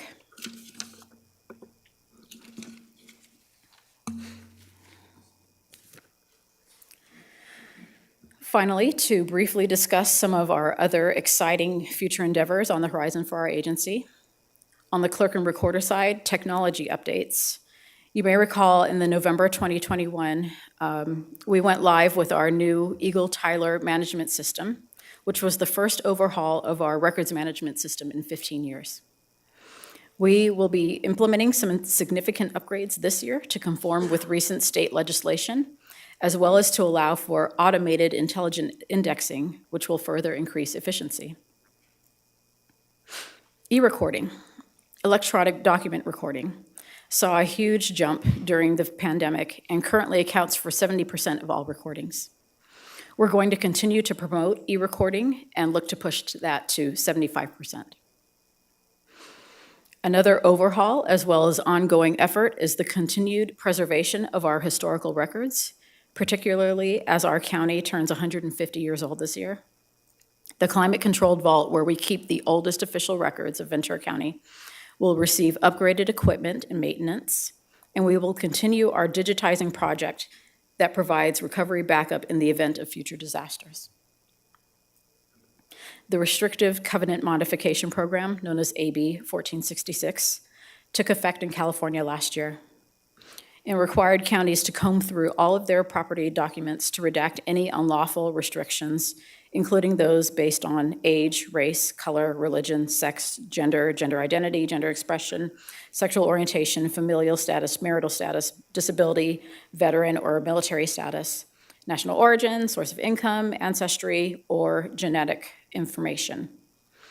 Our office has published an implementation program on our website, and we will be selecting and working with a vendor to undertake the modification of these documents. Finally, last but not least, we're looking towards obtaining a mobile service unit for our agency. A few clerk recorder offices throughout the state have these mobile units, which look like a modified RV, a trailer, or other portable unit. And it serves as a pop-up office to bring a variety of services to our community, from a mobile voting center and backup location during emergencies, to providing certified documents to wildfire or other disaster victims, and also conducting outreach at community events throughout the year. So with that, I thank you for your time today, and my staff and I are happy to try to answer any questions you may have. Great, thank you, Mrs. Ascion. Any questions? Supervisor Long? Your department does so much. I look forward to hearing about the election process and how our voting has changed. We get questions all the time about, signature verification, why do we have these machines, duplications, all that kind of stuff, and it'd be great to get the public education on that. And I love that you're working with our youth at the schools and just civic engagement, and how this is such a right to vote, where it's a special thing. So I appreciate it, and thank you.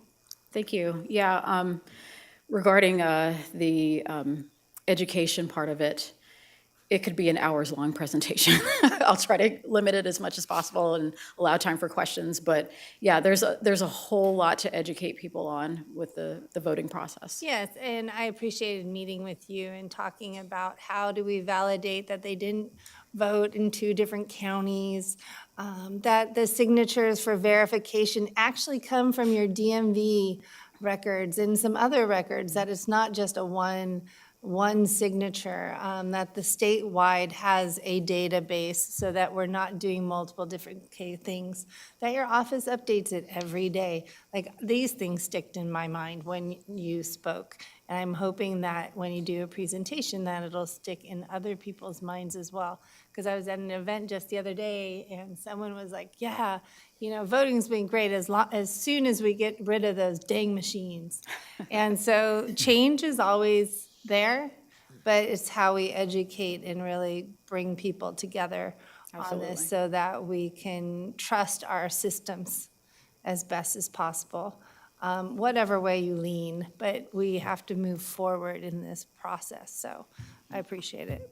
Thank you. And in addition to giving presentations to help answer those questions, we're looking to beef up our FAQs on our website as well to be a resource for people with those common questions.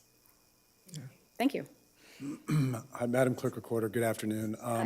You really do have a great team. You have a fantastic staff down there. For years, have had a great reputation and continue that excellence. I just moved my district office, so we're co-located with your satellite office on Thousand Oaks Boulevard in the Civic Arts Plaza. We'd love to coordinate public outreach and engagement together since we're there. In any way you think would be meaningful. We'd love to work on that. And echoing my colleagues' statements, would love to help on any kind of education, outreach, engagement as it relates to election integrity to show people the redundancies and the transparency and accountability that's built into the system that you're overseeing, and happy to play a role and a part in that. But thank you for everything you do. Thank you. Thank you for your support. You brought up the mobile voting center, so I'm now really curious. I've got radar on that, because residents of Bill Canyon probably would be interested in something like that during the future election. Is that something that would be possible, or do they not have enough population to make it work? Well, we're hoping to bring like a mobile pop-up center to these more remote communities. Bell Canyon is a perfect example. Piru, some of the upper parts of Ojai, so that we can increase the in-person participation. But in addition, everyone gets their vote by mail ballot in the mail to their home approximately 30 days prior to the election. So that's an option as well. But yeah, we would love to be able to get it before the next election cycle, if not coming soon. That sounds great. Thank you. Yeah, and I want to echo my colleagues' praise of your staff. All of us have the privilege of going through the elections process every 4 years, and they're always such a joy to work with everybody you have downstairs running elections. And then I love coming through to the elevator to the 4th floor, because I see Mr. Valenzuela out there and the clerk recorder side of the operation. They're always so great with the public, and I wanted to compliment you. It's noticed. I think people in the public and myself using the elevator right there, they do a great job, and they really are customer service driven. You can just tell. So, Thank you. yeah. Thank you. Okay, with that, thank you very much. All right. Thank you. Yeah. One more. Saving the best for last, right, Miss Jump? VC AAA.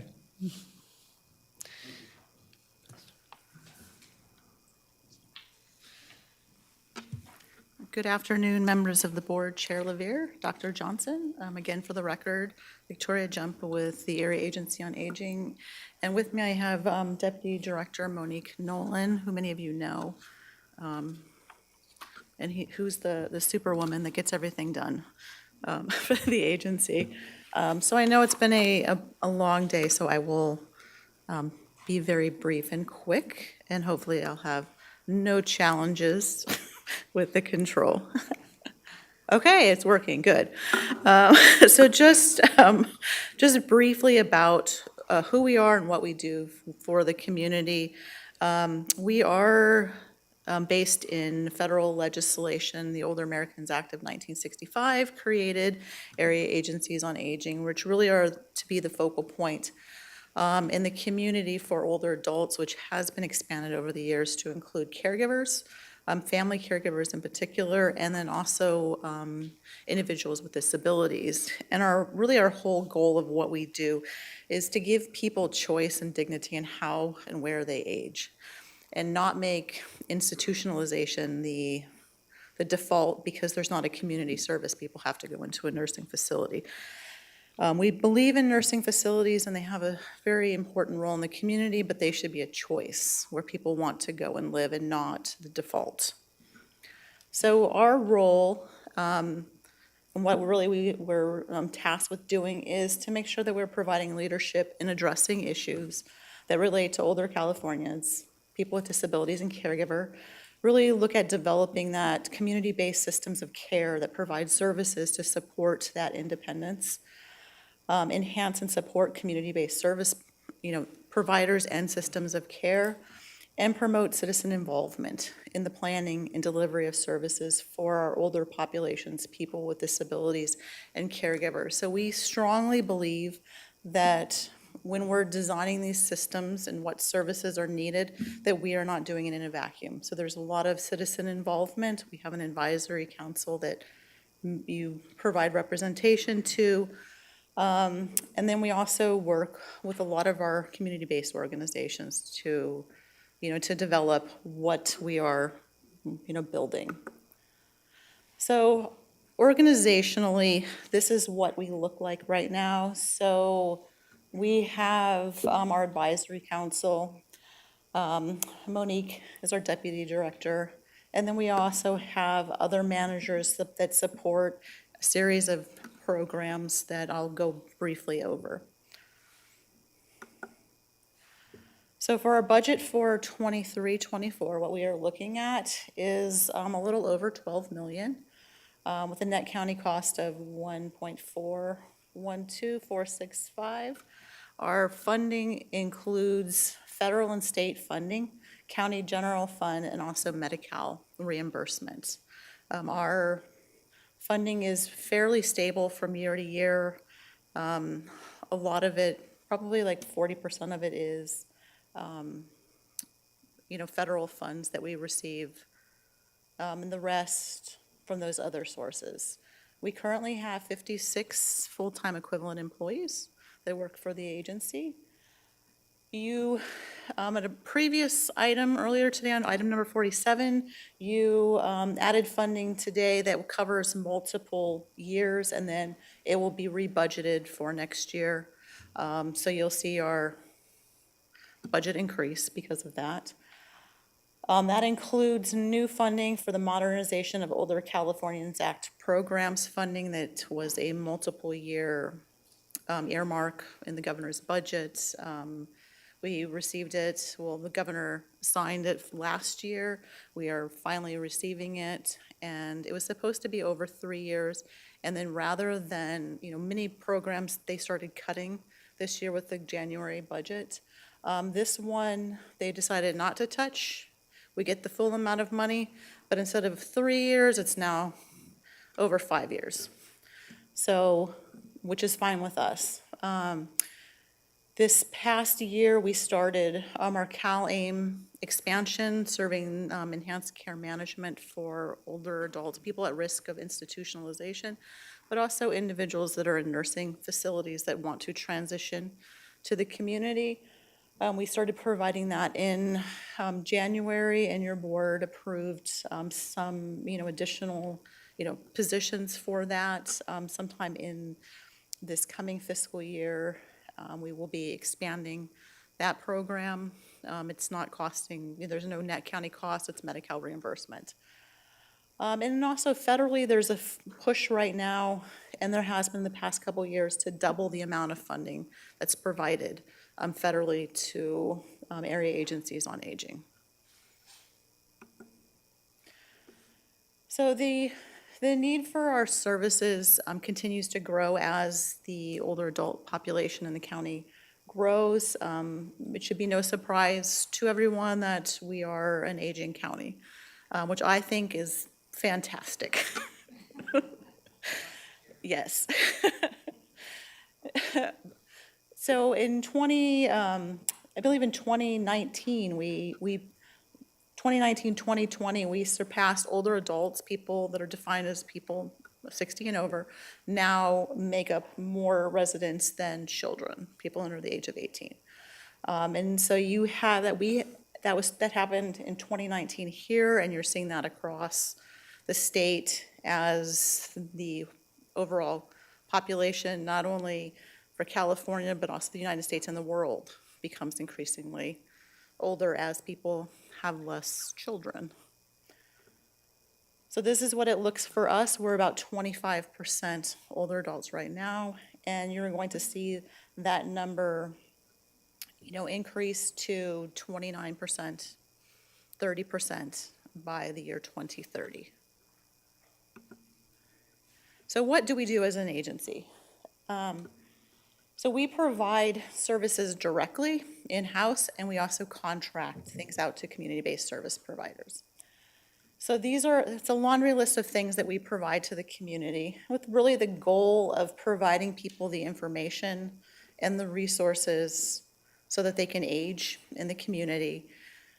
Also support their caregivers so that they continue to provide care, and also support individuals with disabilities so that they also can remain in the community.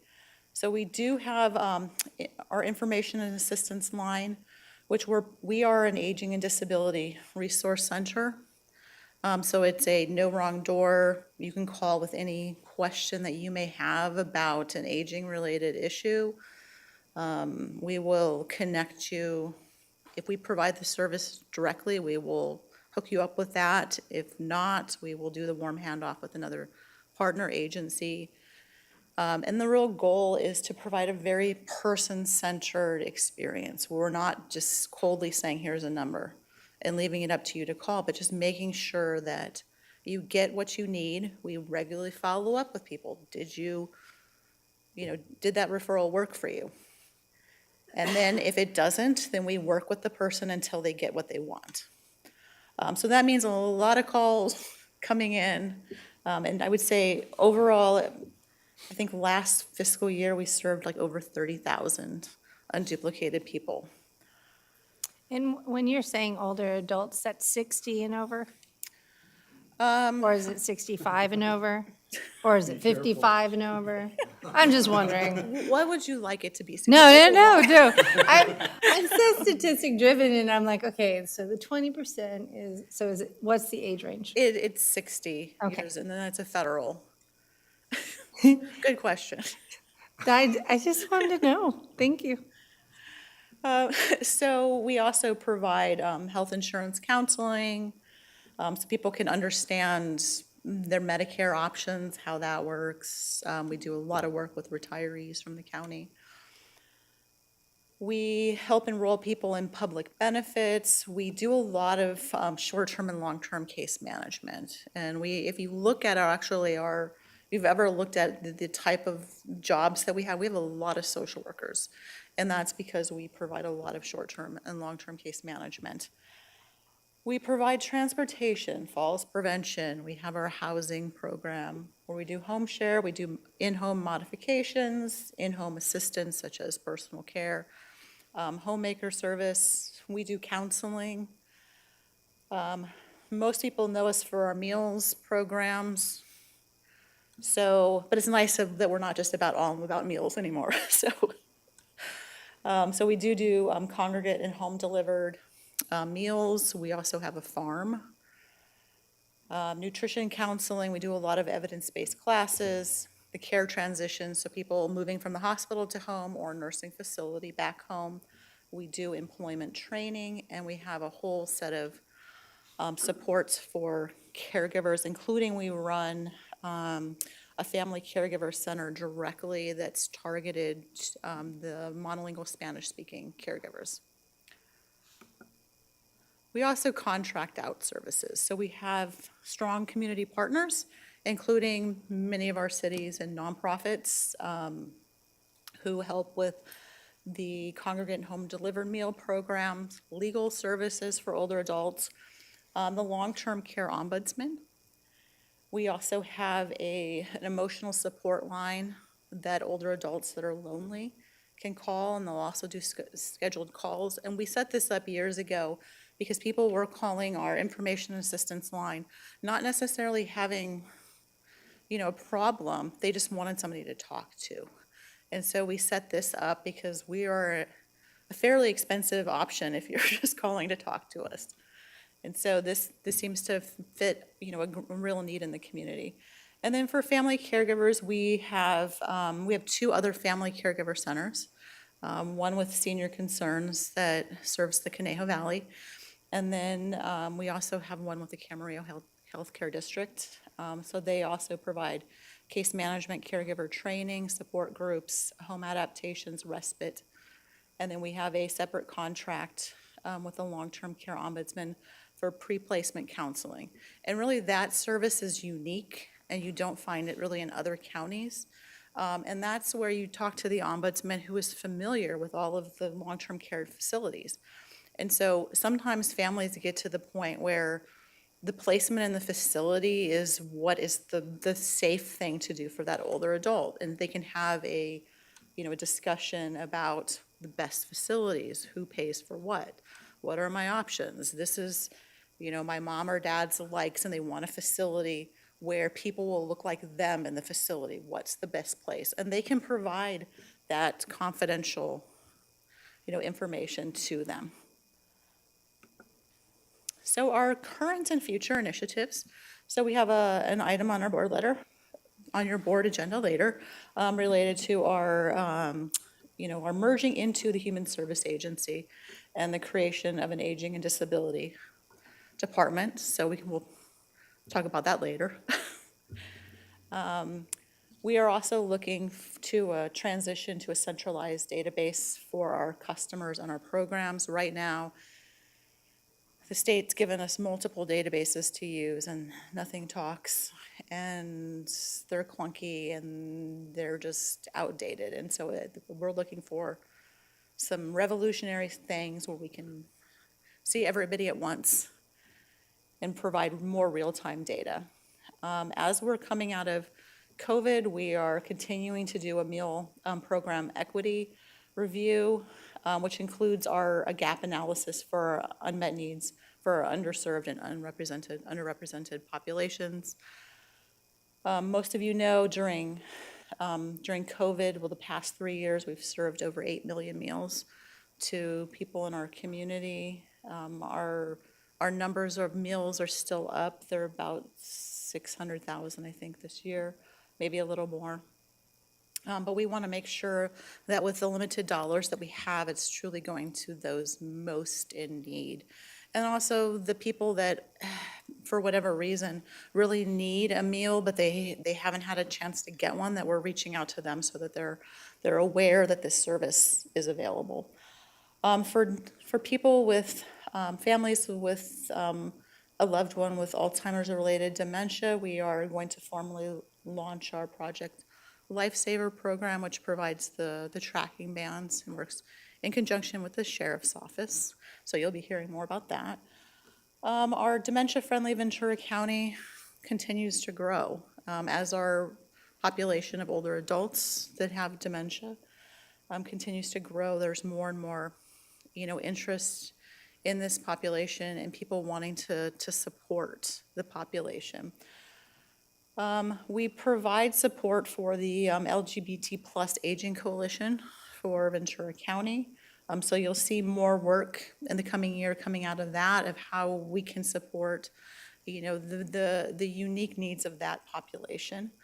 And then we've been in the digital inclusion space for the last couple years. We've provided 750 Chromebooks and wireless access to libraries to hand out to older adults and people with disabilities. We have a GrandPad program. We have the state has provided iPads for older adults as well. And then Monique's favorite, the animatronic pets. The state is providing more investment into this space, also wanting to make sure that all older adults have access to the internet and training to do so. So you'll see more there as well. And then just for the public, if they've heard this and they want to know more about what we do, this is how to reach us. So happy to answer any questions. Monique is happy to answer any questions. It's great to have you both here, and thank you so much for that presentation. Any questions from? I just want to say how impressed I am with 56 employees. You do all of that. And I know when I met with you last month, and I was asking you, can you do this? Can you do that? We do that. We do that too. So I've learned about, there's probably nothing you don't do. And if you don't, you call and you set them up and give them a warm handoff, as you put it, I believe. But I know I appreciate the work you're doing and your team. It's amazing. And thank you. I would just note, it's always great to see the fall protection, prevention being worked on. We know that is such an issue for our seniors. Also, the child daycare centers, which is so weird to say that they're daycare, but they are. They're centers of activity so that they're not being at home, the stimulation and everything. And I know that that's something that we need more of in our county, especially as we're growing in our older population of 60, which I think is really young, but it's kind of fun to say that. But I think that that's something that we have to focus on for future because of planning, is to understand that, because I don't believe everyone can just go to a long-term home. They can't afford it. And so then what else, what other services are out there that our community can reach and utilize so that they're as active as they possibly can or want to be, I think is a big focus as we're moving forward to an older generation county. And then also, one of the best values I got on a ride-along was going and serving food and doing a delivery. I would think any one of our employees should do that, because it's not just, oh, doorbell, and here's your food and run. It's a well-being check. How are you doing? Kind of checking to see if they ate their last meal. What is going on in their situation? And so I really appreciate it. It's that human touch that I think goes a long way. So just appreciate it so much. Thank you. Yeah, I want to say, I think COVID brought a lot of these issues kind of out from the shadows and showed what the need is out there. But as you said, as our population gets older and older, these services become more and more important. And so I really appreciate everything you and your small but mighty team are doing. Thank you. Yeah. Okay, that concludes our budget presentations. Can we receive and file on that? I'll motion to receive and file. Second. Lopez. Supervisor Gurel? Yes. Supervisor Long? Yes. Supervisor Parvin? Yes. Supervisor Lopez? Yes. Chair Lavere? Yes, and if my colleagues are okay with this, we have three quick public hearing items on some labor relations. I think they'll go pretty fast, and then maybe we can take a 10 or 15-minute break before the 1:30 time certain. I know we've been going for Yes, over 5 hours now. I confess, I ran back and got a granola bar, so we could do it. Why don't we take these three labor relations items real quick, and we'll start with item 64, which is a second public hearing regarding adoption of the proposed 2023-2026 memorandum of agreement between the county and SCIU Local 721 Student Workers Unit. Good morning, Ms. Afternoon, Chair Lavere, Hanson. members of the board, CEO Dr. Johnson. My name is Tina Hanson with the Labor Relations Division of the County Executive Office. And let me just open the public hearing. I think I forgot to do that, so we'll open it, and please go ahead. Okay. I'm here before you to request that your board commence a second public hearing on the adoption of a successor agreement between the County of Ventura and the Service Employees International Union Student Workers Unit, and to adopt the successor agreement at the conclusion of today's hearing. As you will recall, this item was ratified by the Student Workers Unit on April 7th, 2023, and brought before your board on April 11th, 2023. The key economic terms of the tentative agreement include 3.75 per hour raises, the first beginning the first pay period after adoption of the agreement by your board, with the following increases in years 2 and 3. Increases of the bilingual premium and safety shoe reimbursements, an additional year in which student workers may be employed, allowing the incumbents to work up to 3 years. And the ability for a student worker to carry over sick leave if the student worker becomes a regular county employee without a break in service. And finally, the establishment of a textbook and tuition reimbursement program of up to $1,000 per fiscal year, depending on the classification. I would again like to extend our appreciation to your board, CEO Johnson, County Council, for your support and guidance in reaching this agreement, SEIU and the Student Workers Bargaining Team for our positive negotiations, and to the entire County Labor Unit for their assistance at the bargaining table. This concludes my comments, and I'm available to respond to any questions you may have. Thank you. Are there any public speakers, Madam Clerk? Chair Lavere, there are no requests to speak for this item. Thank you. Okay, any questions for Ms. Hanson? Then I will close the public hearing and return it for action. Motion to approve. Second. Supervisor Gurel, Yes. Supervisor Long, Yes. Supervisor Parvin, Yes. Supervisor Lopez. Yes. Chair Lavere. Yes, thank you. Thank you. Item 65 is it's a second public hearing again regarding adoption of the 2023-2028 Memorandum of Agreement between the county and the California Nurses Association. So I'll open this public hearing. Mr. Cosio. Great, thank you very much, Chair Lavere, Board of Supervisors, CEO Subette Johnson, Tabine Cosio for the County Executive Office. And this is an agenda item to request the second public hearing for the adoption of the new 5-year agreement between the County of Ventura and the California Nurses Association. And staff does recommend that your board does adopt the recommendation, adoption of the agreement at the conclusion of the hearing. On April 11th, your board conducted the first public hearing, and at that time, I went over the numerous changes, so I won't do that again for brevity today, but I will just go over some of the salient points. But of course, I'm available to answer any questions you have or provide more detail at your request.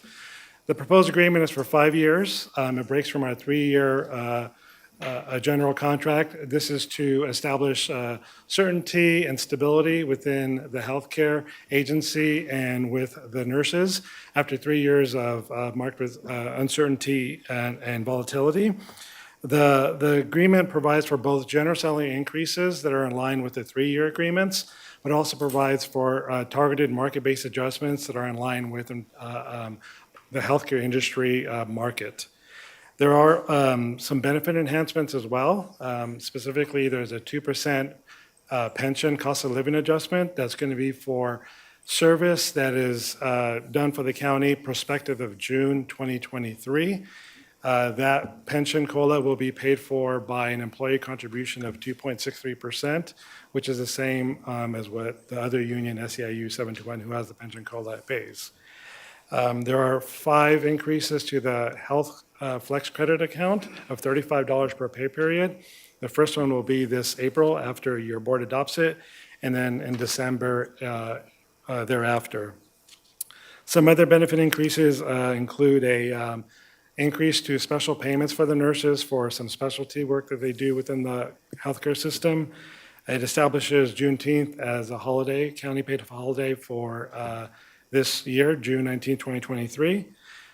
We've enhanced some provisions in the contract related to infectious disease, health and safety, workplace safety, and workplace violence prevention, all to improve the working conditions or enhance the working provisions of the hospital and ambulatory care. And there's also a commitment by both parties to engage in diversity, equity, inclusion efforts specific to the nursing profession.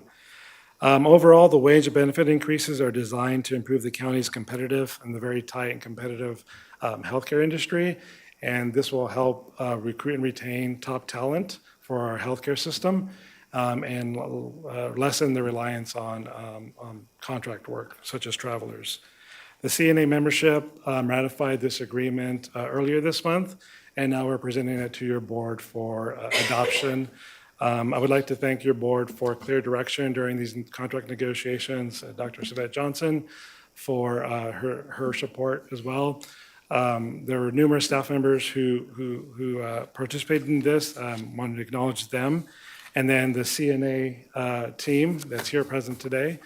They were professional, they were clear and direct, and they were very integral in getting this agreement done in a timely manner. With that, I conclude my comments, but I'm available to answer any questions you may have. Thank you. Great, thank you, Mr. Cosio. Why don't we take the 2 public speakers we have? And thank you for your patience. Our first speaker we have today is Casey Salinas, followed by Susan Macias.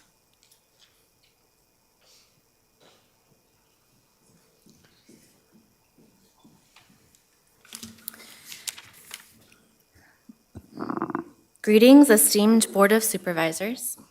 My name is Casey Salinas, and I was born and raised right here in Ventura County. I have worked as a registered nurse at the county for 3 years, beginning in 2020, and proudly took care of patients at Santa Paula Hospital during the pandemic. In that time, I have seen so many staff nurses leave our hospital. It's challenging work, and so many RNs have left for higher pay and safer staffing elsewhere. And I must admit that for myself, it was very tempting to leave. But this is my hometown, and I cannot stand idly by and watch our healthcare system fall apart. I felt that I had to do something, and so I joined the California Nurses Association Union. Together, my colleagues and I will do whatever it takes to fight for our patients and our community. We chose to stand united to see improvements in staffing and morale. The best way to accomplish this is through the successful recruitment and retention of good nurses. This is why we are encouraging today a second vote of approval for our union contract. Our community is counting on it. It is important to recognize the hard work it took for us to get here and to recognize our fellow unions who supported us in our campaign. Rest assured that we will continue to show up in solidarity of one another for future campaigns. To the board, we hope that you continue to value our hard work and dedication to our community by approving this historic contract. We thank you for supporting county nurses.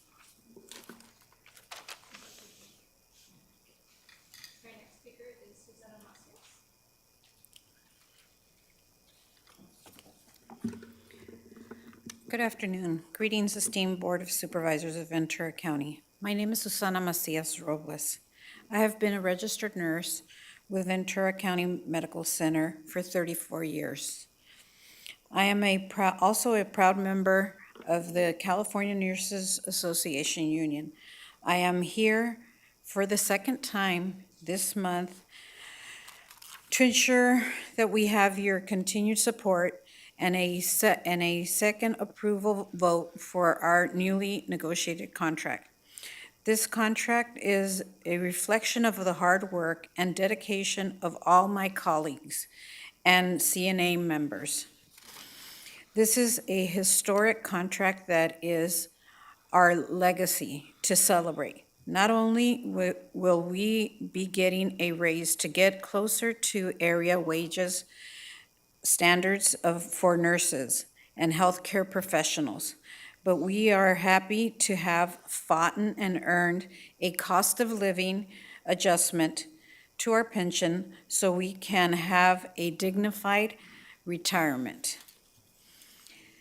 The future of our county depends on us because we care for the patients in our community.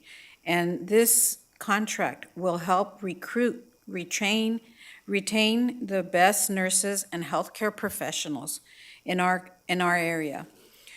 We are ready to continue to improve working conditions, patient safety, and to fight for what is right. This round of negotiations has resulted in a magnificent leap forward, but it will not have been this successful without our union power and solidarity from the fellow unions that supported us. Approving this will set up our county, our healthcare system for success, and we want to do nothing more than to provide the best safe patient care and services to our beautiful community. We are looking forward to for your continued support and respect. Thank you very much, and I would like to submit a copy of my colleagues and other healthcare professionals and our union members that were ready to fight. And we appreciate all your support, and thank you very much. Thank you. Thank you. Chair LaVere, I don't have any other registered public comments for this item. Thank you. Okay, great. Any other questions for Mr. Cosio? No, then I will close the public hearing, and we can take action. I'll move staff's recommendation. Second.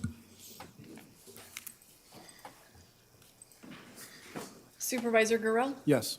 Supervisor Long? Yes. Supervisor Parvin? Yes. Supervisor Lopez? Yes. Chair LaVere? Yes. Okay, thank you. Thank you all for being here. And then why don't we take item 66 real quick? This is a first public hearing regarding the adoption of amendments to several memorandums of agreement. We'll let Ms. Hanson Yes. explain more.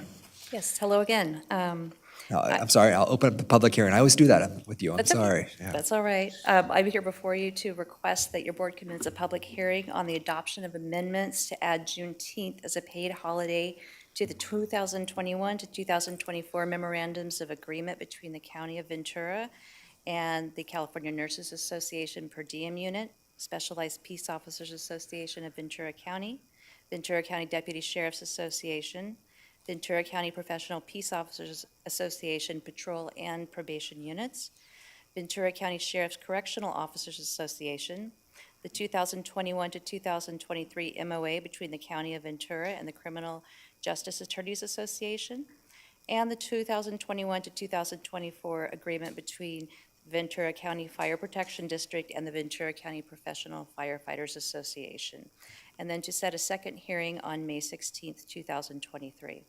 The new holiday was included in recent successor agreements approved by your board.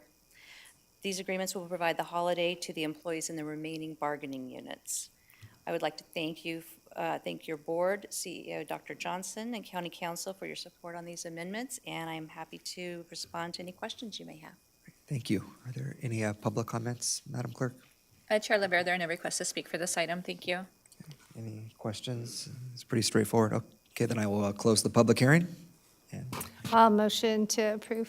Thank you. I'll second. Supervisor Guerrero? Yes. Supervisor Long? Yes. Supervisor Parvin? Yes. Supervisor Lopez? Yes. Chair Lavere? Yes, okay, thank you. We are almost back on schedule. Why don't we take a 10 or 15-minute break, is that all right? And then we'll come back and do at least, see a lot of nodding heads, so. 15 minutes and we'll come back and start with item 67, which is our 1:30 time certain.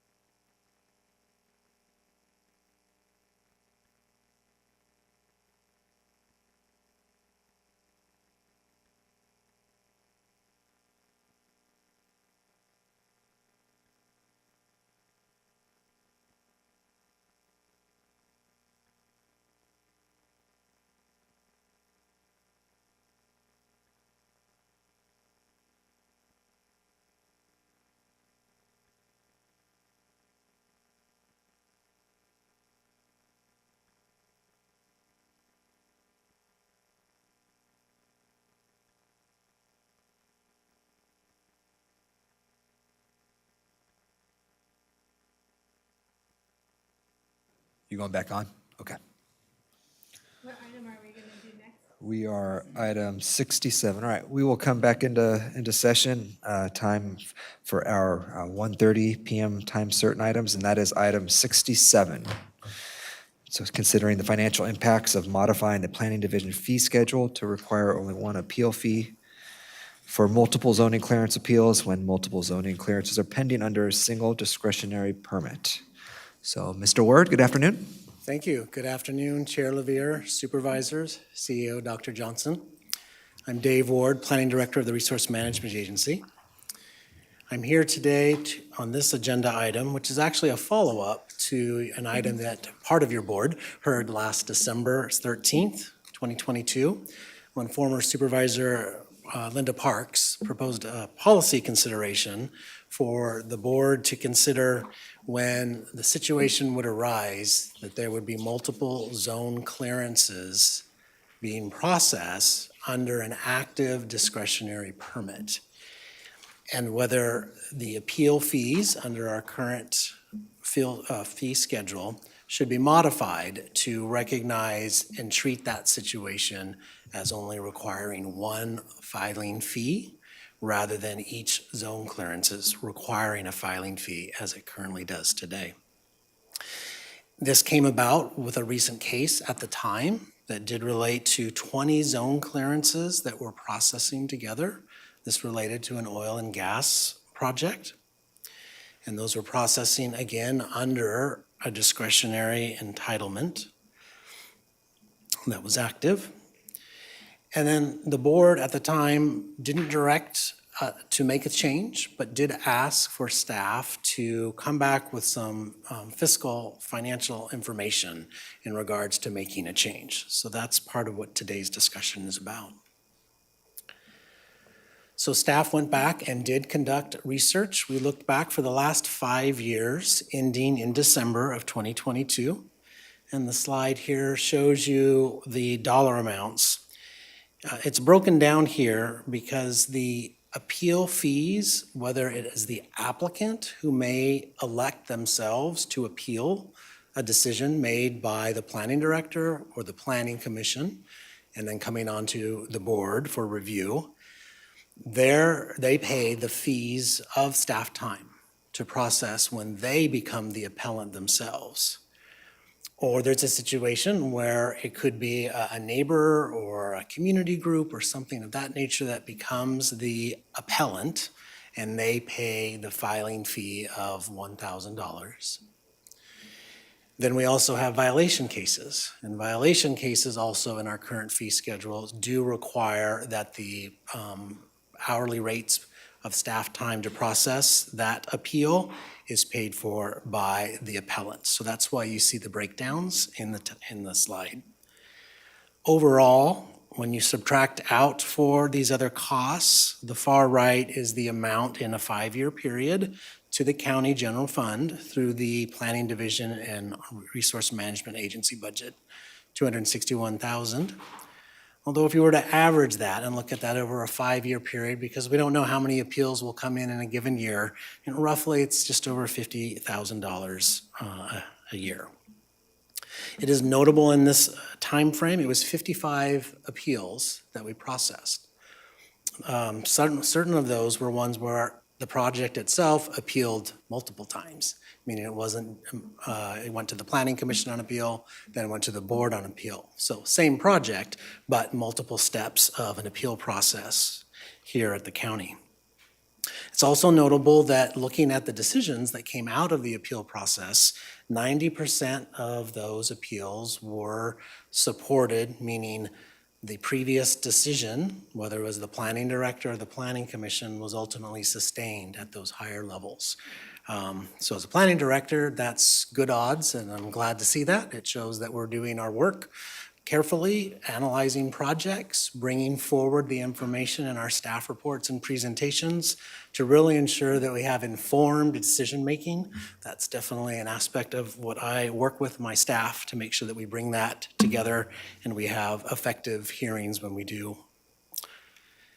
So the considerations today under this item, consideration number 1, is whether to retain the current policy And that really would mean that we would decide to keep the $1,000 fee amount, processing those as we have been. And there could be the rare instance where you might get multiple zone clearances coming forward at the same time. I do think that's rare.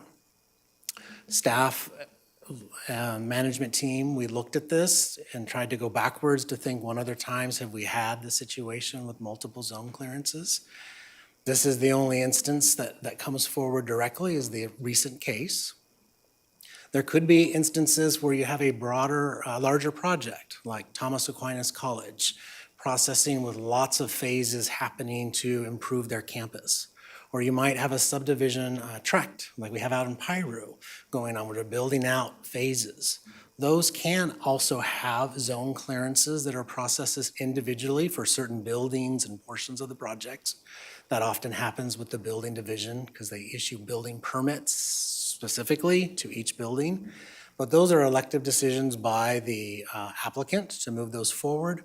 But they're all under the context of a discretionary permit that already went through the process.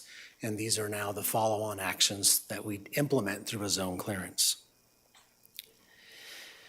Or the proposed policy would be to create this exemption provision and really to try to equalize the cost of whether it's a single zone clearance or multiple zone clearances and filing an appeal to be equal, and whether or not that's an important and determining factor.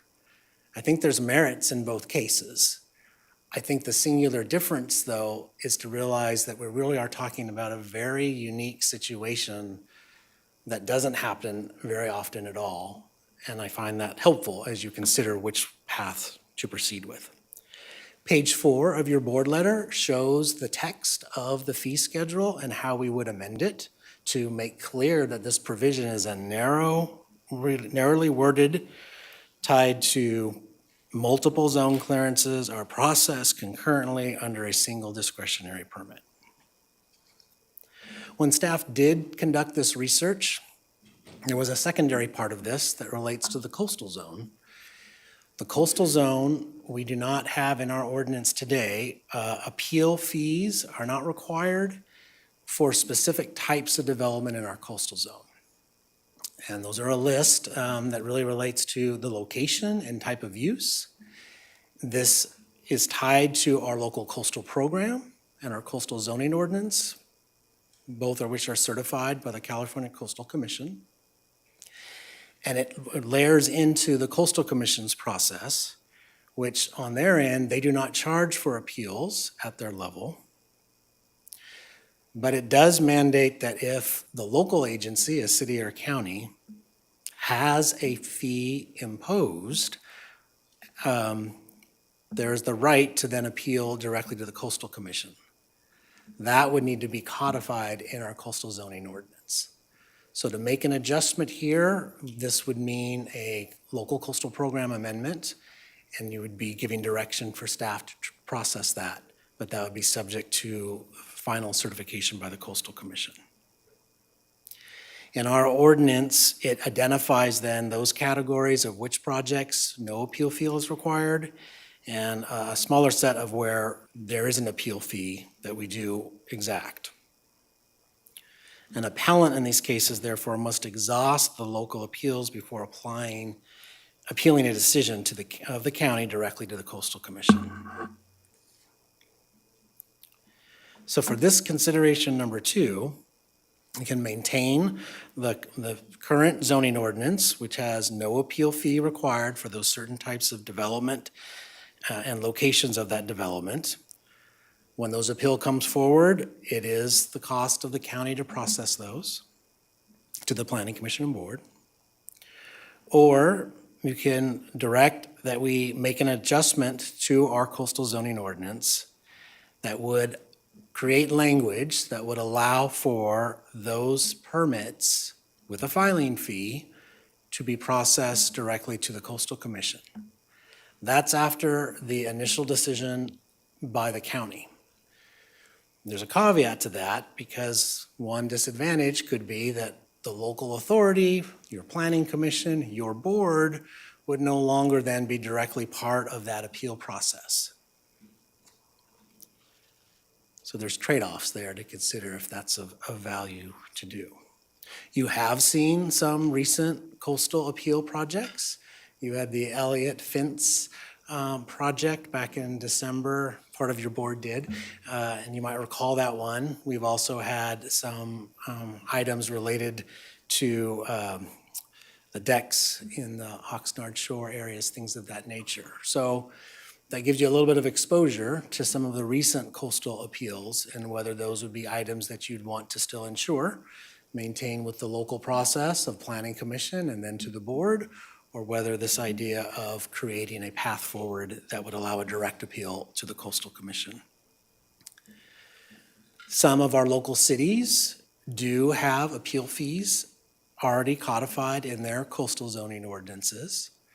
The counties of Santa Barbara does not have a fee, so similar to our process, no fee.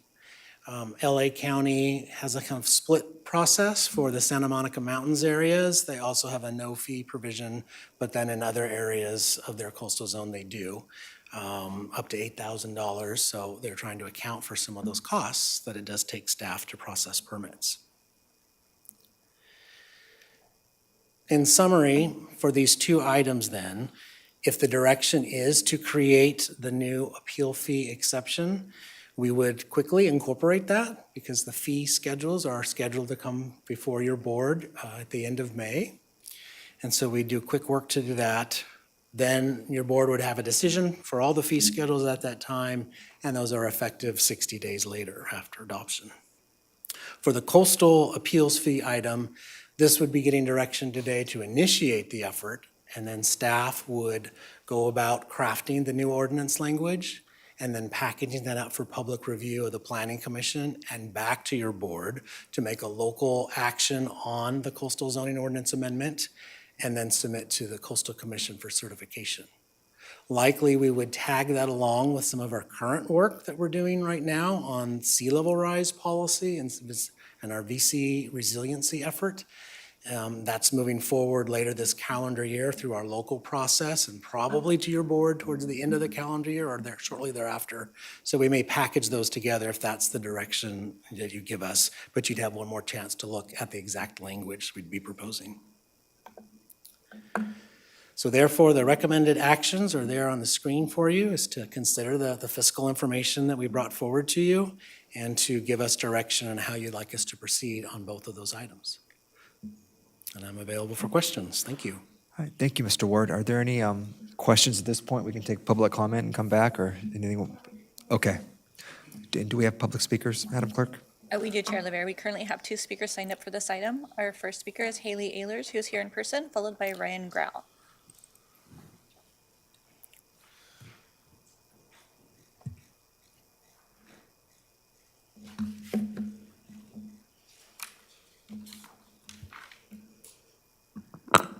Okay. Hello, my name is Haley Ehlers. I'm the director of Climate First Replacing Oil and Gas, or CFROG, a grassroots nonprofit dedicated to combating the climate crisis by working towards a fossil-free fuel future in Ventura County and beyond. In this work, CFROG serves as a watchdog organization dedicated to ensuring that oil and gas operations are properly reviewed, permitted, and compliant, while also advocating for the prioritization of community and environmental health.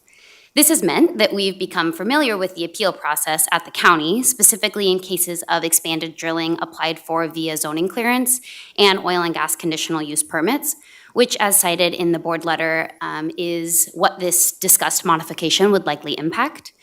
I'd like to briefly discuss the points that we make in our submitted letter. First, it is already a reasonable practice by the county to combine appeals like this. Last fall, we were unable to appeal a full redrilling project of 23 wells due to the high cost, but we were able to appeal 2 wells and 2 separate zoning clearances on the grounds of deficiencies in the applications to meet conditions of the underlying permit. These 2 appeals were accepted by the county, but we were subsequently only provided 1 planning commission hearing, 1 opportunity to present, and 1 staff report analyzing these issues.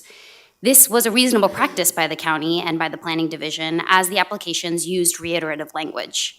This indicates that allowing combined appeals does not require more resources from the county, as supported by the notes in the board letter by the planning director.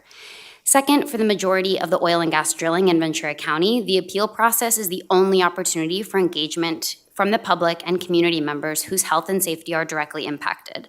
Approximately 75% of active and idle wells in the county and 90% of the land permitted for drilling are managed under antiquated permits, where expansions are applied for via zoning clearance. Increasing accessibility and strengthening democratic practices around the appeal process supports greater government transparency and accountability, which is especially important in oil and gas decisions as the stakes for public health and our climate are incredibly high. Third, Ventura County's appeal fee of $1,000 is already competitive compared to other counties, including those that produce oil and gas. In a review of costs across the state, our current fee is $146 higher than the average and $302 higher than the median. Although it's important to keep in mind that we're one of the only counties that approves expanded drilling on zoning clearances. So it's important and essential that we protect and improve this process. So thank you for your close consideration of our position and analysis, and we urge you to move forward with the Planning Division fee schedule update modification. Thank you. Thank you, Haley. Our next speaker is going to be Ryan Grau.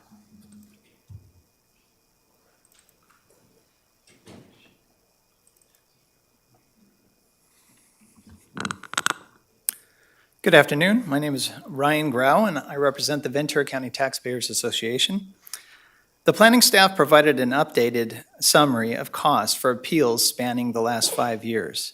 VCTA thanks the staff for this report. However, we have concerns. Outgoing Supervisor Parks requested to amend the appeal fees to allow protesters to file multiple and potentially unlimited appeals on businesses operating under a conditional use permit. Proponents of this change freely admit that this appeals process is a weapon in their arsenal to target a specific industry. In addition, staff concedes that 90% of the appeals were unsuccessful in changing the prior decisions made by the planning directors or planning commissioners and were likely dismissed, further supporting the weaponization of this process. From 2011 through 2017, protesters submitted an average of 6 appeals yearly. In the past 5 years, these appeals have grown to an average of 11 per year. With the number of appeals doubling over the past 5 years, the fee schedule is not a barrier to entry into this process. This report also notes appeal fee refunds issued in the period, but needs more specific detail about who, why, and by how much. We know that past supervisors have refunded some or all of the $1,000 fee for the appellants in certain instances. The county established the Planning Division fee schedule to recover county taxpayer costs for services provided. If you adopt this change for the benefit of a few prospective appellants, you'll be asking the taxpayers to make up the lost revenue to the county. We respectfully ask the board to, again, reject this recommendation. Thank you. Thank you. Chair LeVere, there are another request to speak for this item. Thank you. All right, thank you, Madam Clerk. Any comments, Mr. Ward, or just ready for questions? Ready for questions? I guess the one note that Mr. Grau referenced, any type of refunds are processed at the time the appeal is decided. So whether that was the planning commission or your board, we always include how are you deciding. If you're granting in support of the appeal, then you dictate what type of refund is provided, and that's what we implement. Thank you. Supervisor Long? I was going to ask that, so thank you for addressing it. I was also going to ask you, as being on the board, the rate of $1,000, it was higher, wasn't it?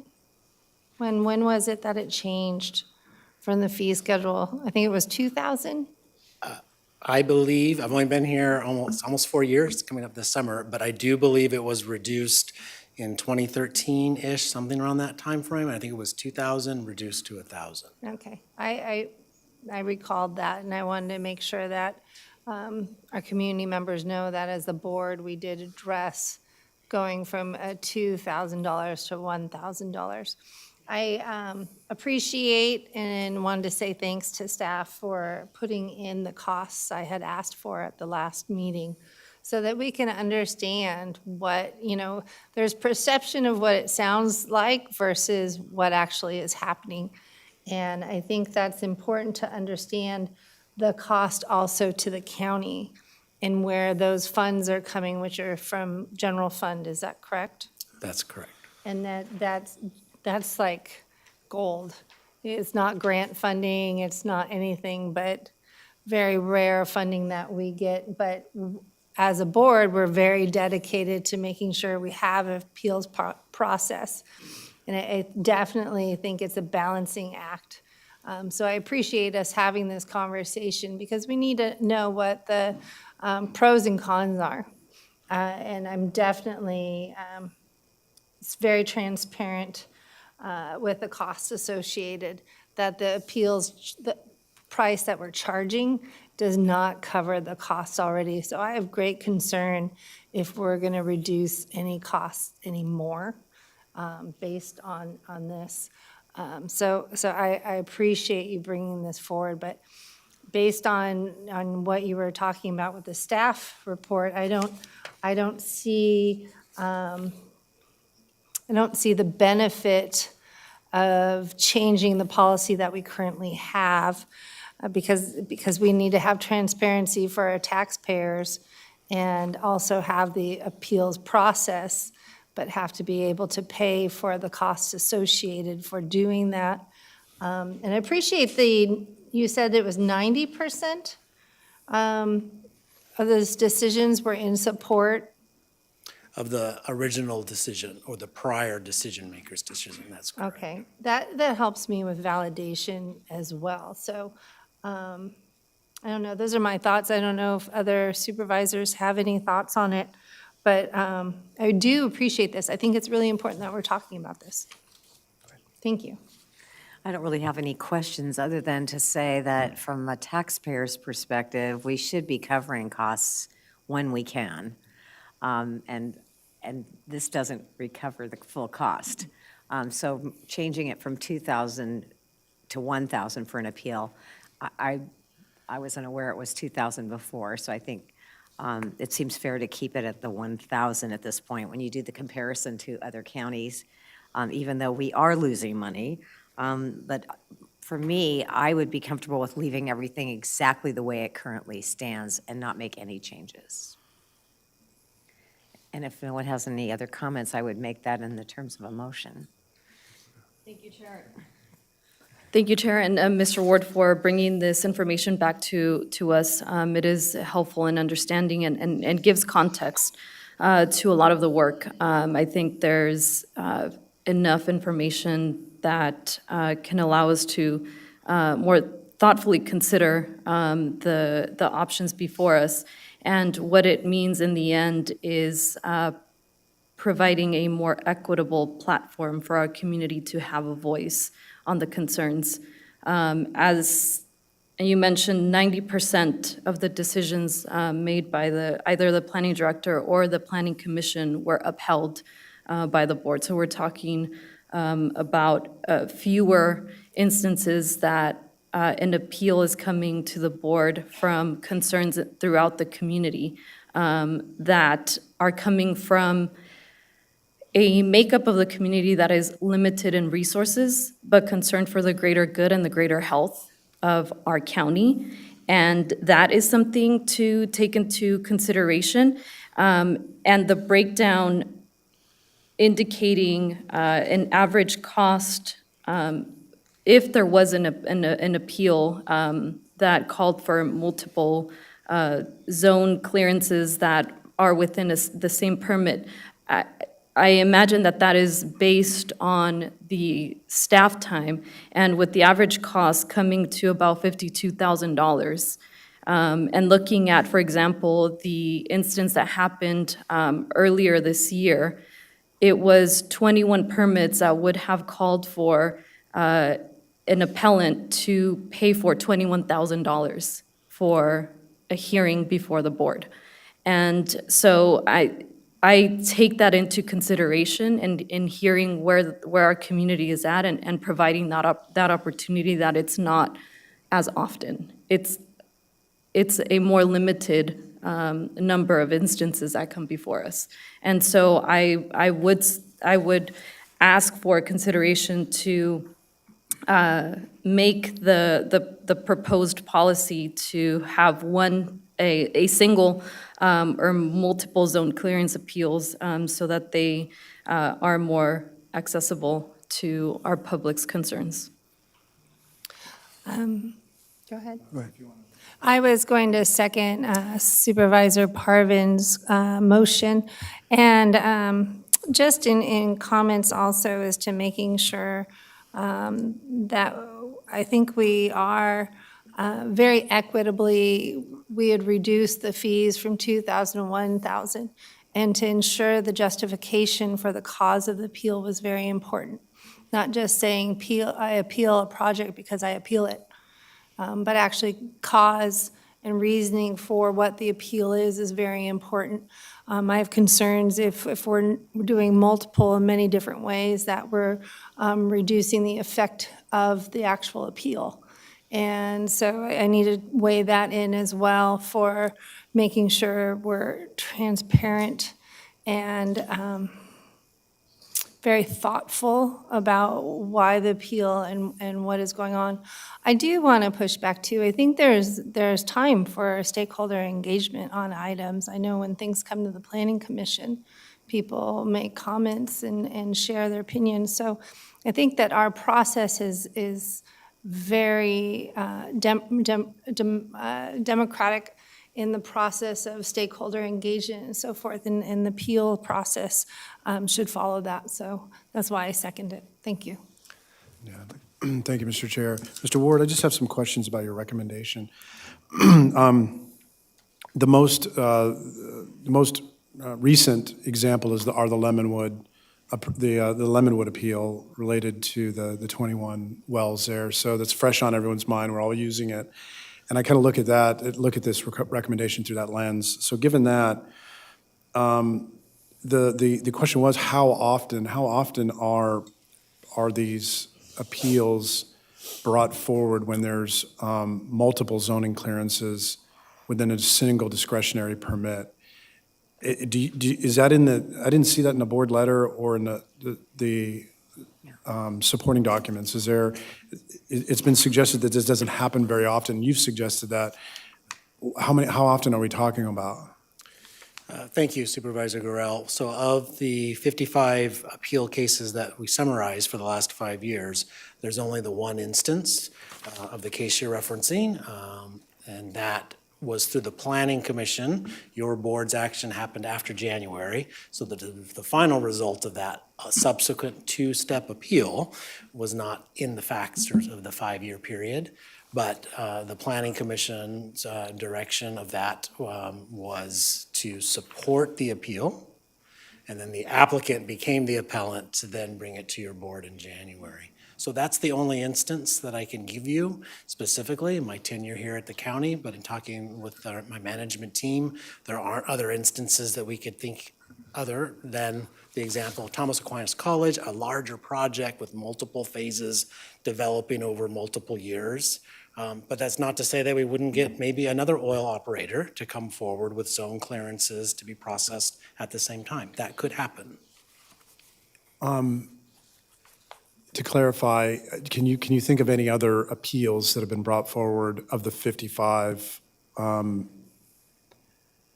where the appellant could have made additional appeals within that single discretionary permit, but did not potentially because of the resources required to do $1,000 per appeal in your history here? No, I'm not aware of that. The other appeals related, like the Elliott appeal that I described, was a neighbor appeal of a neighbor's fence. Wireless applications, we've had several of those in the years that I've been here, I've processed through. That has included one I was in the coastal zone, no appeal fee because it met the type of development there on the coast. We had the Crestview Water District well appeal. That was one that went through subsequent rounds of appeal in the Spanish Hills area. Most of these are tied to individual development projects where the scope of the project is the permit. In this case, we're talking about this instance where it's a discretionary approval, an active permit, then coming later to do zone clearance applications that are under the auspice of that discretionary permit that was already granted. Well, this was brought forward by my predecessor, Linda Parks. She must have been interested in what she thought to be a set of circumstances. Was it the Lemonwood application or an appeal of the Lemonwood discretionary permit? Or do you recall if there was another circumstance? I'm just trying to figure out how often this comes up, because it was brought to my predecessor's attention that there's an equity issue in theory around the cost of these permits, the appeals. Supervisor Gorell, I believe it is still that instant case, and the attachment 1 includes the board letter. Of course, there's a board letter from Supervisor Parks, and so it does talk about a recent case, but that is the one. Okay, thank you. And then back specifically to your recommendation that you brought forward to this board, and addressing some of the concerns brought forward by my colleagues about recovering the staff time and to make the county whole to process the appeals. Did you evaluate, with you and your team or yourself, did you evaluate any of the alternatives besides the one that you're specifically recommending? For example, that the initial, under one single discretionary permit, if there's multiple zone clearance appeals, the initial appeal fee is $1,000, but any subsequent one would be $150 or $250 under the same discretionary permit, so that it's a little more equitable, but perhaps recuperates more money in the long run for the taxpayer. Or alternatively, just spitballing that instead of the $1,000 per fee, it's more. It's if there's multiple appeals within a single discretionary permit, that it's higher. It's $2,500, but it covers multiple zoning clearance challenges within the single discretionary permit. We're getting one recommendation here, not necessarily like I'm used to in the military. We provide the commander with 3 COAs, and then the commander decides which course of action he wants to choose. We're looking at just one recommendation. I'm curious if you or your team had a chance to evaluate any other possible recommendations that could consider equity, but also simultaneously recuperation of taxpayer resources in this process. Thank you, Supervisor Gorell. I think those are all scenarios that could be incorporated into a fee schedule if that's the direction of your board. And we could work quickly to create a tiered structure for subsequent appeals and bring that back to your board, hopefully with the fee schedule, to try to describe that in May, if that's your direction. Yeah, I personally I've only been here 3 or 4 months, but it doesn't sound like this is going to happen very often. It's not necessarily opening floodgates, because you don't see that Lemonwood scenario very often, where you've got the multiple zoning clearance within one discretionary permit, I think. But also the county's not recovering through fees what we're putting into the appeal process, and many counties don't even offer appeals against ministerial permits in the first place. There is no appeal process. It's just done. It's done. But we do. We allow this interaction, this challenge here in this county. I would be personally interested in seeing some additional information on other iterations of recommendations and your feedback on how those might affect appeals and cost recovery before making a decision. Thank you, Mr. Ward. That's all I have, Mr. Chair.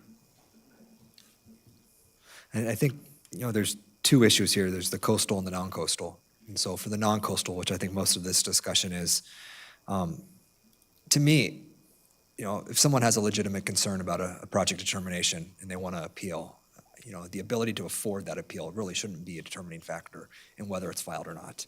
And so if you're making 6 figures, you can file all the appeals you want, but if you're working for minimum wage somewhere, you can't file any appeals. That, to me, equity calls for kind of removing money from that equation. And so I would be supportive of the proposed policy change where, You know, we have multiple zoning clearances within one discretionary permit. I don't think staff work would be that duplicative like Lemon would. You know, it seemed like a lot of that language was duplicative, and it wasn't, in my opinion, a ton of extra staff work. I understand there's some, and it doesn't happen very often to begin with.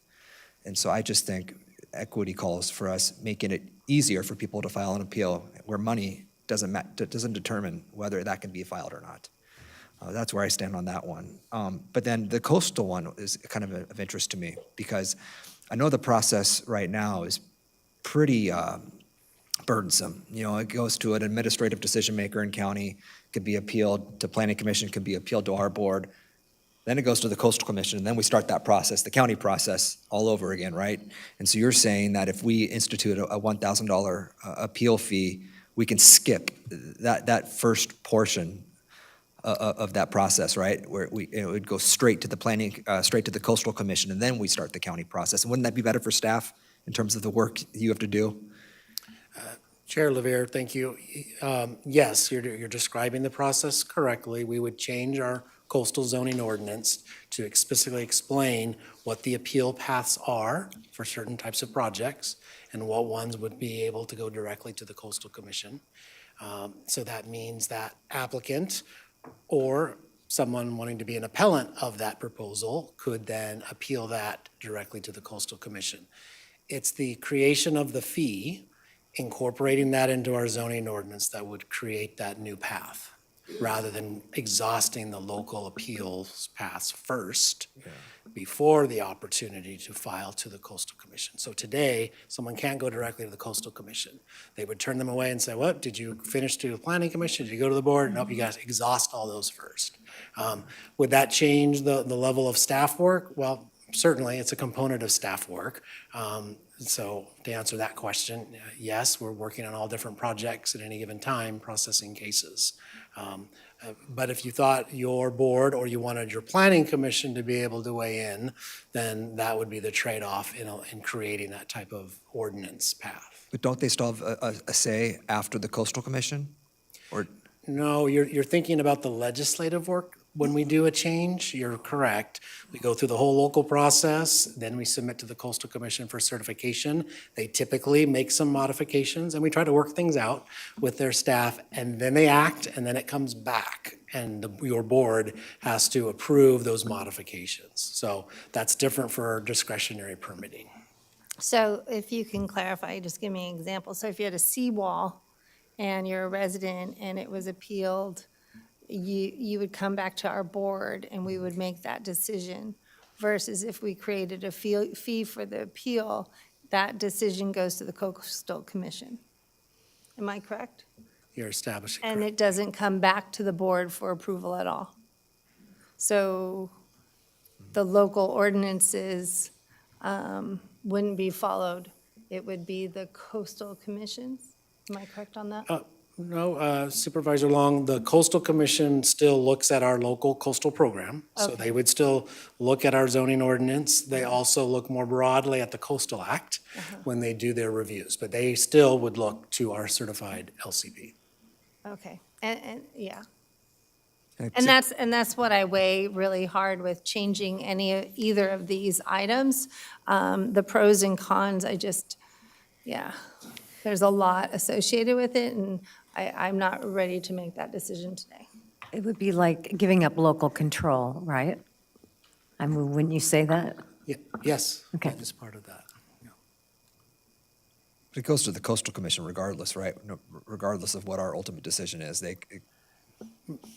You're Potentially, thinking I guess. legislative work, so changes of policy and ordinances, correct. Those always have attached to the coastal staff and coastal commission. For the permitting, those would still stay at the local level because we have a certified local coastal program. We can then Okay. process and approve those permits. Then I tend to agree with Supervisor Long then. I want to keep that local control. I thought we were maybe making it easier for applicants to get straight to the ultimate decision maker, but in terms that we have the chance to be a decision maker when it comes to some of these permitting Supervisor Chair decisions. Levere, from a timeliness, from an applicant perspective, it could be a shorter path of going directly to the Coastal Commission. When you think about the time a permit goes through our process on appeal, multiple rounds, multiple appeal grounds, the time to process cases. So that, there is a quicker path in that timeliness that might affect a property owner. So there is that part. But Supervisor Parvin's correct, the local control would change if we did that. Okay. And that is, I mean, it sounds really easy on paper when you're making a fee change or whatever, but there's so many scenarios that we haven't even heard of today that I'm really happy my county council is shaking his head. Because sometimes we agree and sometimes we don't. And he's like, yeah, there's a lot more. Thank you. Because there's a lot of things that we haven't talked to. Even what Supervisor Gorell, your points of maybe the second one's charged more, or, there's a lot of scenarios here. And so that's why I'm even keeled on this one. So thank you. I would just say, from a benefit of my colleagues, I could consider changes to the fee structure.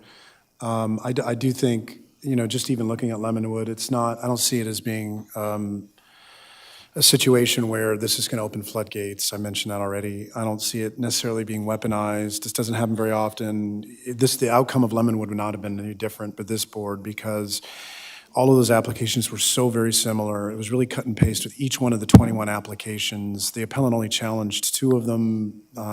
Had they challenged all 21, it probably would have been the same outcome. It would have been the same outcome regardless of how we voted on it. So I'm not sure that it changes things so dynamically that I wouldn't be interested in looking at a different, more equitable fee structure.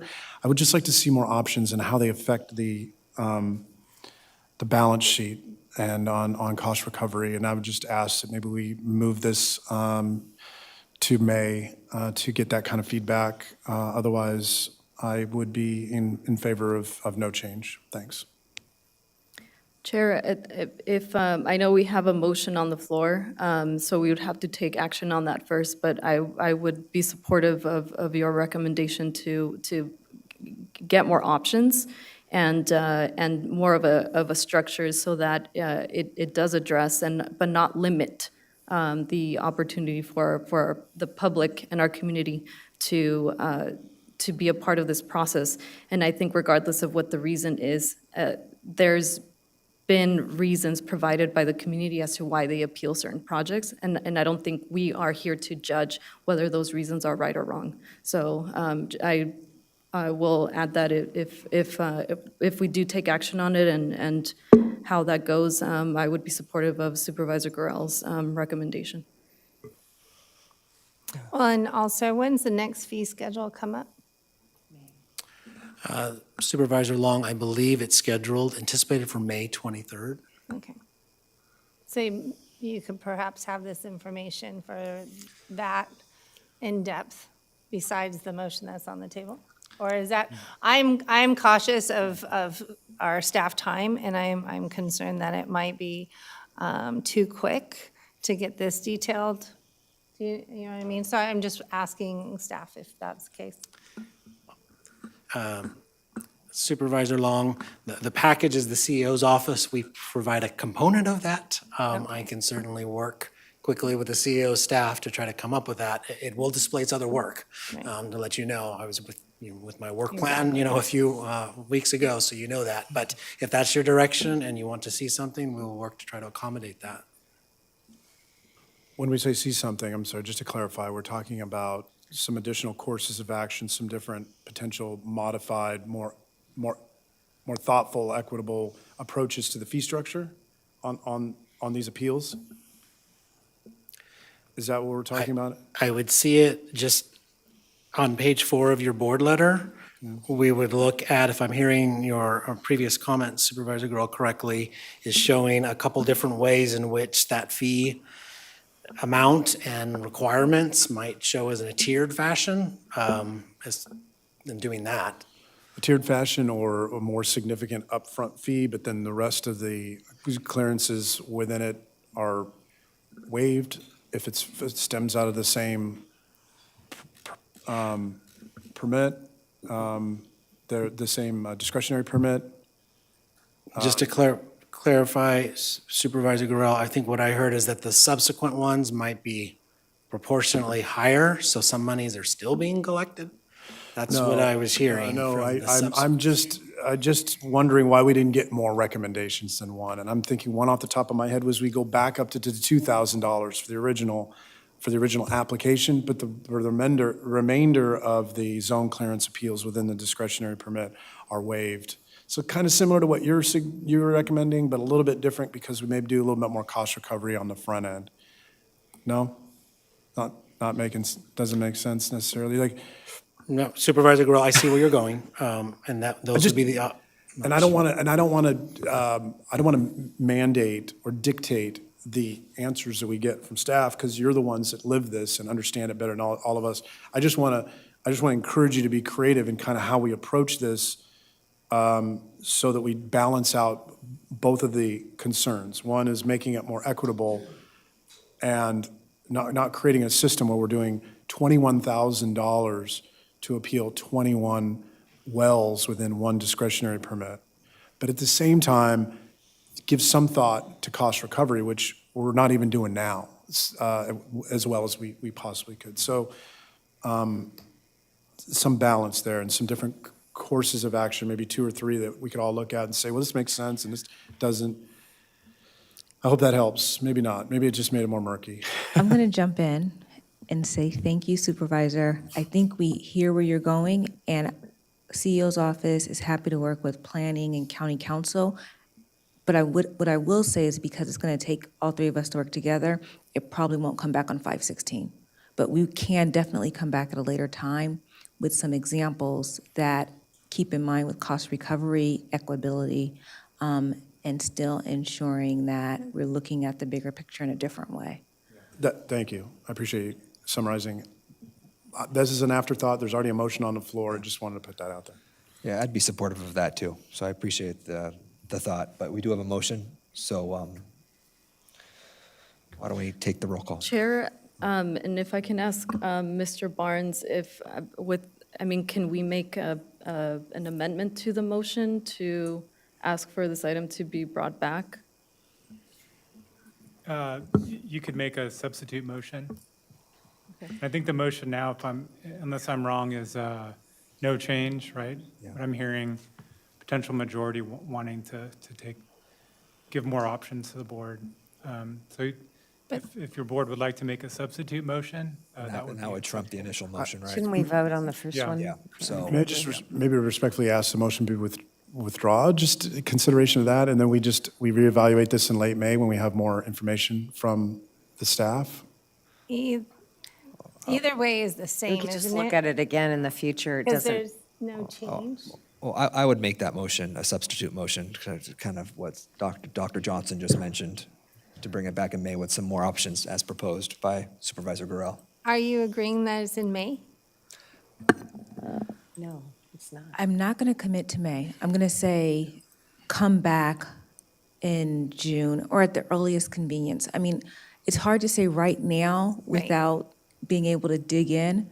I know we can't come back 5/16. That's what I know. And I don't intend to put you on That's okay. a strict timetable, just to come back Absolutely. as soon as reasonably convenient. So the reason why I'm asking is there's a motion on the floor to not change anything, and there's direction from board to come back with alternatives at another time. Exactly. And so just in clarity of that, that's why I was wondering why you needed a substitute motion in clarity from county council. Well, the first motion, the implication is that your board's not interested in making Okay. any changes. So that's the difference. And so, sure, nothing would change right away under the substitute motion, and staff would bring back options. So basically, the issue would still be live, even though no action was taken at this time. Okay. Thank you for that. I was trying to understand all the different things going on. I want to clarify with Supervisor Gurel, are you okay with possibly June coming back with this item? I'm okay with that. The law still stays the same. Nothing changes. There's no dynamic change. We're just asking for more information to make a more thoughtful decision at this point. That's my. Correct. Yeah. Thank you. I will second Chair Levier's substitute motion. Okay, so now we vote on the substitute motion, right? Substitute motion to bring the item back. We didn't even do the first motion, but that's okay, even though. And I think just the clarification, that bring the item back only with respect to the structuring of the zoning clearance item, but making no changes in terms of the coastal commission fee. Yes. Okay, and so I've had this happen on a board before, and it really upset me. So I'm going to make this clear.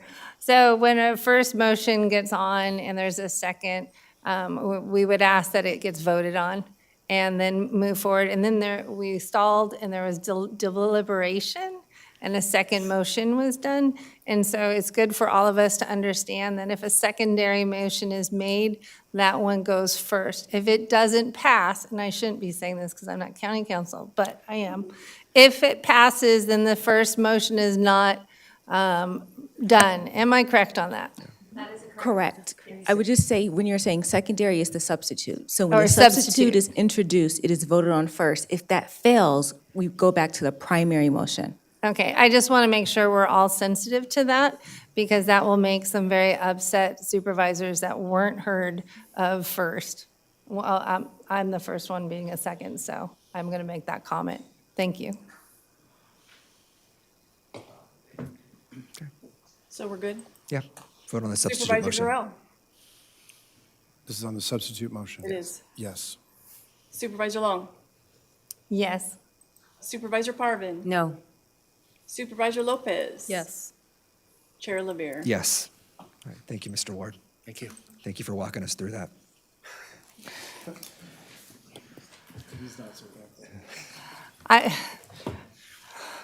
I'll be clear, I did not like that. I would have said no, but I want this to come back so we can have the conversation, so thank you. All right, item 68, is it? Yes, it is. It is past 2 o'clock.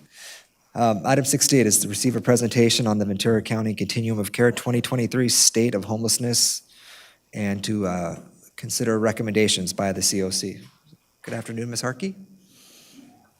Good afternoon, Chair Lavere, supervisors, and our CEO, Dr. Johnson. For the record, my name is Jennifer Harkey with the County Executive Office, and I serve as the lead for our county-wide continuum of care. I'm here to present the 2023 State of Homelessness in Ventura County. So I will be providing an overview of the point-in-time count, at risk of homelessness populations, our county-wide service system, housing resources and challenges, as well as the recommendations that are coming before you today from our Continuum of Care Board. So just as a reminder for all of you who is counted, we do a snapshot every year. And it is a requirement of HUD, Housing and Urban Development at the federal level, for all continuums of care nationwide to conduct a point-in-time count. And there are over 400 COCs across the nation. And thankfully, our continuum of care serves countywide as one COC. And so with that, we go through and count all sheltered individuals, anyone in transitional housing, motels paid for by programs, and then also our unsheltered population. This year in 2023, on the night of January 23rd, we counted everyone staying in shelters or transitional housing. That would also include like Project Room Key, for example, non-congregate sheltering. And then on the day of the 24th, many of you also helped as well as your staff, but we had over 400 volunteers countywide, which is really significant. And so we're really grateful for the support to make sure everyone gets counted. And that happened on January 24th, starting at sunrise, and we go until the afternoon. But we also take an opportunity where HUD allows us up to 7 days to make sure that we include people in encampments or in meal programs that were not open on the day of the count, or even day service sites. This shows you a mapping of our unsheltered count surveys. So we actually have what we consider GIS mapping across the county through mobile technology. And our volunteers use their cell phones or tablets on the day of the unsheltered count, so that this helps us get a better picture of where those locations are. And it also gives us an opportunity to target certain areas where we may not have known people were located, and we can provide more services to those areas. We did see a 9.1% increase from the prior year, and this number includes both our sheltered and our unsheltered population.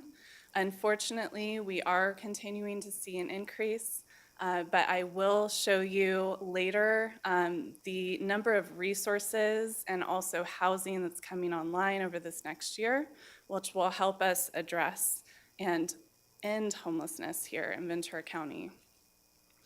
Our surveys versus observations. So I wanted your board to be aware of this. Over the past few years, we've seen a shift in the number of completed surveys versus observation rate. And we brought this to our Continuum of Care board for consideration and hiring some additional training consultants to help us in 2024. The completed surveys are significant for us because we get a better picture of who those demographics and subpopulations look like across the county. When you have an observation completed, you're getting very limited data and you're observing and taking your best guess. And so having completed surveys, and especially in 2024, will help us really get a better picture of those subpopulations. In the Ventura County jurisdiction, so you can see the increase in our West County cities. So Oxnard and Ventura are the highest, and then we have Simi Valley, Thousand Oaks.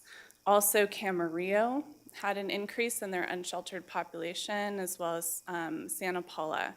So we're taking a look at where those services are, also adding more street outreach teams and efforts to make sure that we are offering resources and shelter when it's available. This gives you a picture across the jurisdictions of both the sheltered and unsheltered counts. And you will notice I have a footnote there to call attention to our domestic violence programs that we count in our county-wide total for confidentiality reasons. But we also have Project Roomkey included in the county-wide total this year. Last year, we included them in the cities where they were located. However, they are serving people from all jurisdictions. And so we included this in the county-wide total this year. Our overall demographics, I like to call attention to this particular demographic around age and the aging population, especially around those who are unsheltered. So we are working very closely with the Area Agency on Aging, also Healthcare Agency and the Human Services Agency. It really is a collaborative effort to make sure we're leveraging those resources to address this aging population. The demographics, you will notice that there's not much of a change as far as the racial makeup of our unsheltered population, but we do have a new category that HUD added this year under multiple races, and there's 5% of the population that were under that category. We also do a racial disparities analysis through the Continuum of Care every year, and it continues to show an overrepresentation of minorities who are being served within our system. The unsheltered subpopulation data, I have put in bold some of these subpopulations to call attention to the increase that we saw this year. So one of these that we're paying close attention to is the chronic homeless adults. Chronically homeless adults are those who have had both a length of time of a year or longer and also a disability of some sort or a chronic health condition. So this tells us we need more permanent supportive housing. Permanent supportive housing is what is eligible under this chronic homeless definition. And so we can serve more people when we bring more supportive housing online.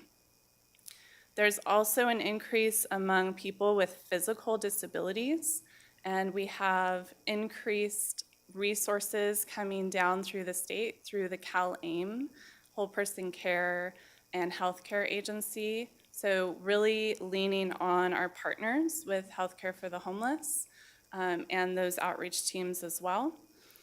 Substance use also increased significantly, and this was a bit alarming when you look at the data, right? These are based on surveys that were self-reported.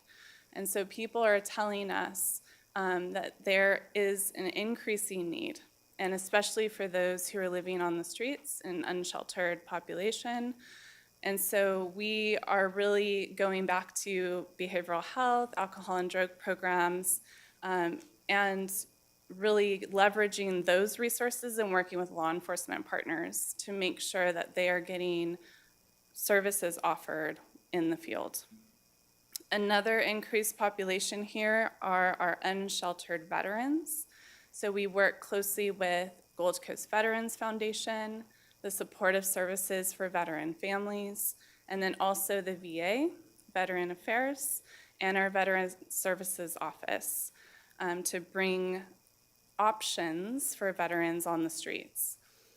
One thing I would call attention to here is our VASH vouchers, so Veteran Affairs Supportive Housing Vouchers. Those vouchers require our veterans to find a rental to lease under the fair market rent, and that continues to be an area of need. We have veterans who are holding vouchers but unable to utilize those. And then our at-risk populations. So we call attention to healthcare and then also the County Office of Education. So we pull data from both of these systems to take a closer look at who has reported as homeless and being served under the Healthcare for the Homeless team. 30% of those met the HUD definition, so literal homelessness, living in a place not meant for human habitation. And then also the County Office of Education, 6% of those met that HUD definition. Now the majority, right, that are in that category would be those who meet what's called the McKinney-Vento definition at the federal level. And that definition includes people who are doubled up, so multiple households under one roof, or those who are in a housing unstable situation, moving frequently. We also pull Interface 211 call data, and this was also a shocking statistic to see from the prior year. The number of calls for rental assistance and also for utility assistance since last year continues to increase. Now, Interface 211, we do subcontract with to make sure that their staff have the training needed to be able to enter individuals into the Homeless Management Information System, HMIS, and make referrals to service providers and resources, shelters, and housing. Across our service system, the first one I put here is housing placements, because even though we didn't meet our goal, which let's hope with all the housing coming online, we can get closer to that goal. But 408 individuals or families were placed into permanent housing over the last year, despite our vacancy rate of around 2%. So I think that's significant that across the system, our providers are working really hard to make sure that we're linking people to housing, whether it's rapid rehousing, emergency housing vouchers, VASH with veterans. So continuing to work as best we can, and also working alongside of United Way and the Landlord Engagement Program as well. The housing retention, 97%. We're very proud of that number, although still more work to do with supportive services and wraparound services to make sure that people have what they need once they're placed into housing, and that case management doesn't stop there, that we continue to offer support. The average length of time homeless, hoping to see a decrease here. And so the ES is emergency shelters and TH is transitional housing. And so our goal in shelters is always 90 days. That's your goal. And then transitional housing is typically a 2-year time frame to work with people and households on connections to benefits or employment services. The returns to homelessness, we always have this goal of staying under 5%, as close to 0 as possible. Obviously, once someone's placed into housing, we don't want people returning to homelessness or returning to services. And that speaks to that supportive service as well as the case management to make sure that we're working on that housing retention. The first time homeless. So we did see an increase here, even in our point in time count data. So this tells us we have more work to do on the prevention side. So when we have more state grant funding coming through, for example, with the HAP program, Homeless Housing Assistance and Prevention Program, that particular funding, we know we want to prioritize more funds for homeless prevention and work closely with our partners through Human Services Agency and local organizations to make sure that we are keeping people housed and providing that support. The income and employment growth, 33%. We're still working really closely with workforce development, and they have a new program called Pathways to Employment that has been working with a lot of our shelters, street outreach teams, and housing providers to offer that resource. And then our housing resources and challenges. This gives you an idea in the blue of all of the different housing that is supported through the continuum of care. So we have quite a few programs through rapid rehousing, supportive housing, transitional, and also emergency shelters. This also includes any of the inventory that's through our nonprofit partners who don't receive grant funding as well. And you will notice that there is 25 available under supportive housing. So I was speaking to that earlier with our veterans, so Veteran Affairs Supportive Housing and those vouchers. And then those that are under development, I'll be calling up my colleague Tracy McCauley shortly to talk about the housing piece and just to make your board aware of all of the new housing that's coming online over this next year. We have 2 new transitional housing projects that were awarded under the Home Key funding through the state. And those 2 would be Cost Pacifica and also Mesa in Ojai.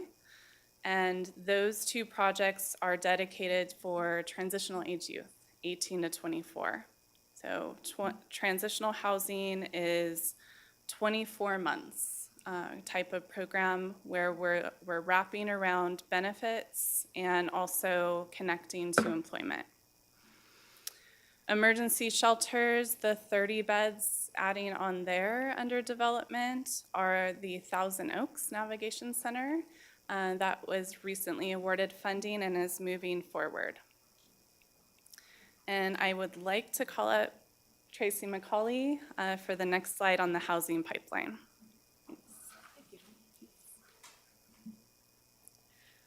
Thank you. For the record, I'm Tracy McCauley with the CEO's office. As you can see from the slide that's up before you, we have a really healthy pipeline of affordable housing that's dedicated to people who are experiencing homelessness that we expect to come online either this year in 2023 or in 2024.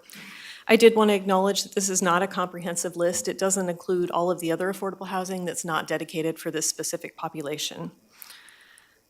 One of the things that stood out to me from the previous slide is that the continuum of care is reporting 733 units of supportive housing that are currently being utilized, that's in our inventory, with 259 in development, which is almost a 35% increase in housing resources.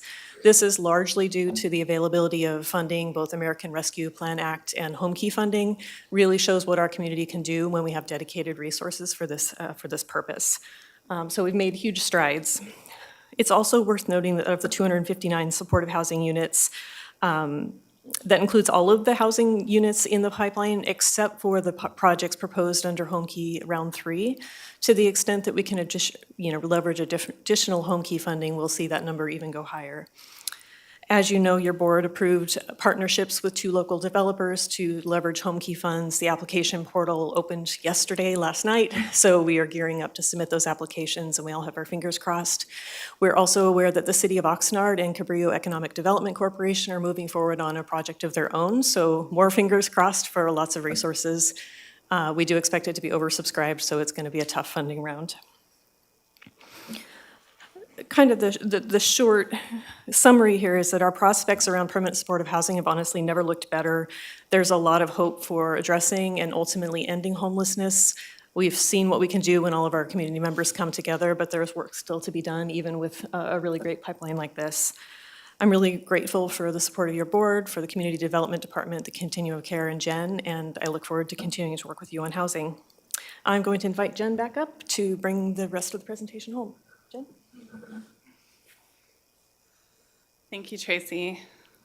We cannot end homelessness without the housing, so I wanted to make sure Tracy had an opportunity to bring that to the board today and share with you all the good work. Now, she did call attention to these specifically being permanent supportive housing, and so when I was calling attention to the chronically homeless population, that is what these particular units can address. And then before you are the Continuum of Care Board recommendations. Our Continuum of Care Board meets on a monthly basis. There are 13 members, and they represent geographically across the county as well as multiple sectors across the county, like business, healthcare, and we are excited to present these recommendations to you today.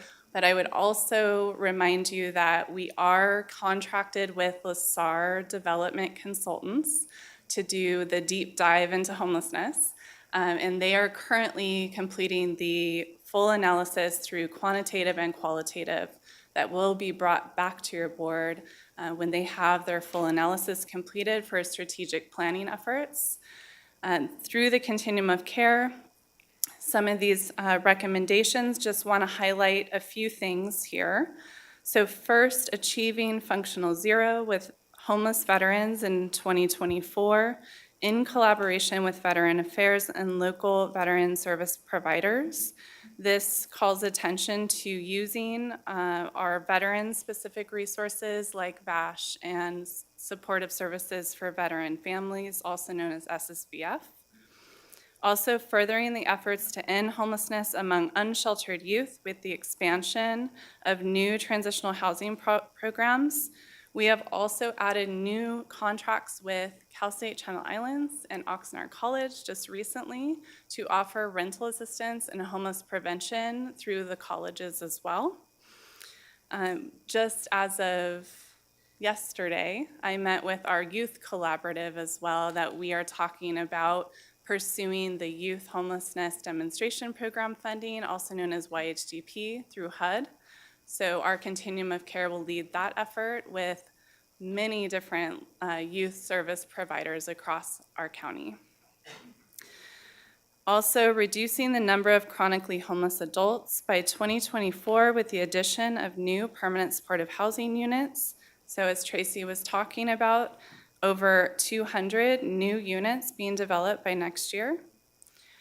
Encouraging each jurisdiction to review their unsheltered homeless count and review local strategies to reduce unsheltered homelessness.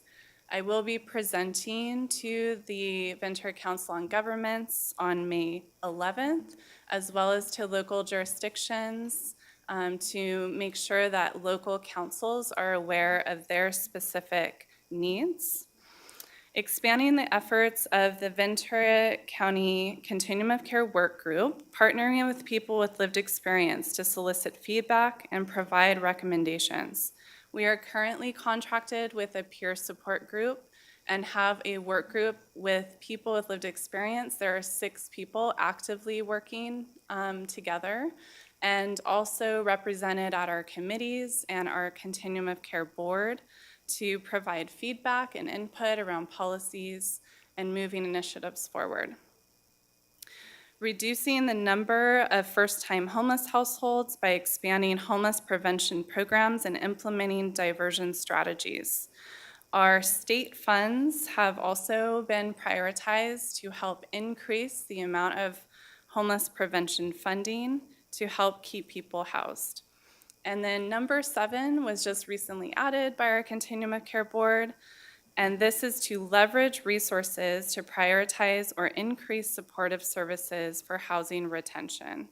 And this is really leveraging resources through CalAIM, the healthcare agency, peer support efforts through Ventura County Behavioral Health, and then most recently, we at the Continuum of Care helped to apply for encampment resolution funding in coordination with local cities, and we remain hopeful that we will get those awards. We are waiting word from the state. And with that, I will end there, but I do want to say we have a whole team with community development and our Continuum of Care. I don't do this work alone. And there are many partners across our community that all are part of this effort. So, any questions? Yes, can you go back to that last item that you were talking about? In Recommendations? regards to the grant and working with the cities and going in the outreach? Yes. What is that? So this state encampment resolution funding, the state opened up $300 million across the state to apply for encampment resolution funds in coordination with local jurisdictions. And our Continuum of Care reached out to all local jurisdictions to support that effort. The cities of Thousand Oaks, Oxnard, Santa Paula, and Ventura have all applied as of now. It is on a rolling basis, so cities can still apply, but we have yet to hear from the state how much funding has been awarded. And would that funding be through the county? So we would hire people that would go to the encampments and try to get some resolution? So under the encampment resolution applications, there had to be a pathway to housing. So most of them are applications to increase shelters, the number of shelter beds, non-congregate shelter, and then offer either through the housing authorities vouchers or coordinate with supportive housing. Okay, efforts. so like backpack medicine, we take the healthcare out into the field and make sure that people are getting the healthcare that they're wanting. So this isn't similar to that in which we go out and look, we talk with our homeless community members and try to find housing for them. Like you have this reduce the number of first-time homeless households by expanding the prevention program. So I was thinking that could be a prevention program. So the encampment resolution fund is really targeting specific encampments. Okay. And really making sure that we're addressing those particular encampment areas. Some of them were in state right-of-ways, so we did coordinate with Caltrans on those applications. And really the intent is to move people out of encampments, obviously client choice and offering shelter, offering solutions, but really for a pathway to housing. Okay, and then the item here, we have leveraging resources to prioritize increased supportive service houses retention, but do we have someone who is working with our cities and our CBOs to do that on the county side?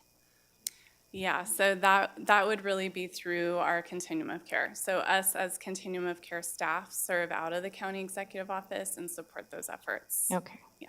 Great, thank you for the clarification. Any other questions or comments for Ms. Harkey or Ms. McCauley? Supervisor Lopez?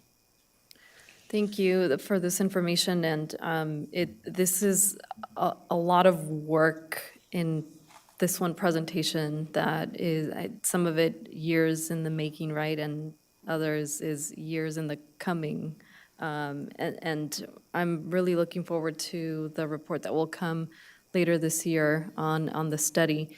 But just wondering if there's anything that we can do starting now, right? I mean, we can wait for the report to come later in the fall, but is there anything that we can start doing now to, coordinate or start addressing some of these issues?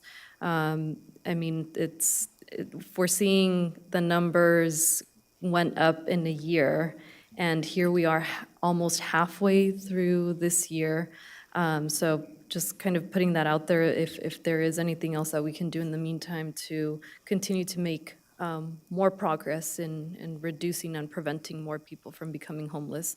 And I'm kind of turning to Dr. Johnson for any additional information as you're working out of the CEO's office. So.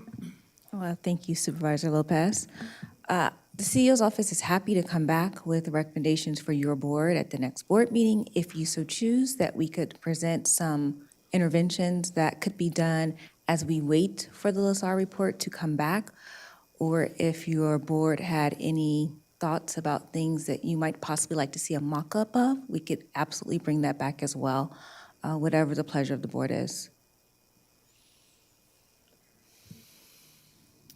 And I mean, and thank you. I definitely, would like to see if we can, get ahead of, the coming months in getting something done. I think there's, conversations, I think, just throughout, as we're in the budget process right now for the next fiscal year, in looking at, even providing further resources out in the community to begin to give people what they need, whether it's mental health, it's healthcare. I think even, the sheriff's office being interested in having a greater presence, so.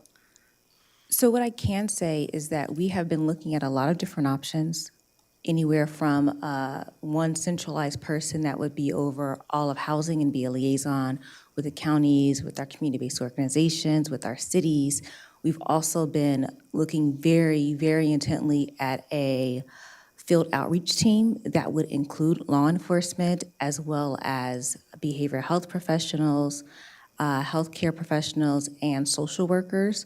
And that is something that we could present to your board, and we can scale it, meaning we can go from a team of, say, 10 up to a team of 20, depending on what the board would like to see. It's usually nice to sort of start at a manageable number so that we can get some results, get some outcomes, do a look back before we expand. But those are all options that we could explore. There are also other interventions we could look at in terms of strengthening our worker pipeline. As you all are aware, that there is a workforce shortage, especially as it relates to our law enforcement and social and health services. So there are some things that we could put in place to hopefully incentivize people to do this very challenging work in the field, engaging our unhoused population. So those are all things that we can look at. We can come back to your board as soon as the next meeting to provide you with sort of what would that look like and what would the annual cost be for your board to have some options, and if you like to make a decision at that time. Can I ask a question on that? This presentation from the COC board, I really value. There's a lot of thought and process that goes into it. I liked some of the items that you were talking about, Dr. Johnson. However, I'm concerned about coming back to the board now without providing feedback from the COC. You know what I mean? Like, I want to make sure that the cities are our partners in this. I think that is key. I have seen this in the past where a board thought some homeless initiatives were really good, but if we took off without the city in correlation, sometimes the timing was off or being able to share costs were there. So I'm sensitive to that. And so I would like to make sure if we are moving forward on certain initiatives, that it is run through with the COC to see if there's anything else to embellish with it or any thoughts on it. But I do like having it come back and moving forward. I'm not saying slow it down, but making sure that our nonprofits and our cities are along with that. Well, and I think, I mean, based on what you're saying, Supervisor Long, and what we have on the screen is tying the the COC board recommendations that we have before us into, I think, some of what Dr. Johnson is mentioning. And, in particular, I think you asked, right, is there one person who is kind of overseeing all of this work in the county, and that's, I mean, quite the task for the current work that you have on your hands, Ms. Harkey. And I think we're all aware of just different efforts, throughout the different cities and different jurisdictions. So I see what you're saying, and I think it would be a proper kind of getting people on board in what the recommendations are, so. Yes. And definitely appreciate that feedback, Supervisor Long. I sit on the COC, so I'm happy to present at their next meeting some of these recommendations and get their input. And at the next earliest convenience, I will come to your board and provide you with their input. Taking into account their input, I can give you some mock-ups if that's the pleasure of the board. I would appreciate that because I think that you've worked so hard with the COC, and I want to make sure that we're very supportive on that. So, appreciate that. Mr. Chair, Ms. Harkey, you don't have to answer this question now, but I'm up here wrestling a little bit with the presentation. It shows in Thousand Oaks that it went up by I think to 21 individuals unsheltered. But in the pit count report that I received, and I just pulled up again and looked at, it shows it went down 82. And I need to reconcile that because even the Ventura County Star reported that in the city of Thousand Oaks, homelessness was decreased by 82 people. And I just want to reconcile those two numbers. It looks like maybe that 82 is the delta after they consider those that have been sheltered. Yes. Okay, can you describe that? Yeah, so I would like to clarify the data that went out originally under the executive summary and out to the media, right? We're looking at an unsheltered population count versus like you said, the delta with the sheltered and transitional housing. And so if there was, right, a change there from the prior year, you might have seen that change with a decrease, but I will take a look at executive summary in comparison to what we have here. But we are finalizing all of the data across the system. There was a significant change in Thousand Oaks from the prior year because of that Project Room Key sheltered count. So we did include sheltered counts within the cities of where those Project Room Key sites were located last year. And this year we shifted and put into the county-wide number all Project Room Key sites. So that may be why you see that shift. All right, so as we look at this now, your assessment is the number of unhoused individuals in the city of Thousand Oaks did go up? Yes. Okay, thank you. Mm-hmm. Good thing we don't have snow. Thank you, Ms. Harkey. Again, I appreciate everything you and your team did to get this together, to bring us some of these recommendations from the COC. I guess my general thoughts are, last fall, we decided to move forward with this consultant and to really get their input after they do exhaustive work on their end. And I know I'm meeting with them next week to share some of my thoughts. I believe all of my colleagues are probably meeting with them soon as well. And I'm hoping they come back with some really concrete plans for us. And I'm personally committed to really increasing the amount of support we as a county put towards this issue. And I'm just a little hesitant to start allocating that money until we've got the information back from the consultant saying this is exactly how you can most effectively spend this money to make the biggest impact. And so if there's things that Dr. Johnson thinks that we can do in the interim that will not I don't know if interfere is the right word, but not potentially put money, I mean, I want to make sure we have all the money we need when that report comes back, that we can start putting it to the right places.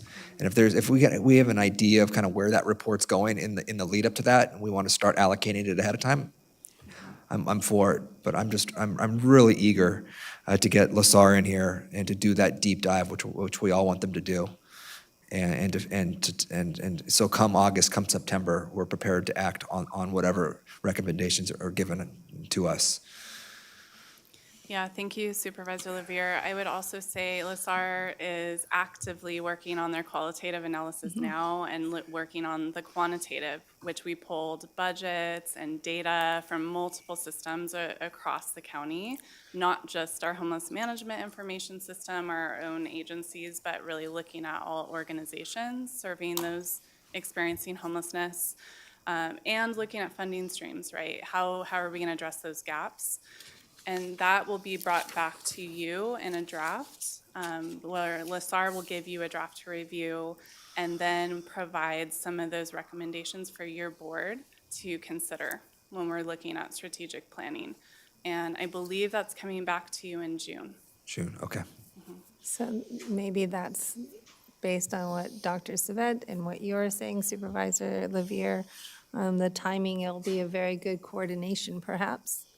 And also to run maybe some of these ideas with the consultant as well. So these are the capabilities we can do.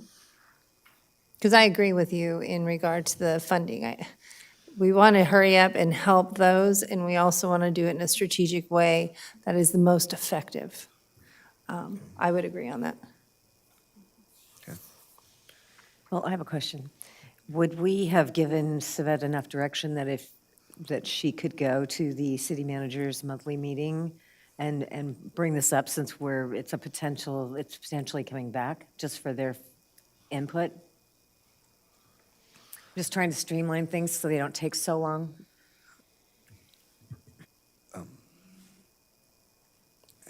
Is it better, Savet, Dr. Johnson, at the city manager's meeting or the continuum of care meeting? Because I think the continuum of care have the managers as well, or no? No. Okay, so then how would you So- address that? I can go to the COC, get their feedback and input.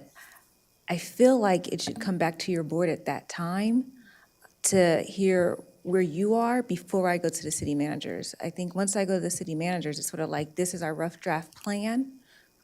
What do you see? But I would hate to get before the board and going to the city managers.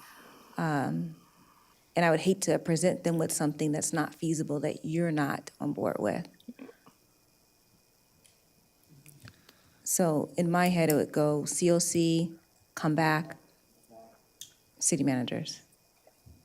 And what do you think with the consultant, that timing? Because I would think things are moving in concert, or is it more beneficial to wait for the consultant, find out their findings and their suggestions as we've correlated with what you have, and then move forward with the presentations? Well, it's April now. The next COC is May. Mm-hmm. So that already takes us to May, June. We're going to hit up with summer break and boards and meetings going dark. So I think that's we may, if they're coming in June with a draft, our stars may align, but they may not, if anything is a challenge or barrier, timing. Thank you. That's up to your board. I can. Any? I don't know if we've given clear feedback. I don't think so. I want to know what the continuum of care thinks about some of the ideas that you have, but I agree we need to wait for the consultant. They've done a lot of research and stuff, and I don't want to get our feet in front of that, and I forgot about them. We have so many different missions that we're doing, and a lot is going on. I'd like to wait for the consultant to find out, and then Dr. Johnson has her suggestions that she can talk to the COC, because it takes time to get buy-in anyways, seems like. Okay, so we can pause and wait till we get the prelim report in June. And at that time, your board will receive it. I can at that time go to COC, come back to your board, and then we'll proceed from there. Yeah. Yeah, 'cause I know, we're all eager to work here, eager to get to work and to start putting money towards programs. But at the same time, I think we want to make sure we do it in the most cost-effective and expeditious way possible. And so it sounds like we wait till we have maybe a preliminary draft to consider. Supervisor Long? Yeah. Or Lopez, I'm sorry. Chair, yes. So if there's a preliminary report expected in June and there's some recommendations kind of already in play, I mean, perhaps we can, and leaving it up to Dr. Johnson and seeing as you receive that information, if it would be appropriate at that time to bring those to the board if they're in alignment, just so that we don't delay, further. I think just, especially as we're thinking of the summaries as going to the continuum of care, and not that we would have to adopt anything at that time, but I think just to kind of get the ball rolling a little sooner. So that would just be my additional feedback. Are you clear? Let's make sure we give you clear feedback. I know it's probably the worst thing from staff to leave a meeting going, what did they say? I heard you. I did, Supervisor Lopez. I think the contradiction, though, is if I'm waiting for the prelim, it's going to go to the board, and then I'm going to go to the COC as soon as I get that prelim. I think the concern is if it doesn't come in June. That's why I'm very apprehensive of, because it may come in July. Reality, I don't know. They're doing focus groups, they're doing targeted interviews right now. I know that they are working as fast as they can, but they are hitting up against folks being able to schedule them in, and so that could produce a delay. But in theory, if it comes in June or early July, as soon as we receive it, I can go to the COC, given that the recommendations are in alignment with something that we already have thought of and think is appropriate, and then come to your board as soon as after with that information for your approval. How does that sound? Okay, thank you. That works. Yeah. As long as we have budget for it. Correct. I hope, I think all of my colleagues agree that, as we go into budget season this year, that we're putting aside what you envision are the necessary resources which we anticipate we want to put towards this issue next fiscal year. Absolutely. And then we can divvy it up once we have the game plan. Correct. Yeah. Thank you for clarifying my little sarcastic mark. Thank you. All Okay. right. Is it receive and file? Receive and file. Okay, I'll motion. Just to receive. Okay. I'll motion to receive and file. I'll second. Thank you, Ms. Harkey. Thank you.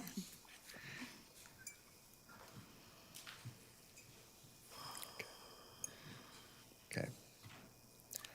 Do we need a vote to receive? Okay. Okay.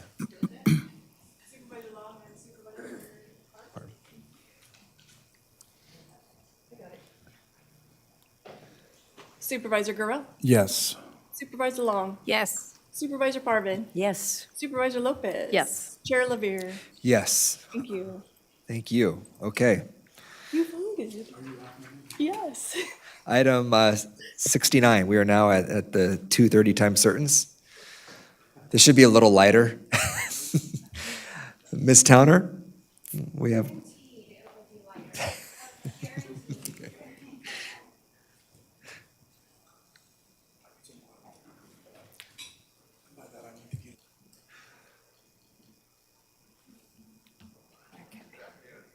Hi. We come bearing gifts.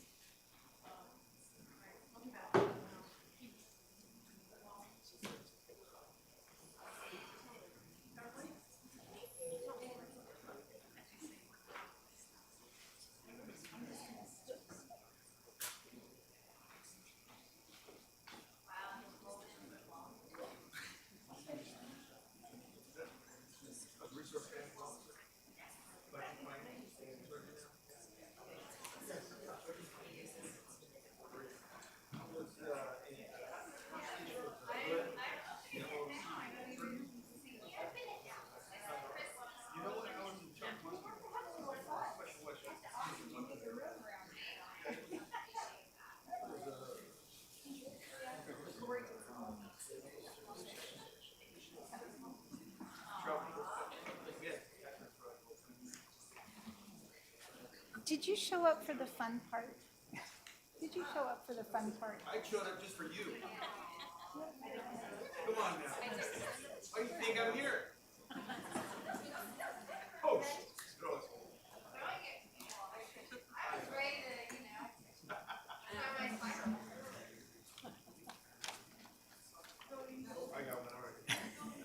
Okay. Okay, here comes another.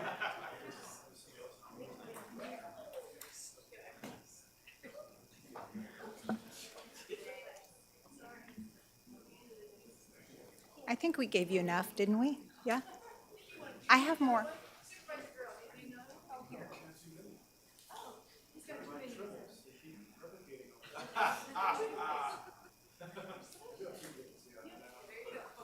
We have extra.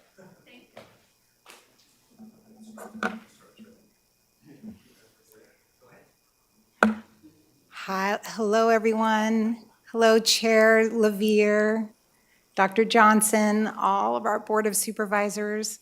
Thanks to the Clerk of the Board, County Council, and Jeff Berg for, I love seeing you. It's great to see you. I'm Amy Towner, CEO and co-founder of Healthcare Foundation for Ventura County, your foundation that exclusively and happily serves our safety net system, Ventura County Healthcare Agency, to enhance and augment that enterprise system that we're so fortunate to have in our county, because there's so very, very few in the state of California. So I'm happy to be here today to celebrate the winners of our Golden Football Challenge. So back in the very beginning, I think it was 2015, we started We Give Employee Giving Program. And that's where our county employees and actually our retirees as well can give back through payroll deduction and annual leave. And these are unrestricted dollars that come back to enhance and augment our healthcare agency. And it's really nice because this year after COVID, we actually started this Golden Football Challenge to kind of reinvigorate this type of building a culture of philanthropy for our county employees. So on Valentine's Day, I came and kicked off, and we had quite a lot of fun, and we wore our red, and we kicked off a great employee giving program. I'm happy to report we had an unprecedented year. Out of all of the years, we've never had such great participation, and that was the key. And the nice part about Golden Football is it doesn't, everyone is included. All it takes is participation. And we know when we like watching games that it's no fun if no one participates. And so this was really nice to see. Also happy to report, out of all 30 departments in the county of Ventura, we had 100% participation. So every single department had participants, or we givers as we call them. So the other thing I'm going to start off by telling you that we actually had a halftime for all of our ambassadors. So every department had an ambassador, and some of our ambassadors are out in the audience today, along with some of our leaders that won. And at that meeting, it was great to hear kind of the feedback and the culture that our county employees were able to come, talking about the excitement. One county employee was baking cookies to encourage everyone, and they were having lunch together. So there were a lot of nice things around that. The other takeaway from that halftime was they asked me to go out and get a matching donor. They said, Amy, it would be so great if we could match every county employee's dollar that came in. I said, well, let me see what I can do. And the response that I got from our community was how happy and proud that they were about our building a culture of philanthropy like this in the county. And this is where the heart of our county comes from, especially during the difficult times. It shows that we are unified and we're together and continuing to build the strength of this county together. And that's super important, I think, especially at a time during unprecedented times kind of that we're going through. So I'm happy to report we got a $33,000 matching donor for every dollar that came in, and we were really happy about that. So here are the winners. The winners out of all we divided all 30 departments up into large, medium, and small divisions. I'm happy to report that CEO's office came in #1 with their ambassador, Maggie Hahn, who led the charge, and she had several, all of these ambassadors have several people underneath them that help them. But Maggie led the charge, and so CEO's office came in #1. And we distributed this leaderboard that shows everybody's standings, but I'll tell you, it was tight races all the way through on every single division. Our medium division our winner is Ventura County Library, and our leader Nancy Schramm, and our ambassador was fearless leader Linda Garcia, who's also out in the audience. I can't wait, so yay, Linda. And then we also, in our small division, we had county clerk recorder. Small and mighty, I'll tell you. Simone Sidu was our ambassador, and also David Valenzuela. He was also a co-ambassador. And again, lots of people coming around to support all of this. So Michelle Ascension, our leader. So we have the golden footballs for them, which we're going to bring them up afterwards and issue the golden footballs. Also, every single county employee on the winning team received a golden football, stress ball that they could keep. So if you are walking around the county building and you see people tossing these, it's the stress balls that they're having fun with. So that is that, and let's see. And then we also have certificates of appreciation for all of our ambassadors.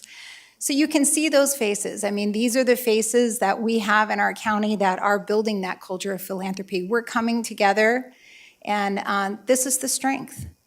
All of these people and so many other people behind them, all 10,000 plus of them. So a big plus on that. We give nets all unrestricted gifts. These unrestricted gifts are really what serves all the vital immediate needs that allow our system to be very nimble and agile during any type of situation that comes up. You can see all the different departments, and this is just a sampling of some of the things that go towards reinvesting back into the healthcare system. A large percentage of our county employees use our healthcare agency as their care, and many times too, we feel kind of hopeless, and this is a way for us to be able to take an active part in reinvesting back into the healthcare system that delivers care to us. And there just aren't many opportunities that many places have where we can do that, and we're lucky enough to have that, and that's because of all of you and our county executive office and also our leadership. So I want to give tribute to them as well.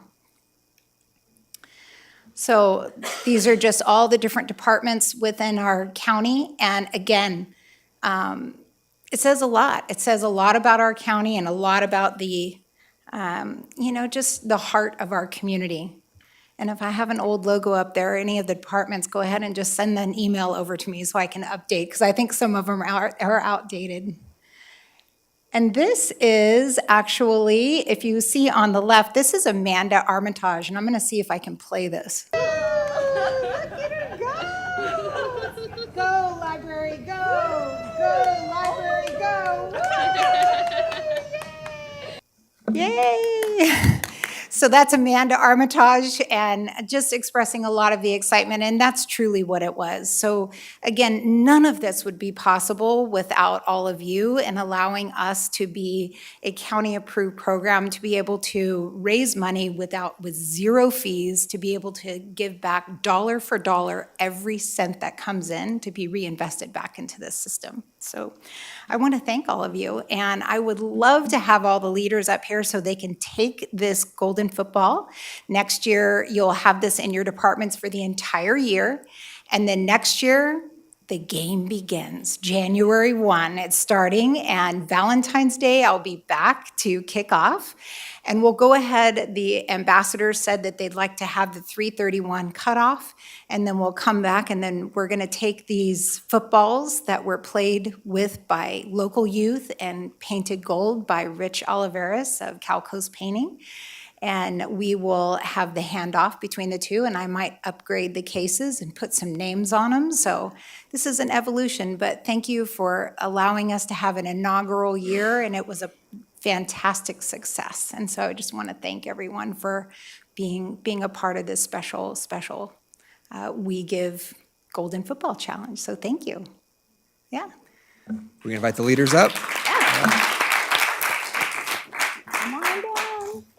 Okay, so should we start with okay, County Executive Officer, come on. Well, actually, we should all come down here. So you guys all come. Yeah, County Executive Office, so that's our large division. And our medium division is Nancy Schramm with County Library. And our small division is Clerk Recorder Michelle Ascension. And you can bring your ambassadors too.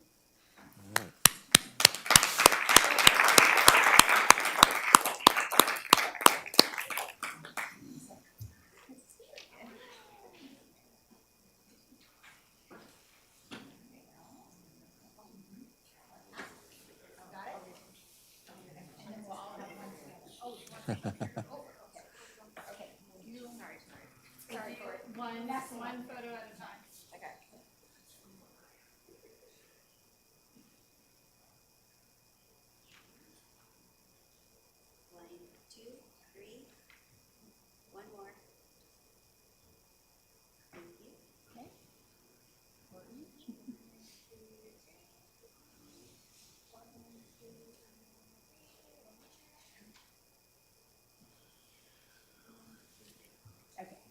Okay, stand by because we're all going to do one big one. And I also have a certificate for Maggie, so I'm going to give you that. Okay, and okay, Linda, you did a heavy lift on this one. Where do you want the box? Right here in the center. We're going to The box, yeah.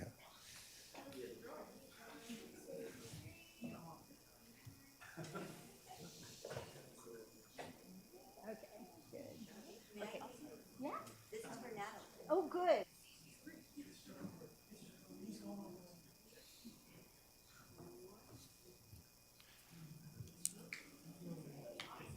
have a certificate for you too, Linda. This is your certificate.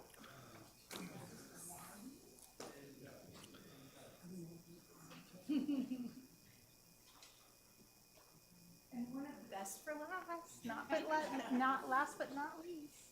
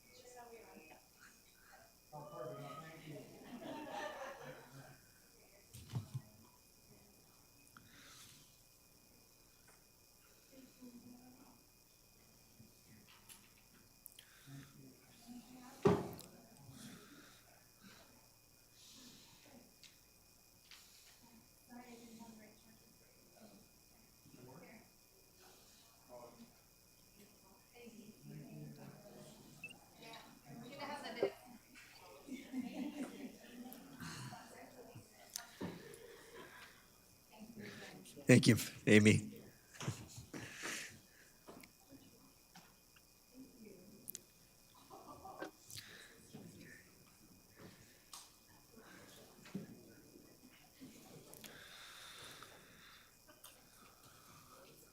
Let's now take up item 70, which is the approval of an authorization for the Harbor Department Director to execute an exclusive right to negotiate agreement with Robert Dahl, doing business as Carl's, for several parcels within the harbor, also known as Fisherman's Wharf.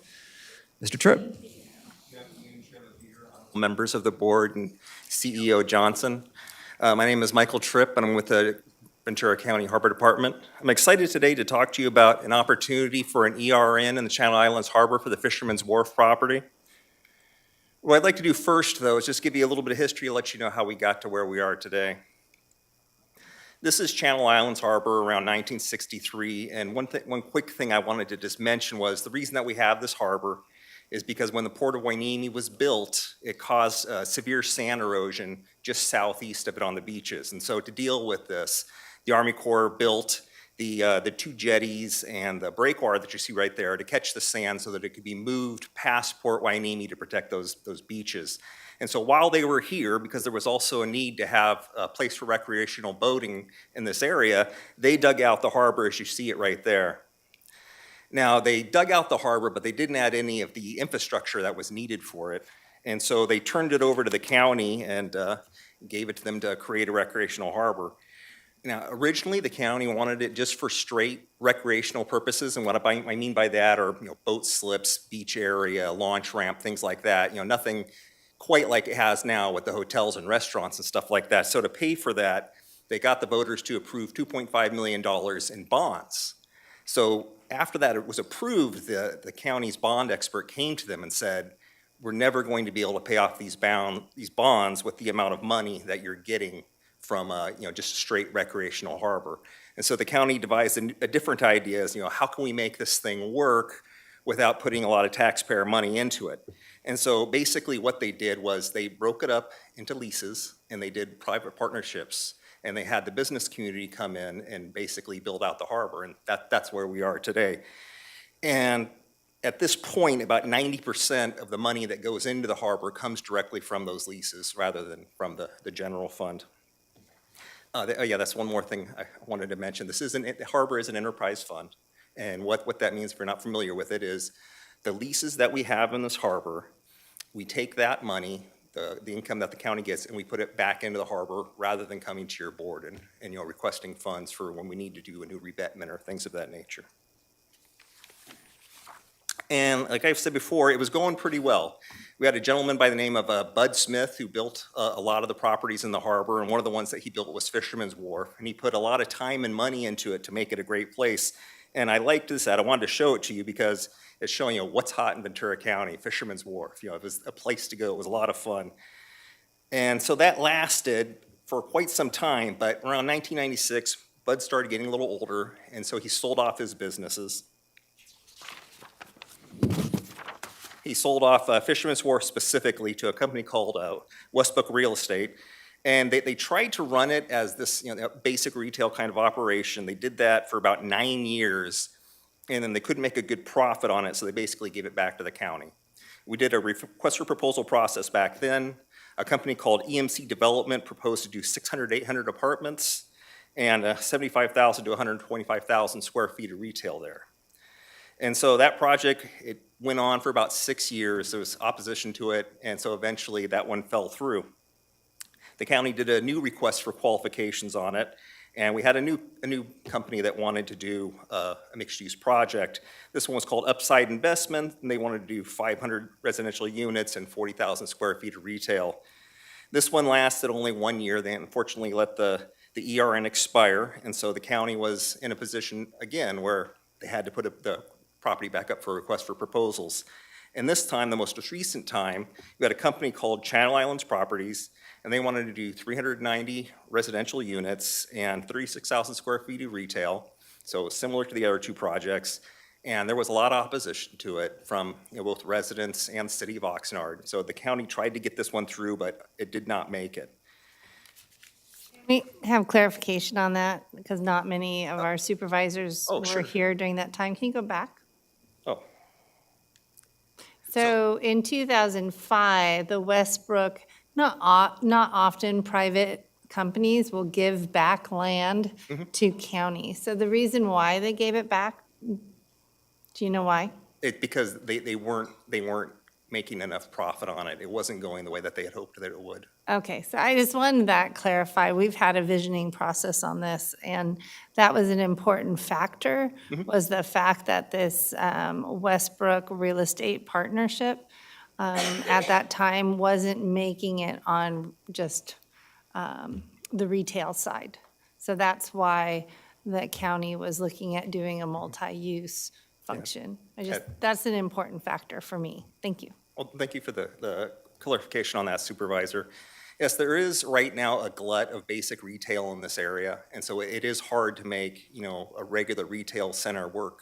And that's the reason why for the past 15 years, the county was, looking to do something like this. So it's a mixed-use project where you'd have retail on the bottom and the apartments up on top. And so after trying for 15 years to get something through, the county decided to have the visioning process that Supervisor Long was discussing. And we gave a visioning report to your board in 2021. And specific to this parcel, I just wanted to mention a little bit of the feedback we got. The top 3 categories of things that people said they would like to see is visitor serving commercial, including restaurants and shops, a pub and a small grocer, that was 92%. Water recreation component, boats, kayaks, rentals, guest stocks, 82% of people wanted to see that. And lastly, a public market, 88% of people thought that that would be a good use for this site. And so in May of 2022, we put out an RFP for this parcel. We got 4 proposals, and they were reviewed by a Harbor Advisory Committee, and based on that, we went forward with 3 of them to a community meeting in September of 2022, where the 3 proposers, they went before the community, and they explained what they intended to do on the parcel, and we did get feedback from the community. And moving forward, in November 2022, the Harbor Department announced that we wanted to do an exclusive right to negotiate with the company that I'm going to be discussing with you today, Carl's. Now, when we announced that, we got a lot of pushback from the public, and we thought that the issue was that it wasn't really clear what was really being proposed on the site. A lot of people, when they looked up what Carl's was, they saw a big amusement park in Germany, and they said, well, it looks like you're going to put Magic Mountain or Disneyland in the harbor. And that wasn't really the intention of the project. And so we realized that we needed to meet with the public and really explain what we wanted to do here. So in February of this year, we had 12 public workshops. About 140 people attended them, and it gave the public a chance to talk one-on-one with myself and a Carl's representative. We explained the project, we showed them what the Carl's group could do, and we answered their questions. And that actually, it ended very positively. The vast majority of the attendees of those meetings became in favor of the project after that. And I looked at the letters that your board has received, and I saw 35 in support of the project, 1 opposed to the project, and 1 that was supportive of the project, but they wanted to keep being included in the discussions of the project. So I thought that was a great turnaround compared to where we were back in November. And so what is Carl's? What is this group that we want to get the exclusive right to negotiate with? They're a popular attraction in Germany. They have 7 sites, including the large one in Berlin that you'll see if you Google them. They offer a variety of dining options, everything from fine dining to takeout. They have fun and engaging activities, things like seasonal activities, like fall harvest festivals and sandcastle building contest, ice sculptures and things like that. They do educational opportunities. This is one of the big draws that they have. It's something they call edutainment, where they do demonstrations, where it's things like they'll show you how to make strawberry jam or chocolate or stuffed animals, gummy bears, all that kind of thing. They'll explain to you what they're doing, and they offer all this for free, by the way. It's, we like to call this a low threshold project, meaning it doesn't cost anything to get in, it doesn't cost anything to park, and you can go around and enjoy all the sites and spend as little or as much as you want. And bringing all those together is why we thought it would be a good project. So as I was saying before, there'd be restaurants proposed here, a wide variety of them, and all kinds of different ones, including outdoor seating areas. There would be a specialty market, not unlike a farmer's market, and I'll show you a little bit more of that in a moment. There'll be retail stores, candy shops, gift shops, bookstores, coffee shop, pastries, things of that nature. It'd be a couple playgrounds free for kids to use, some outdoor park areas, outdoor seating areas, I'll show you some pictures of those in a moment, and some small children's rides, not like Ferris wheels or roller coasters or anything. We're talking very small scale thing that they charge a minimal fee for. There'd also just be some improved public open space, promenades, landscaping, sidewalks, things of that nature. So this is what a Karl's Market looks like. This one's indoors because in Germany it's often cold during the year, whereas when they're thinking about the kind of the one that they'd like to do out here in Oxnard, they see it more as looking like this but in an outdoor setting. And this would offer a variety of projects, food, also retail products. And we think this would be a good opportunity for them to work with local artists, who might want to sell their things there as well. And another complaint that we got was they saw the initial drawing of Karl's where it had a bunch of strawberries everywhere. And they said, what are you going to bring that to our community for? It's not going to fit in. And so what I wanted to demonstrate to you is some of the different things Karl's can do. This is called Barbie Manor, and it's hundreds of years old. It was in a state of disrepair, and Karl's group came in and they restored the building. They respected the history of the building. They kept the outside looking the same, but they did improve the inside. So there was some restaurants in there and also some retail offerings. And it turned into a popular attraction in a town that was fairly small. And they didn't think they would get a lot of tourists here, but it was something that worked out well. This is another one just showing that they can do a nautical theme as well. This one's called Pier 7, and it's by a cruise ship station. And so they did a lot of nautical theme type things in this one. And this is one of those outdoor areas. Another thing I wanted to show you, like I could envision something like this in the harbor where there's lots of seating, lots of open space, a place where the community could come and really enjoy the environment. And so why do we want to do this? Well, Fisherman's Wharf, the center really does need to be redeveloped. It was in bad shape in 1996, and it hasn't improved since then. This is a project that would increase public access. There would be new bike paths, new promenades, lots of areas that the public can go for free. It would be more visitor-serving uses. It would be a destination level for all incomes. We want everyone from all of your districts to come in here and enjoy this. And it would be a catalytic project that I think could really revitalize the harbor. And so the company Karl's, why do we want to work with them? Well, they've got a proven track record. As I stated earlier, they have 7 facilities in Germany, and they're all still running. They haven't lost any. They've already started community engagement. They've done a heck of a job with it. It's nice to see this early in the process how willing they are to work with the community and modify the project to serve the community's needs. This would create a lot of jobs. They're estimating 80 to 100 jobs if this project was built. It would be accessible to people of all accessibility levels. And it would be something unique that would get people off the freeway and down to the harbor. It's not just another strip mall or something like that. This is something where you would want to come to it and you'd take the time to make it there. So where does this fit in with what we're doing in the harbor right now? We have a lot going on. These are all dock projects that we're negotiating, and one that's actually going to start very soon. And so I believe there's 6 of them there that we're working on. We also have some parking lot improvements that we're doing, both Kitty Beach, which we'll be doing shortly, and also the Harbor View Park parking lots that we're going to be working on in the next year or so. They're in pretty rough shape, and they could use the tender love and care. There's the Whale's Tail restaurant that we'd like to get redeveloped. There's a new children's play area that we're working on right now that we want to put in the Harbor View Park over there. And there's the new hotel that should be starting soon. We're doing the revetment along that area right now, but we think we're going to be done with that within 3 weeks to a month's time. Then we'll turn it back over to the hotel developer and start building the Hyatt House and a new restaurant there. And then there's the Karl's development. And so I think that with all these projects moving forward, it's something where in the next 5 years or so, the harbor is going to be something that people are really going to want to come out to and enjoy, and I think we can improve it. And the apartments that are there, whose jurisdiction are those?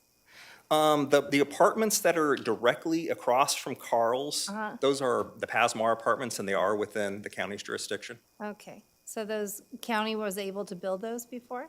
Well, they built them back in the 70s, yes. Okay, and then the city of Oxnard changed their general plan to do it? Or how is it that their local ordinance doesn't fit anymore? I get that question a lot. Well, back when those apartments were built, there wasn't a local coastal program in place. At least I don't think there was. I think those were built in the early 70s.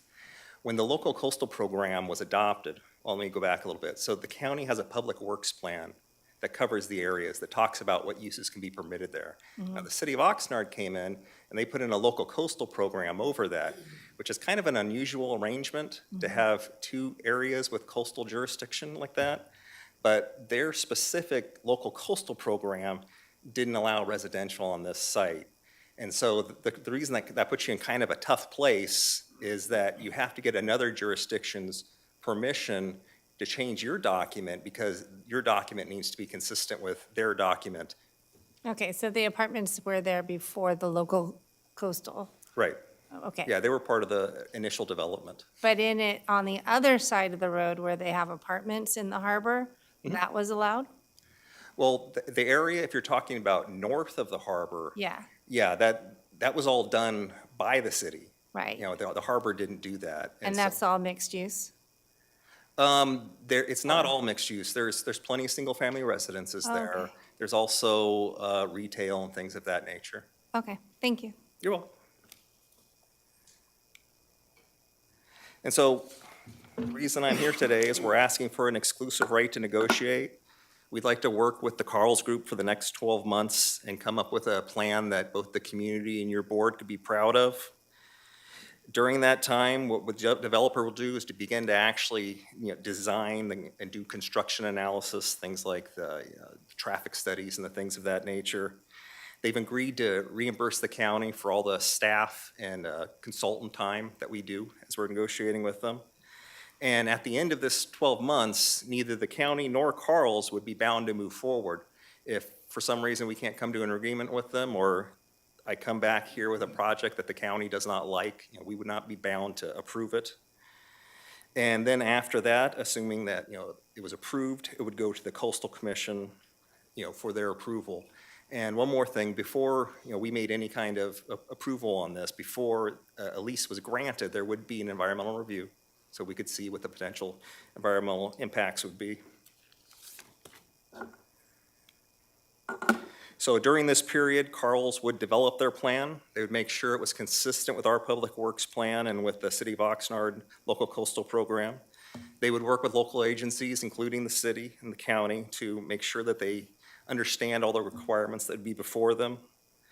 Then they would return to the supervisors with their lease terms, and we would be submitting the notice of impending development to the Coastal Commission. So that is the conclusion of my presentation. We actually have two members of the Carl's team, Robert Dahl, the owner, and Axel Stelter, who's the project manager, on the Zoom meeting. They weren't able to make it here today, but if you could let them come through, they have a brief statement to make.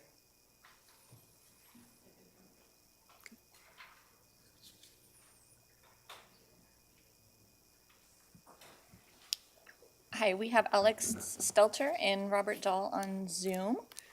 Who would you like to be able to speak first? Robert. Okay, Robert, if you'll unmute your mic. Okay, can you hear me? We can hear you. Okay, we'll get you up on screen so everybody can see you. All right, please proceed. Okay, thank you. Thank you very much, Michael, for introducing Carl so well. Good afternoon. Thank you for having Axel and me here today. My name is Robert Dahl. I'm the owner of the Carl's Group, a German chain of theme parks. I'm 52 years old and I have been to Oxnard many times. First time when I was 15 years old, many years ago. When we thought about bringing Carl's to the States, we thought immediately of Oxnard and the Fisherman's Wharf. When Axel and I, when we walked through that beautiful place for the first time, we could almost feel that this would be the perfect site for Carl's. and that Karls will bring a lot of joy to the people of Oxnard and to the visitors of Oxnard. We are so glad that after our presentation last September in Oxnard, you are going to vote today about starting the negotiations with us. I would like to thank Michael Tripp and my colleague Axel for all the efforts they put into the project Karls in the Channel Island Harbor. I would like to promise that if you vote for Karls today, already tomorrow we are going to start work on making our concept even better than it was before. Due to all the meetings we have had in the last months, even with those who were not glad to have Karls in Oxnard, we know now exactly what the people of Oxnard expect, and we will try to realize as much as possible of it in our concept. Thank you and see you in Oxnard.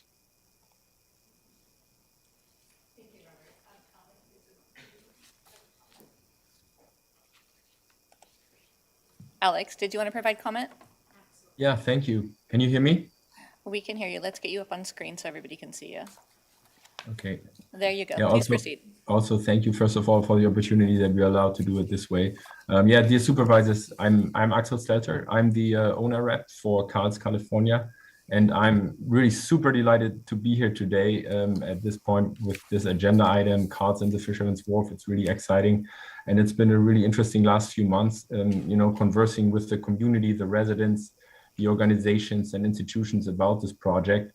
The dialogue was always enriching and inspiring. And I believe now more than ever, after spending all this time in your county and with the people, I really believe that this is the right community and the right site to create this wonderful project. And there's just such a high baseline of high energy, high passion, high vibrancy. And I believe strongly that we fit right in there. So I really hope that this project is moving along and we can get to the next phase and we can all explore together what will be possible to create something great. So yeah, thank you for your time, everyone.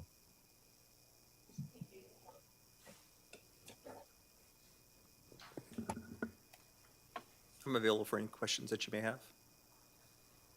Are there any questions at this point? I know we have, I think, 17 public speakers. Let's hear You want to take public comments first? Okay, why don't we do public comments? Is it 17? 16. Why don't we do 90 seconds? 90 seconds? Yeah. Okay, so 90 seconds for each public commenter, and we will get to everybody. I will adjust your time manually, so you'll see me do it in increments. And I see everybody on Zoom with your hand raised, and we're going to call in the order that your registration was received. We have both in person and on Zoom. So the first person on our queue is Stephen Kenny, followed by Theodore Gerst and Renee Ayu.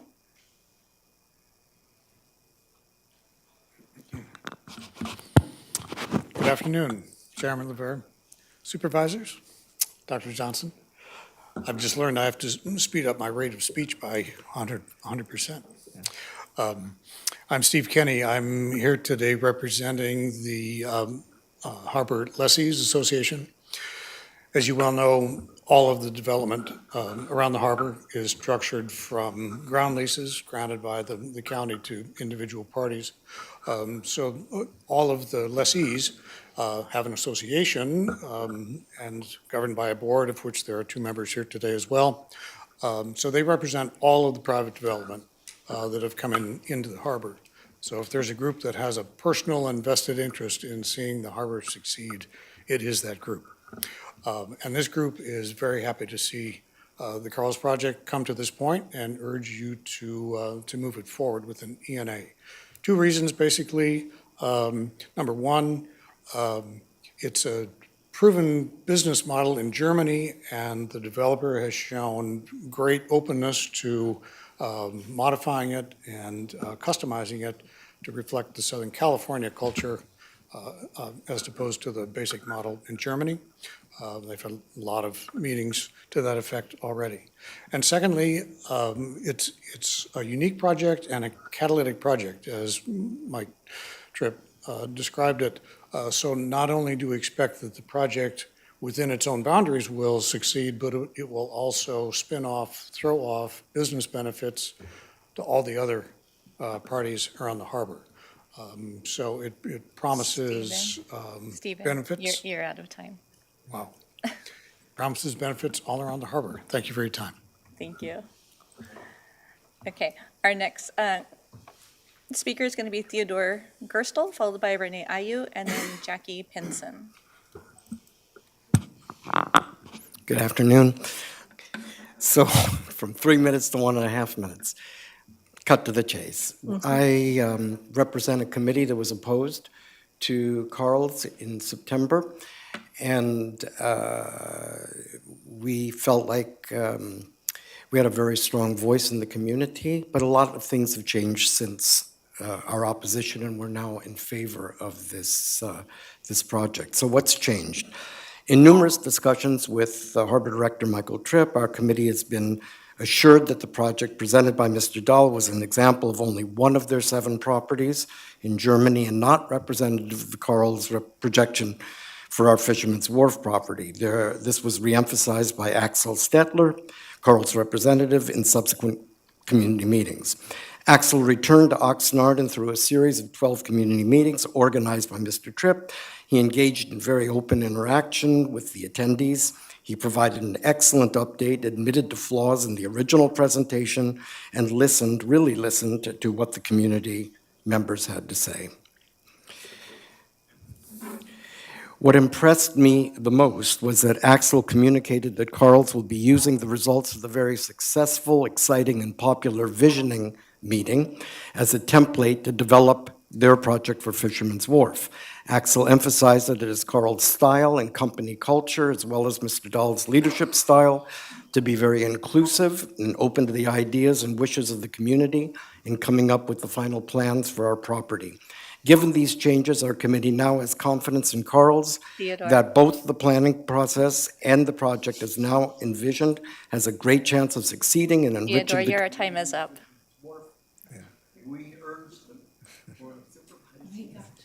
We got it. We're going to have to get to the next We speaker. got it, yeah. We got it. Okay, we're going to have Renee Ayu, followed by Jackie Pinson, and then Wendy Lee, who is on Zoom. Okay, good afternoon. The Harbor and Beach Community Alliance, HBCA, would like to first thank the Harbor Department for conducting a transparent development process and for recognizing that Carl's project would best benefit more of the county's residents, not just those people who live near the harbor. HBCA agrees with the Harbor Department that Carl's is the right project to develop for Fisherman's Wharf. For years, HBCA and the community have fiercely and relentlessly advocated visitor-serving development that maximizes public access to the harbor and Fisherman's Wharf. Finally, after 2 decades, the harbor has a developer that will deliver such a project. Carl's may not be the more sophisticated and upscale development some may prefer, but it is the right choice if you want to open and expand enjoyment of the harbor to new demographic and economic groups. It will be a destination for families and kids throughout the county to regularly visit and enjoy, where there currently is none at the harbor. Thus, we want to ask you to please approve this ERN and maximize public access to the harbor. Thank you. Thank you, Renee. Our next speaker is going to be Jackie Pinson, followed by Wendy Lee and Audrey Keller.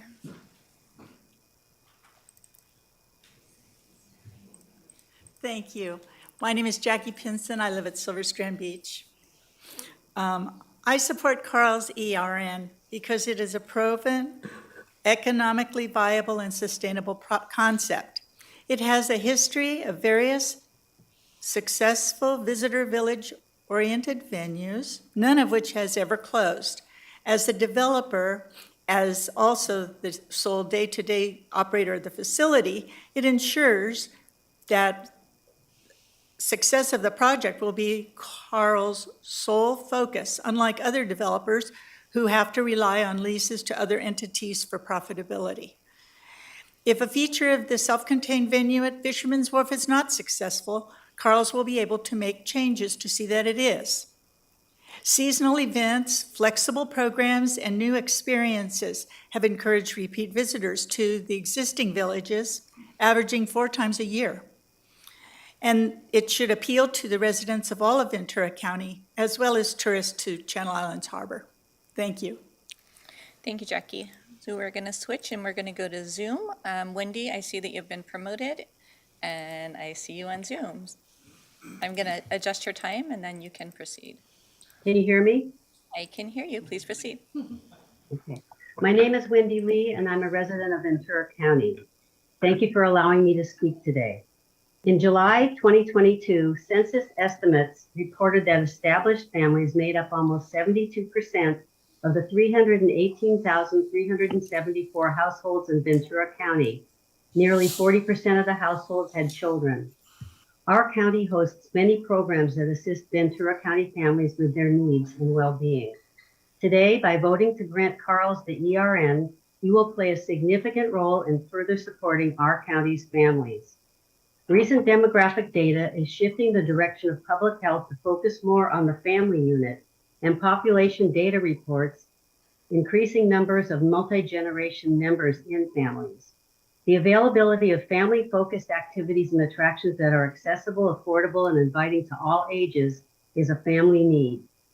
Many of the current activities in Ventura County are seasonal and only for a short time.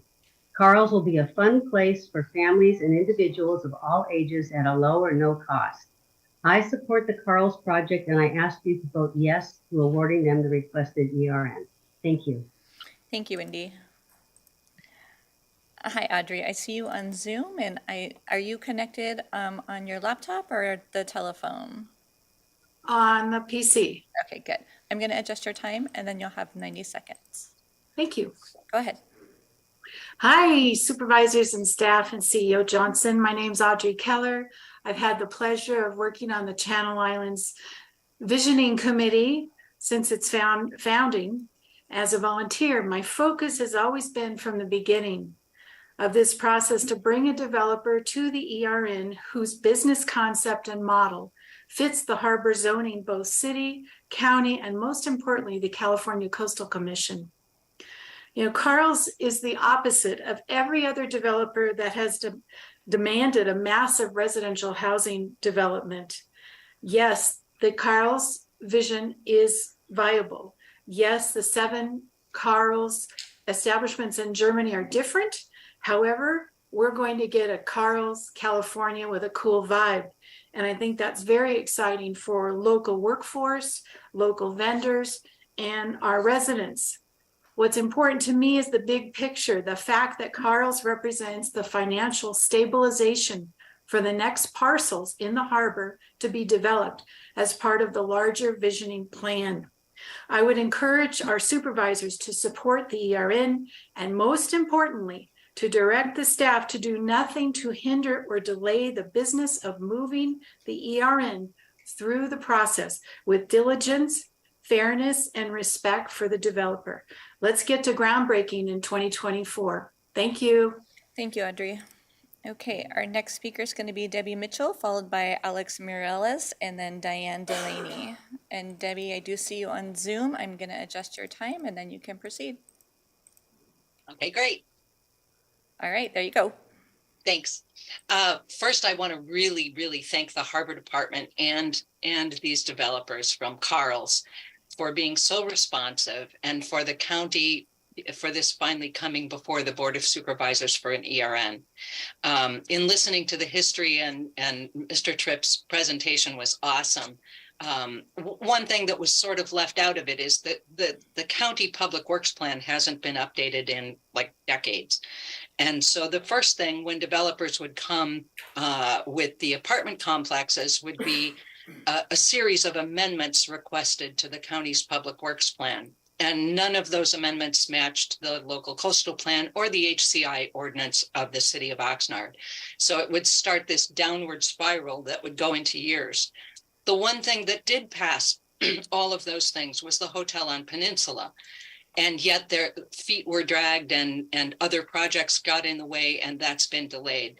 I can't imagine the impact when the hotel is up and running, Carl's is open, the Whale Tail's open again, and the quality of developers that will be attracted to a growing, thriving harbor.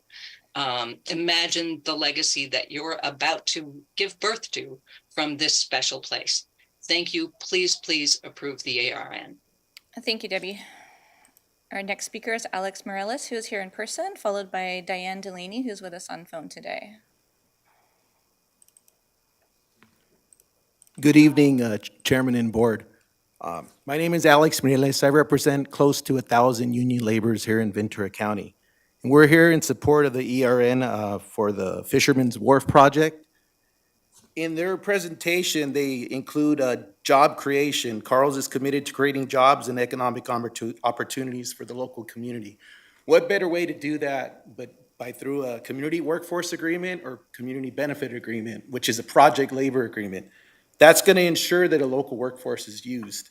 It's going to be able to keep the workers here local, keep money in our community, and we're just here to urge for the board to support this ERN. Also, we wanted to urge or ask Robert Dahl, Axel, and the developer to sit down with the trades.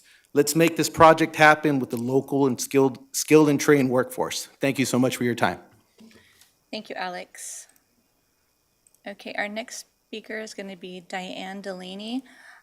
Diane, if you can hear me, we're trying to promote you. Can you please accept the prompt to be promoted? Hi, can you hear me? We can hear you. You'll have a minute and 30 seconds to give your comment, okay? Thank you. For the last 15 years, we have wasted time, money, and energy on projects that were primarily focused on residential apartments. Those projects were unacceptable and did not meet the requirements of the Coastal Act, Oxnard's LCP, the county's PWP, nor the harbor's HCI zoning. Attempts to amend the city's LCP to include residential were rejected by the city and residents. The community was adamant that the area be preserved for coastal recreational uses. Some past county supervisors insisted that there would never be a project submitted that did not include hundreds of residential apartments. Happily, they were wrong, and we have the opportunity to see what this developer, who has diligently worked with the public to address criticism and incorporate suggestions, has to offer. The project perfectly fits what is needed at Fisherman's Wharf and will be an asset and attraction for the entire county. Most importantly, Carl's can be operating within just a few years, as it does not require amendments to the PWP, LCP, nor HCI, unlike projects that include residential, which will again tie up the property for years and could easily end up with the same rejected fate as the previous residential proposals. Supervisors, this really feels like the beginning of a beautiful project. Please approve the ERN, and I'd like to thank your very lovely clerks of the board for helping me get into the meeting. Thank you very much. Thank you, Diane. Okay, so next up is Randy Short, followed by Sandra McLaughlin and Victor Dollar, who are all here in person.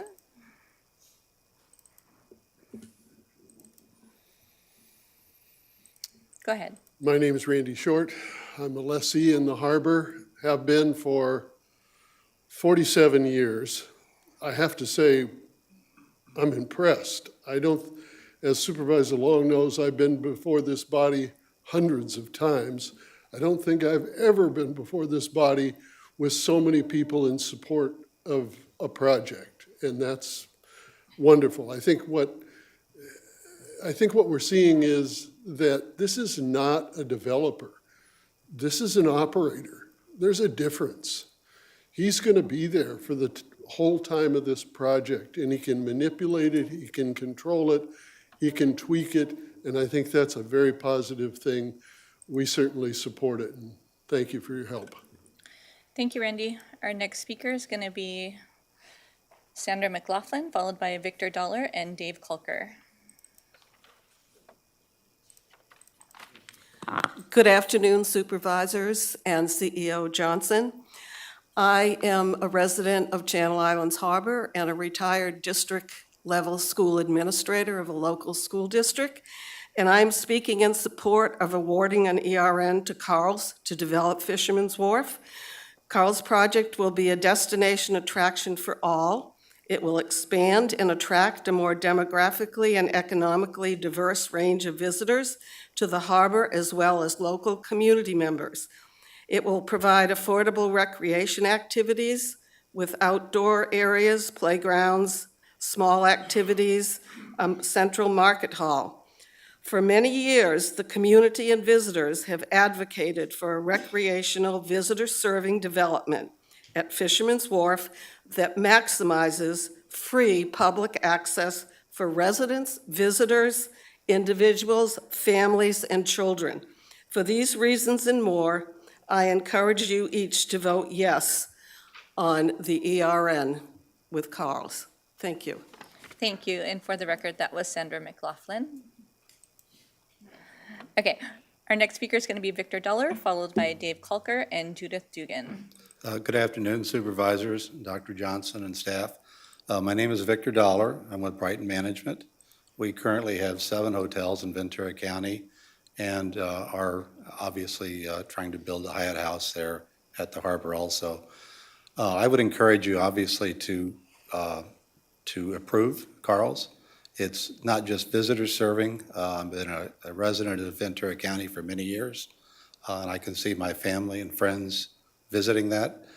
And I think as importantly, the number of jobs that they will bring to the harbor and some of the destination visitors will be very helpful, not just for our hotels, but for the entire community. Thank you. Thank you. And we are going to go to Zoom. We're going to see David Kalker, followed by Judith Dugan, Bill Higgins, and Joshua Medrano. Dave Kalker, I see you on Zoom. All right, you can hear me? I can hear you. I just can't time you at the moment. Oh, good. Okay, I'm going to adjust your time. There we go. Okay, here we go. My name is Dave Coker. I'm the president of the Ventura County Commercial Fishermen's Association. And the VCCFA wants to ensure that access to the existing commercial fishing wharf or access to any of the commercial fishing infrastructure is not impeded during and after the development of Fisherman's Wharf location. As stakeholders, we're requesting to be included in part of the exclusive right to negotiate with Carl's process. Carl's has shown a commitment to working with commercial fishermen by actively outreaching to the VCCFA through community workshops and directly contacting the VCCFA. They have committed verbally and through email the willingness to work towards a symbiotic working relationship between commercial fishermen and Carl's. Based on Carl's proactive attempts to get feedback from commercial fishermen and modify development plans for the location at Fisherman's Wharf to allow unimpeded access to our infrastructure, the VCCFA supports Carl's and is looking forward to working together. I wanted to make sure I noted that to the Harbor Administration and the Board of Supervisors that the developing a 10-acre parcel of land in the harbor, we have requested that the Harbor Administration assess and declare what percentage of the harbor's land is currently utilized for boating versus non-boating usage, and what percentage would be boating versus non-boating if Carl's is developed. And this is versus the Public Works plan that states no more than 30% of the harbor land shall be developed for visitor servicing uses not directly related to boating. And I've sent emails for this information to all supervisors. But overall, Carl's is very willing to work with fishermen, and we want to stay with the process. Thank you. Thank you, Dave. Okay, next up is Judith Dugan, followed by Bill Higgins and Joshua Medrano. 30 seconds. Carl's is going to be it's going to be a wonderful thing for families and children mostly.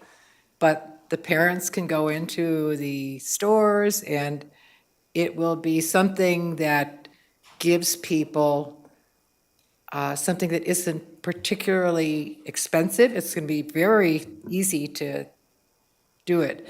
And the Coastal Commission is going to just love it because it has all of the things of accessibility, low prices, all people are invited. There's no private building. And I think that you'll find that it's the best thing we could do for the harbor. Thank you. Thank you. Our next speaker is Bill Higgins, followed by Joshua Medrano.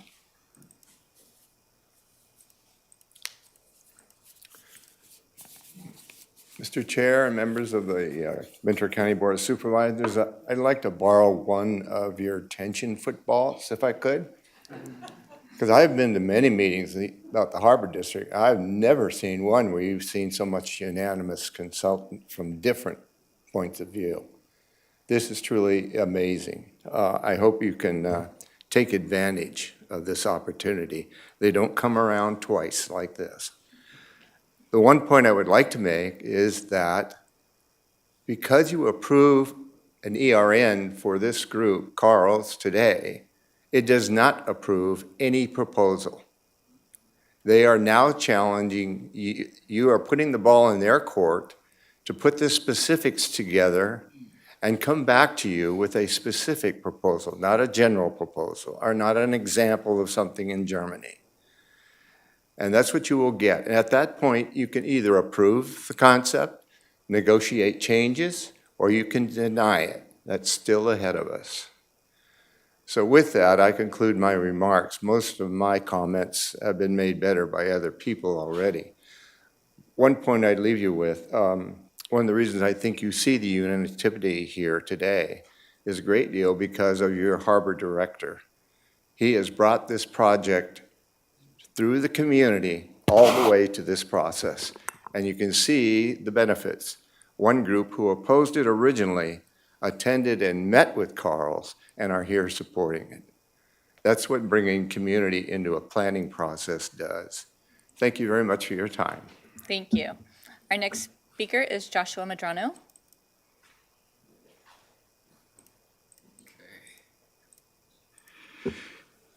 Chair, Supervisors, good to see everybody here. Thank you very much for this opportunity. My name is Joshua Medrano, and I am the Executive Secretary Treasurer of the Tri-Counties Building and Construction Trades Council, representing over 22 crafts, as well as over 16,000 hardworking men and women of San Luis Obispo, Santa Barbara, and Ventura County. We are here in favor of this project.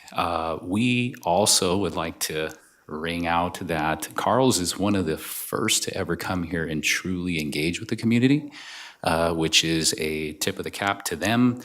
Highly impressive, and to see everybody here in support, that doesn't happen in a while, so I encourage everybody to go out there and get their lotto tickets because you will not be this lucky again.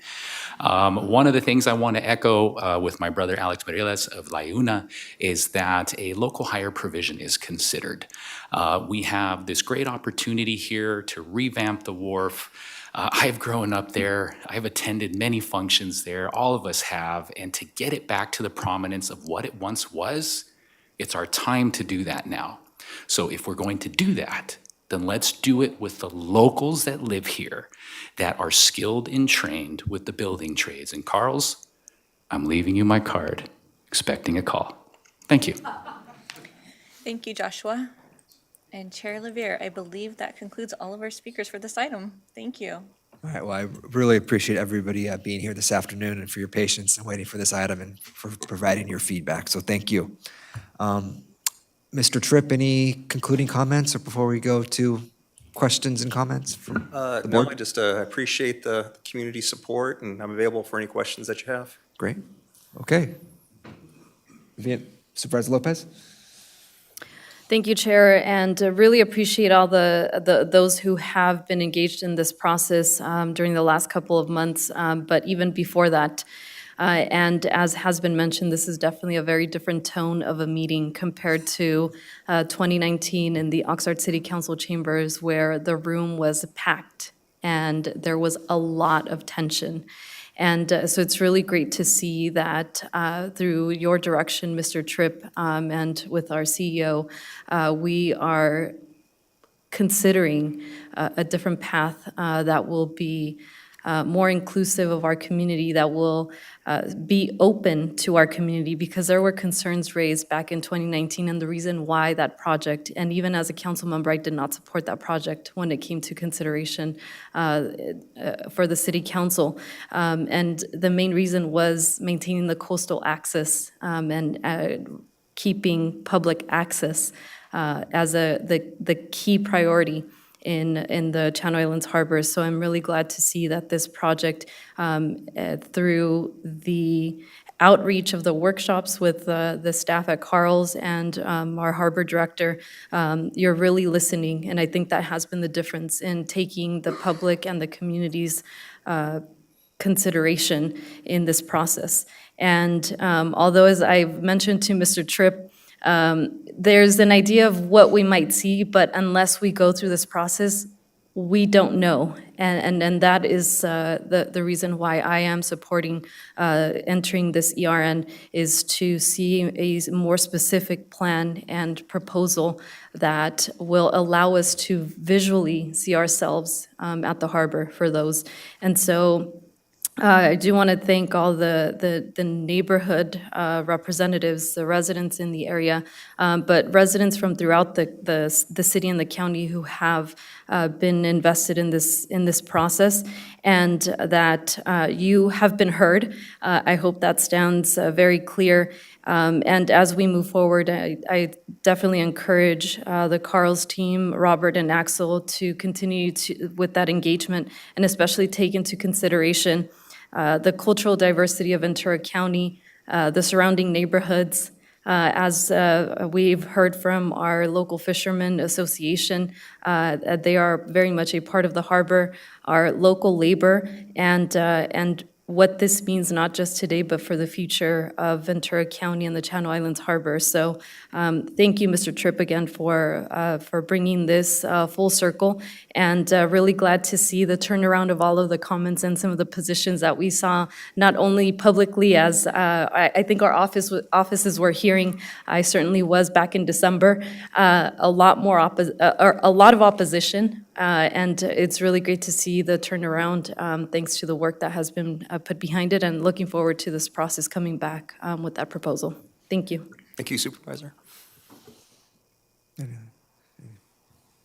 I am so frustrated with the historical events that have gone on in this harbor. It should be the most thriving harbor I have ever seen, and yet we've been battling this for 15 years, to the point where I think everyone is so worn down. It's so frustrating to me. I just have to let you know. I try to just smile and wave, but I can't with this. It feels like NIMBYism, that you can have houses and so forth on the other side, and we need houses for our community. And for the last 15 years, we've been struggling with the city of Oxnard on this. And I understand and respect your positioning on the city of Oxnard's council. We all make our decisions one way or another, but I just have to note that this was not the first choice of the community to have a project go on this spot. It has been struggling since 2006, where a landowner, a business person, gave it back to the county because it wasn't thriving, and is dilapidated to this day. And we all agree, thank goodness, that we want the best for the harbor. So it is very hard for me to say that a mixed use isn't a good proposition for this facility, except going to the Coastal Commission, they have stated, well, you know, City of Oxnard put a local coastal plan on, layered it, and said now you can't use mixed use. And I want to make sure in the future that the City of Oxnard and the Ventura County work together. I think that's very much a struggle, where they can have their housing on their side of the street, but they can't have it on the county's side. That doesn't make sense to me. If we're talking about apartments that are there now, so if anything happens to them, they can't be rebuilt. That's what City of Oxnard is saying. But yet, for our community members, they need housing. And there's not a lot of opportunities to do that. And so to me, it feels like a missed opportunity to not be building a mixed-use situation, especially with, if you look at all the strip malls, they are not thriving. And so I am so hopeful that this project is going to thrive, because we need to have something better for our community. And I think, Debbie Mitchell, I completely agree with you with the frustration. And there's a trust associated with the City of Oxnard and Ventura County and the businesses to make sure that we're doing the best for our community. I mean, if we're going to talk about this project as we move forward to the EIR, we have a boat launch there that we need to make sure is there for our fishermen. We have our fishing industry that needs to be thriving. We have our boat rental that's there already currently. And we have parking and able to launch small crafts there, the kayaks, the paddle boards, all those things. And I hope that those can figure out a way to stay or be replaced by this harbor. Michael Tripp, I so appreciate the work that you've been doing, because what a struggle to say, well, the first item our community wants, we can't have. Our second one, we can't have.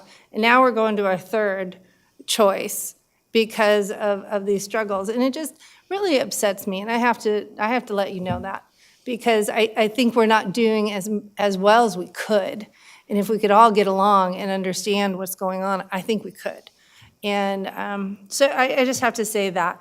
Also with Bill Higgins, I appreciate your comments about let's get this done, move it forward. And to the point where it's like you've worn out the eraser on a pencil. And this is the best you got. Let's do it one more time. So the good thing is that you've brought, I think, the best company here to give us a project. And so with that, I say yes, but with a lot of angst. And there's been supervisors here in the past that we've all gone and tried to do as much as we could. So I just have to make sure that people know that. It's not just a yes, I approve this, but there's a lot behind it that I'm not approving. And hopefully as we move forward, the city of Oxnard will be good partners with the harbor in many ways. And I think they know what I'm talking about too. So thank you. Thank you. I just want to have a clearer understanding. So let's say we approve the ERN and they go through this process. At what point is there an environmental document? After that, it comes back to us and then it goes into the environmental process? We would prepare something before you made your lease decision that would include, environmental things such as, traffic, noise, things of that nature. Okay. The Coastal Commission would also do an environmental review as part of the NOID process, the Notice of Impending Development. And so it wouldn't be now, it would be during that process that you know whether or not the Commercial Fishermen's Association would be impacted, yes? Oh, no, but. They won't be impacted at all? They won't be impacted. We won't lessen the amount of opportunities that they have in the harbor. We intend at this time to keep them where they are, but if we decided to move them to a different point of the harbor, we would build the new facilities before we ever removed the old ones. Okay, because they just seem concerned. I read a letter from them, and I thought I better just get clarification on that. I understand their concern, but we're not going to kick them out of the harbor or anything like that. Okay. I really, really enjoyed this project. I am looking forward to it coming back. I've been enjoying the harbor for many, many years, many of the different hotels, the whale's tail, everything. So all of it's very exciting to me. It's all coming back to life again. It's been very quiet for a while. So this is exciting. Thank you. Thank you for all your work on this too. Thank you. It's nice to see. I thought there was a lost art of public engagement by project proponents, developers, in public visioning and communication, and it's you don't see this very often anymore, and it's heartening to see this. I want to make sure that they continue to do this because it's going to be a lot of waypoints along the path to get to success here. But I'm very excited about the feedback we received, not just today, but directly to my office. A lot of support for this project, and it's really the result of communication. And you too, Mr. Tripp, so congratulations on everything you've done. Pack your bags now, we're sending you to the Middle East, because there's work to do there. I would like to echo that some of the testimony we had earlier about using our local labor. We do have a phenomenal, talented, skilled labor here locally, and amazing apprentice programs, and would like to see them be included at the table in discussions about how this project comes together. And thank you very much. Back to you, Mr. Chair. Yeah. Thank you. Yeah, I am amazed. I probably got 50 or 60 emails in December who are people adamantly opposed to this project, and I swore at that time it was dead in the water. And to see what they've been able to accomplish through outreach and engagement to today's date it's amazing. It really is. And so I commend Robert and Axel for that work. I commend you, Mr. Tripp, for kind of leading this through the process with you. So your leadership was clearly much appreciated by many in the community. And I would just encourage Robert and Axel to keep this up, to continue to stay engaged with the community, talk with our local labor leaders, see how when this does come back in a year, hopefully with a well-thought-out design, that we have this same level of unanimity when it comes to what people want to see. And so they're off to a great start. I'll give them a lot of credit for that, and looking forward to see what comes of this next step in the process. Thank you. I'd move the matter as recommended by staff to start the Second. ERN. I'll second that. Supervisor Gorell? Yes. Supervisor Long? Yes. Supervisor Parvin? Yes. Supervisor Lopez? Yes. Chair Lavere? Yes. Thank you, everyone.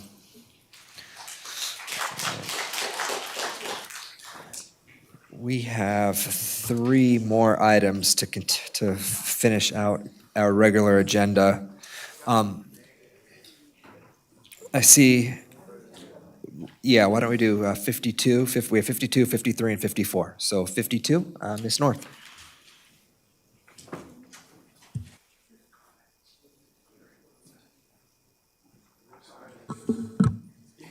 Thank you, Supervisor. Item 52 is seeking approval of modification to the Administrative Policy Manual policy regarding operating procedures for Board of Supervisors meetings and agendas, and specifically with regard to Rule 37 concerning resolutions and proclamations. And as set forth in the board letter, there's been some confusion in the past as to whether something's a resolution or it's a proclamation, and the prior policy didn't give a whole lot of guidance. So the proposed modifications are giving a bit more of a definition of what we will be considering a resolution, which will require formal action and vote of the board and really sets forth business actions of the board versus what is a proclamation that is more acting in your ceremonial voice, the presentations that you give when you recognize an organization or an individual or a specific period in time, date, week, month, those kinds of things. And then it also, the proposed modification sets forward a transparent manner so that the public knows when they're listed on the agenda as a presentation or those items that are proclamations that are presented out in the community outside of a board meeting. Each month, we will then have a consent item on the agenda that will be forward-thinking and saying these are the proclamations of the month, of coming up of the month. And additionally, with all of this, this recognizes the ability for your board to sign those types of documents, so ceremonial documents, digitally. So I would just ask approval of the modifications as proposed in Attachment A.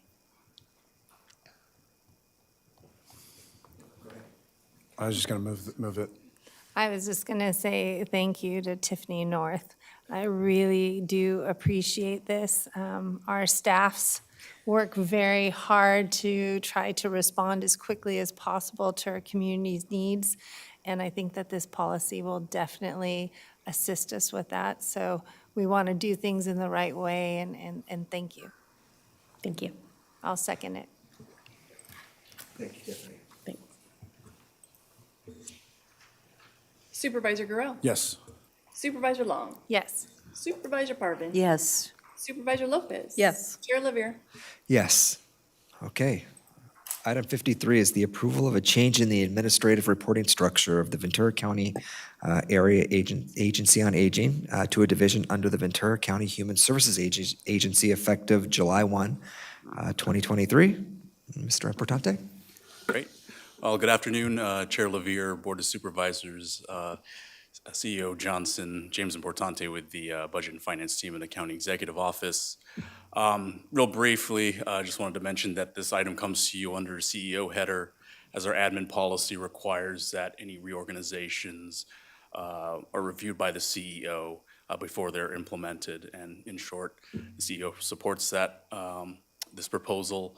And with that, I'll hand it over to Melissa Livingston, our HSA Director, to speak more about the details of the proposal and its benefits. And she's also joined by our Area Agency and Aging Director. They're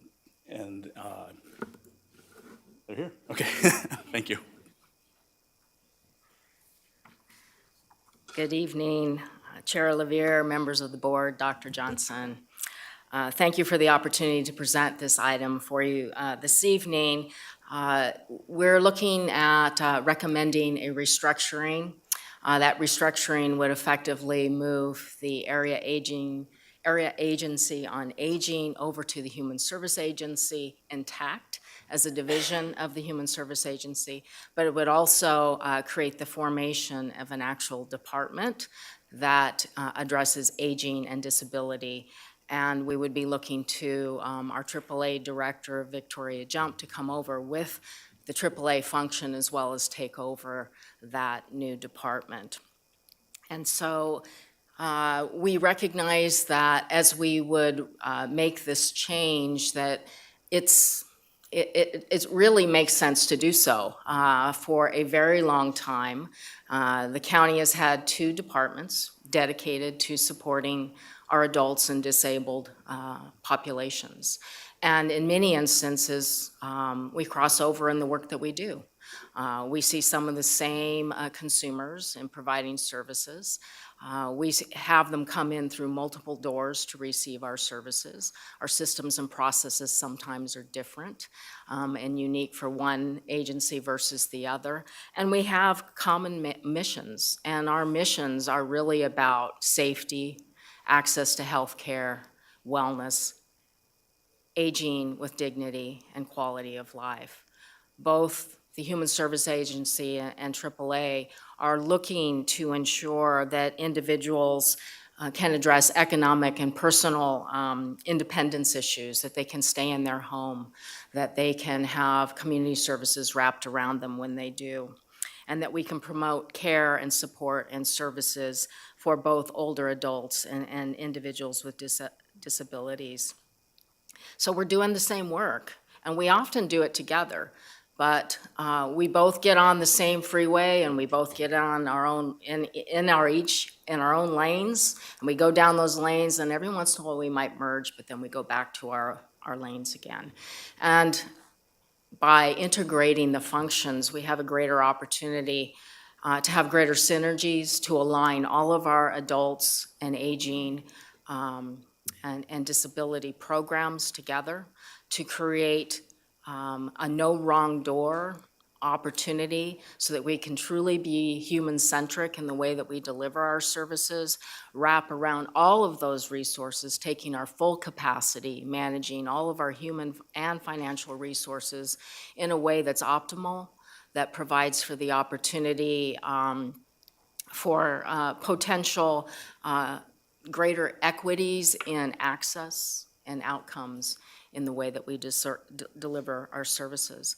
And so there's been a recognition that there's value in this merger. The pandemic highlighted so many things that could be better in our systems, and one of those is the way that we coordinate and collaborate.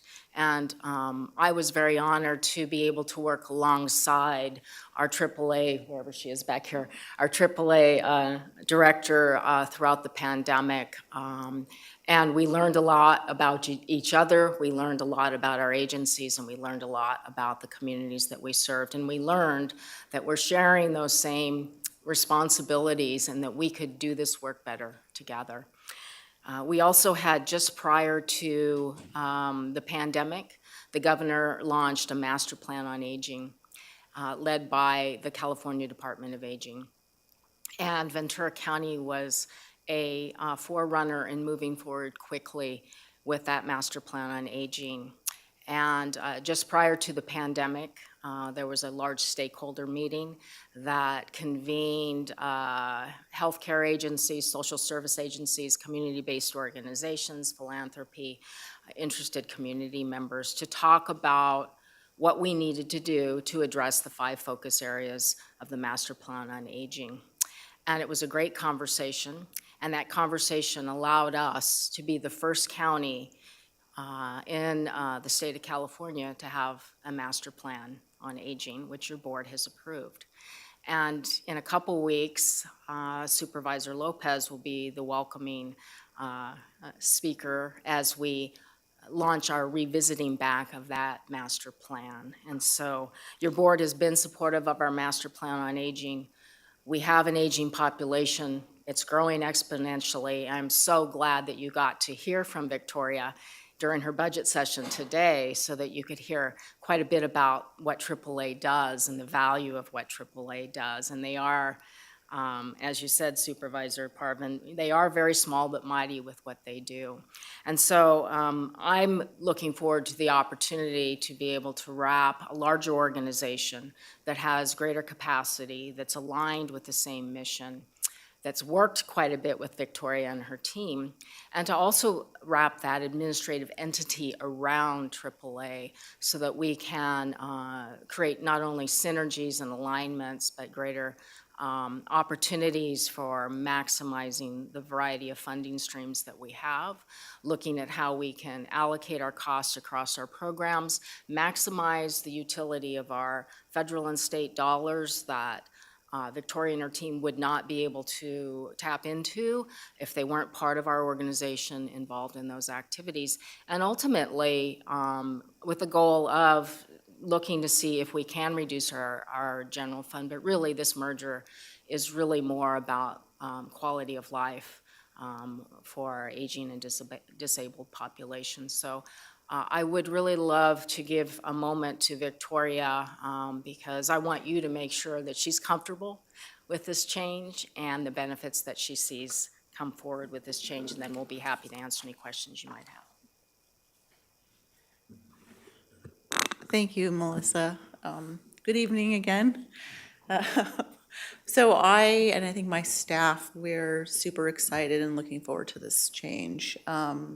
You know, it's something that I've been with the AAA 22 years. I think I've been director for 19. When I started, the population of older adults was maybe 7%. Now with us, 25%. It's time and it makes sense. With the number of, people needing assistance to stay safe at home, we have to work together, and just having everything under the new department, it makes sense and it's the right time to do it. And it's completely in alignment with what the state is doing, is they're revisiting what aging looks like and what services will be provided. We had a meeting with our advisory council to make sure that they were okay with this proposed change, and they're excited. They, I guess, interrogated Melissa for an hour. She passed their test because they want to make sure that we're going to the right home and we're going for the right reasons, and that we're really going to have the no wrong door service integration that we really need at this point with the number of older adults coming into the system. They're fine with it. They're excited about the change. We also had the director of the Department of Aging that zoomed in on it, and she is super excited as well. And one of the things that she said was that California leads the nation, but Ventura leads California. Which I thought was, an interesting, comment for her to make. So I am, completely supportive of this. I think the work that we have to do to realize the vision of the master plan it will help having this new department that's focused. Everything, all the county services are together. They provide services for older adults and people with disabilities, and we won't have the silos. And we can actually, stabilize the person the first time they come into the system rather than make them go back and forth between two agencies, right, which what happens now. So, thank you. We're happy to take any questions, concerns. Supervisor Guerrero? I just had a quick question, if nobody else does. The question is, I'm going to ask you to play devil's advocate. Is there any efficiencies or capacity that's lost as a result of the merger? And secondly, what do you expect on the timeline, if you didn't say that already? On how long would it take to? I'll start with the timeline. Okay. We recognize that first we want to just bring over AAA as a division intact. We've begun some planning and transition activities already to begin to look at what we need to do. We recognize that each program is unique and different, and we need to look at those opportunities for integration and capacity. Systems improvement is where we see there'll be opportunities where we're no longer doing redundancies and things that two groups have done one thing another way and somebody another way, and now we're going to be looking at how to do them the same way together and potentially reducing things that people may have been doing, maybe case management that's being done by three different entities, groups, for instance, that maybe only needs to be done one way by a larger group, but creating some efficiency. So we believe that there will be capacity that we start to see as we start to refine our processes and systems. We will begin on July 1st with the actual transition, so it'll be a phased approach. And so we will start with our in-home support services, our public authority, and then we will move to our public administrator, and then our adult protective services. I believe that's the transition. So we're going to start July 1st with the actual transition. We've given ourselves a 12-month window during the entire fiscal year to make that happen. If it needs to take a shorter amount of time, we'll take a shorter amount of time. If it needs to take a longer amount of time, we'll take whatever amount of time it needs to make sure that we really do it right. Did I answer your question fully? Yeah, the second one, I was just kind of asking, or the first one, you answered the second one. The first one was more of like, what, if anything, are the lost efficacies or operational capacities or strategic messaging to the community that we lose in a merger like this? As anything, I'm just looking for I'm looking for you to play a little bit of devil's advocate against your own position, if that's fair. Yeah, no. Yeah, I can answer it. So I think that the concern about the loss really was with the visibility of aging with our population. They were concerned that they wouldn't be as visible. The fact that I would no longer be reporting to Dr. Johnson and that would be reporting to Melissa, that somehow, I guess, that we weren't be seen as important. But, when Melissa, when she came and spoke to the advisory council, I mean, yes, we're changing where our administrative structure is, but we're gaining all of this, we're gaining everything else, plus we're able to really bring all aging programs together for the first time. So they see that as the bigger gain than the loss of potential visibility. Okay, thank you very much. It's helpful. The state and all the associations talk so highly of Ventura County's Office of Aging plan. I mean, it's just fabulous that they basically just duplicate. Okay, you guys all go with it. Ventura got it right. I'm so proud of you guys. I just really think it's great. One question I had was just on grants, funding. Does this streamline more that we can utilize the funding in a better way? Or does it, is that part helpful with moving this structure? Yeah, we have a more formal, dedicated process for grants management that AAA will fold into, which will allow us to look more broadly and coordinate more effectively. So, and I will also say, because Victoria will never say it out loud to you, yes, the state very much admires the leadership coming from Ventura County, with Victoria specifically, and she's too humble to tell you that, but the master plan on aging was greatly influenced because she was at the table. Yes. And having the first master plan put together as a county influenced that process. She's part of their strategic leadership. And they're actually looking to the model that comes from our integration to be a model for the rest of the counties up and down the state.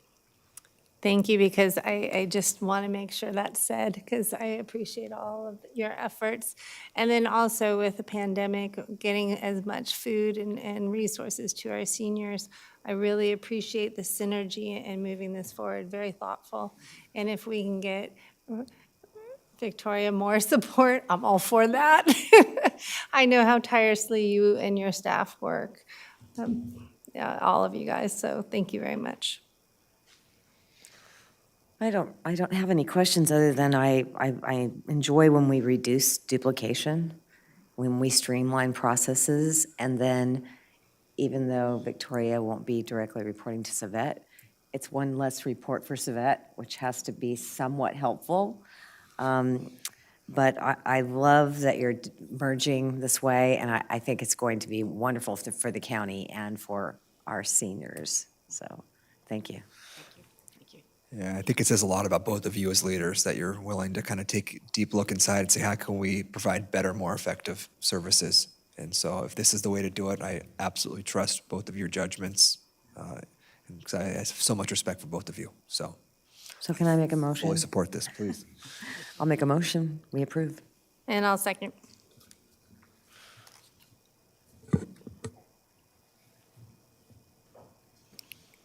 Supervisor Gurel. Yes. Supervisor Long. Yes. Supervisor Parvin. Yes. Supervisor Lopez. Yes. Chair Lavere. Yes. All right, thank you. All right, and the last item on our regular agenda is item 54. Ms. Mand. Save the most exciting for last. I get to close today, I guess. Yeah, good evening, Chair Lavere, board members, CEO Johnson, Kay Mann from the CEO's office. The item before your board today is the approval to move forward with the planning of our annual trans borrowing in an amount not to exceed $200 million, and also to approve the expenditures associated with the financing, estimated at $250,000. Each fiscal year, the county's cash needs exceed cash receipts until the first installment of our property taxes is received in December. And so to bridge the shortfall, we have been we've been financing trans, and and we also do this in order to pre-fund the county's retirement contribution. And so we issue the trans tax and revenue anticipation notes, and we've been doing this since 1979, although I wasn't here then.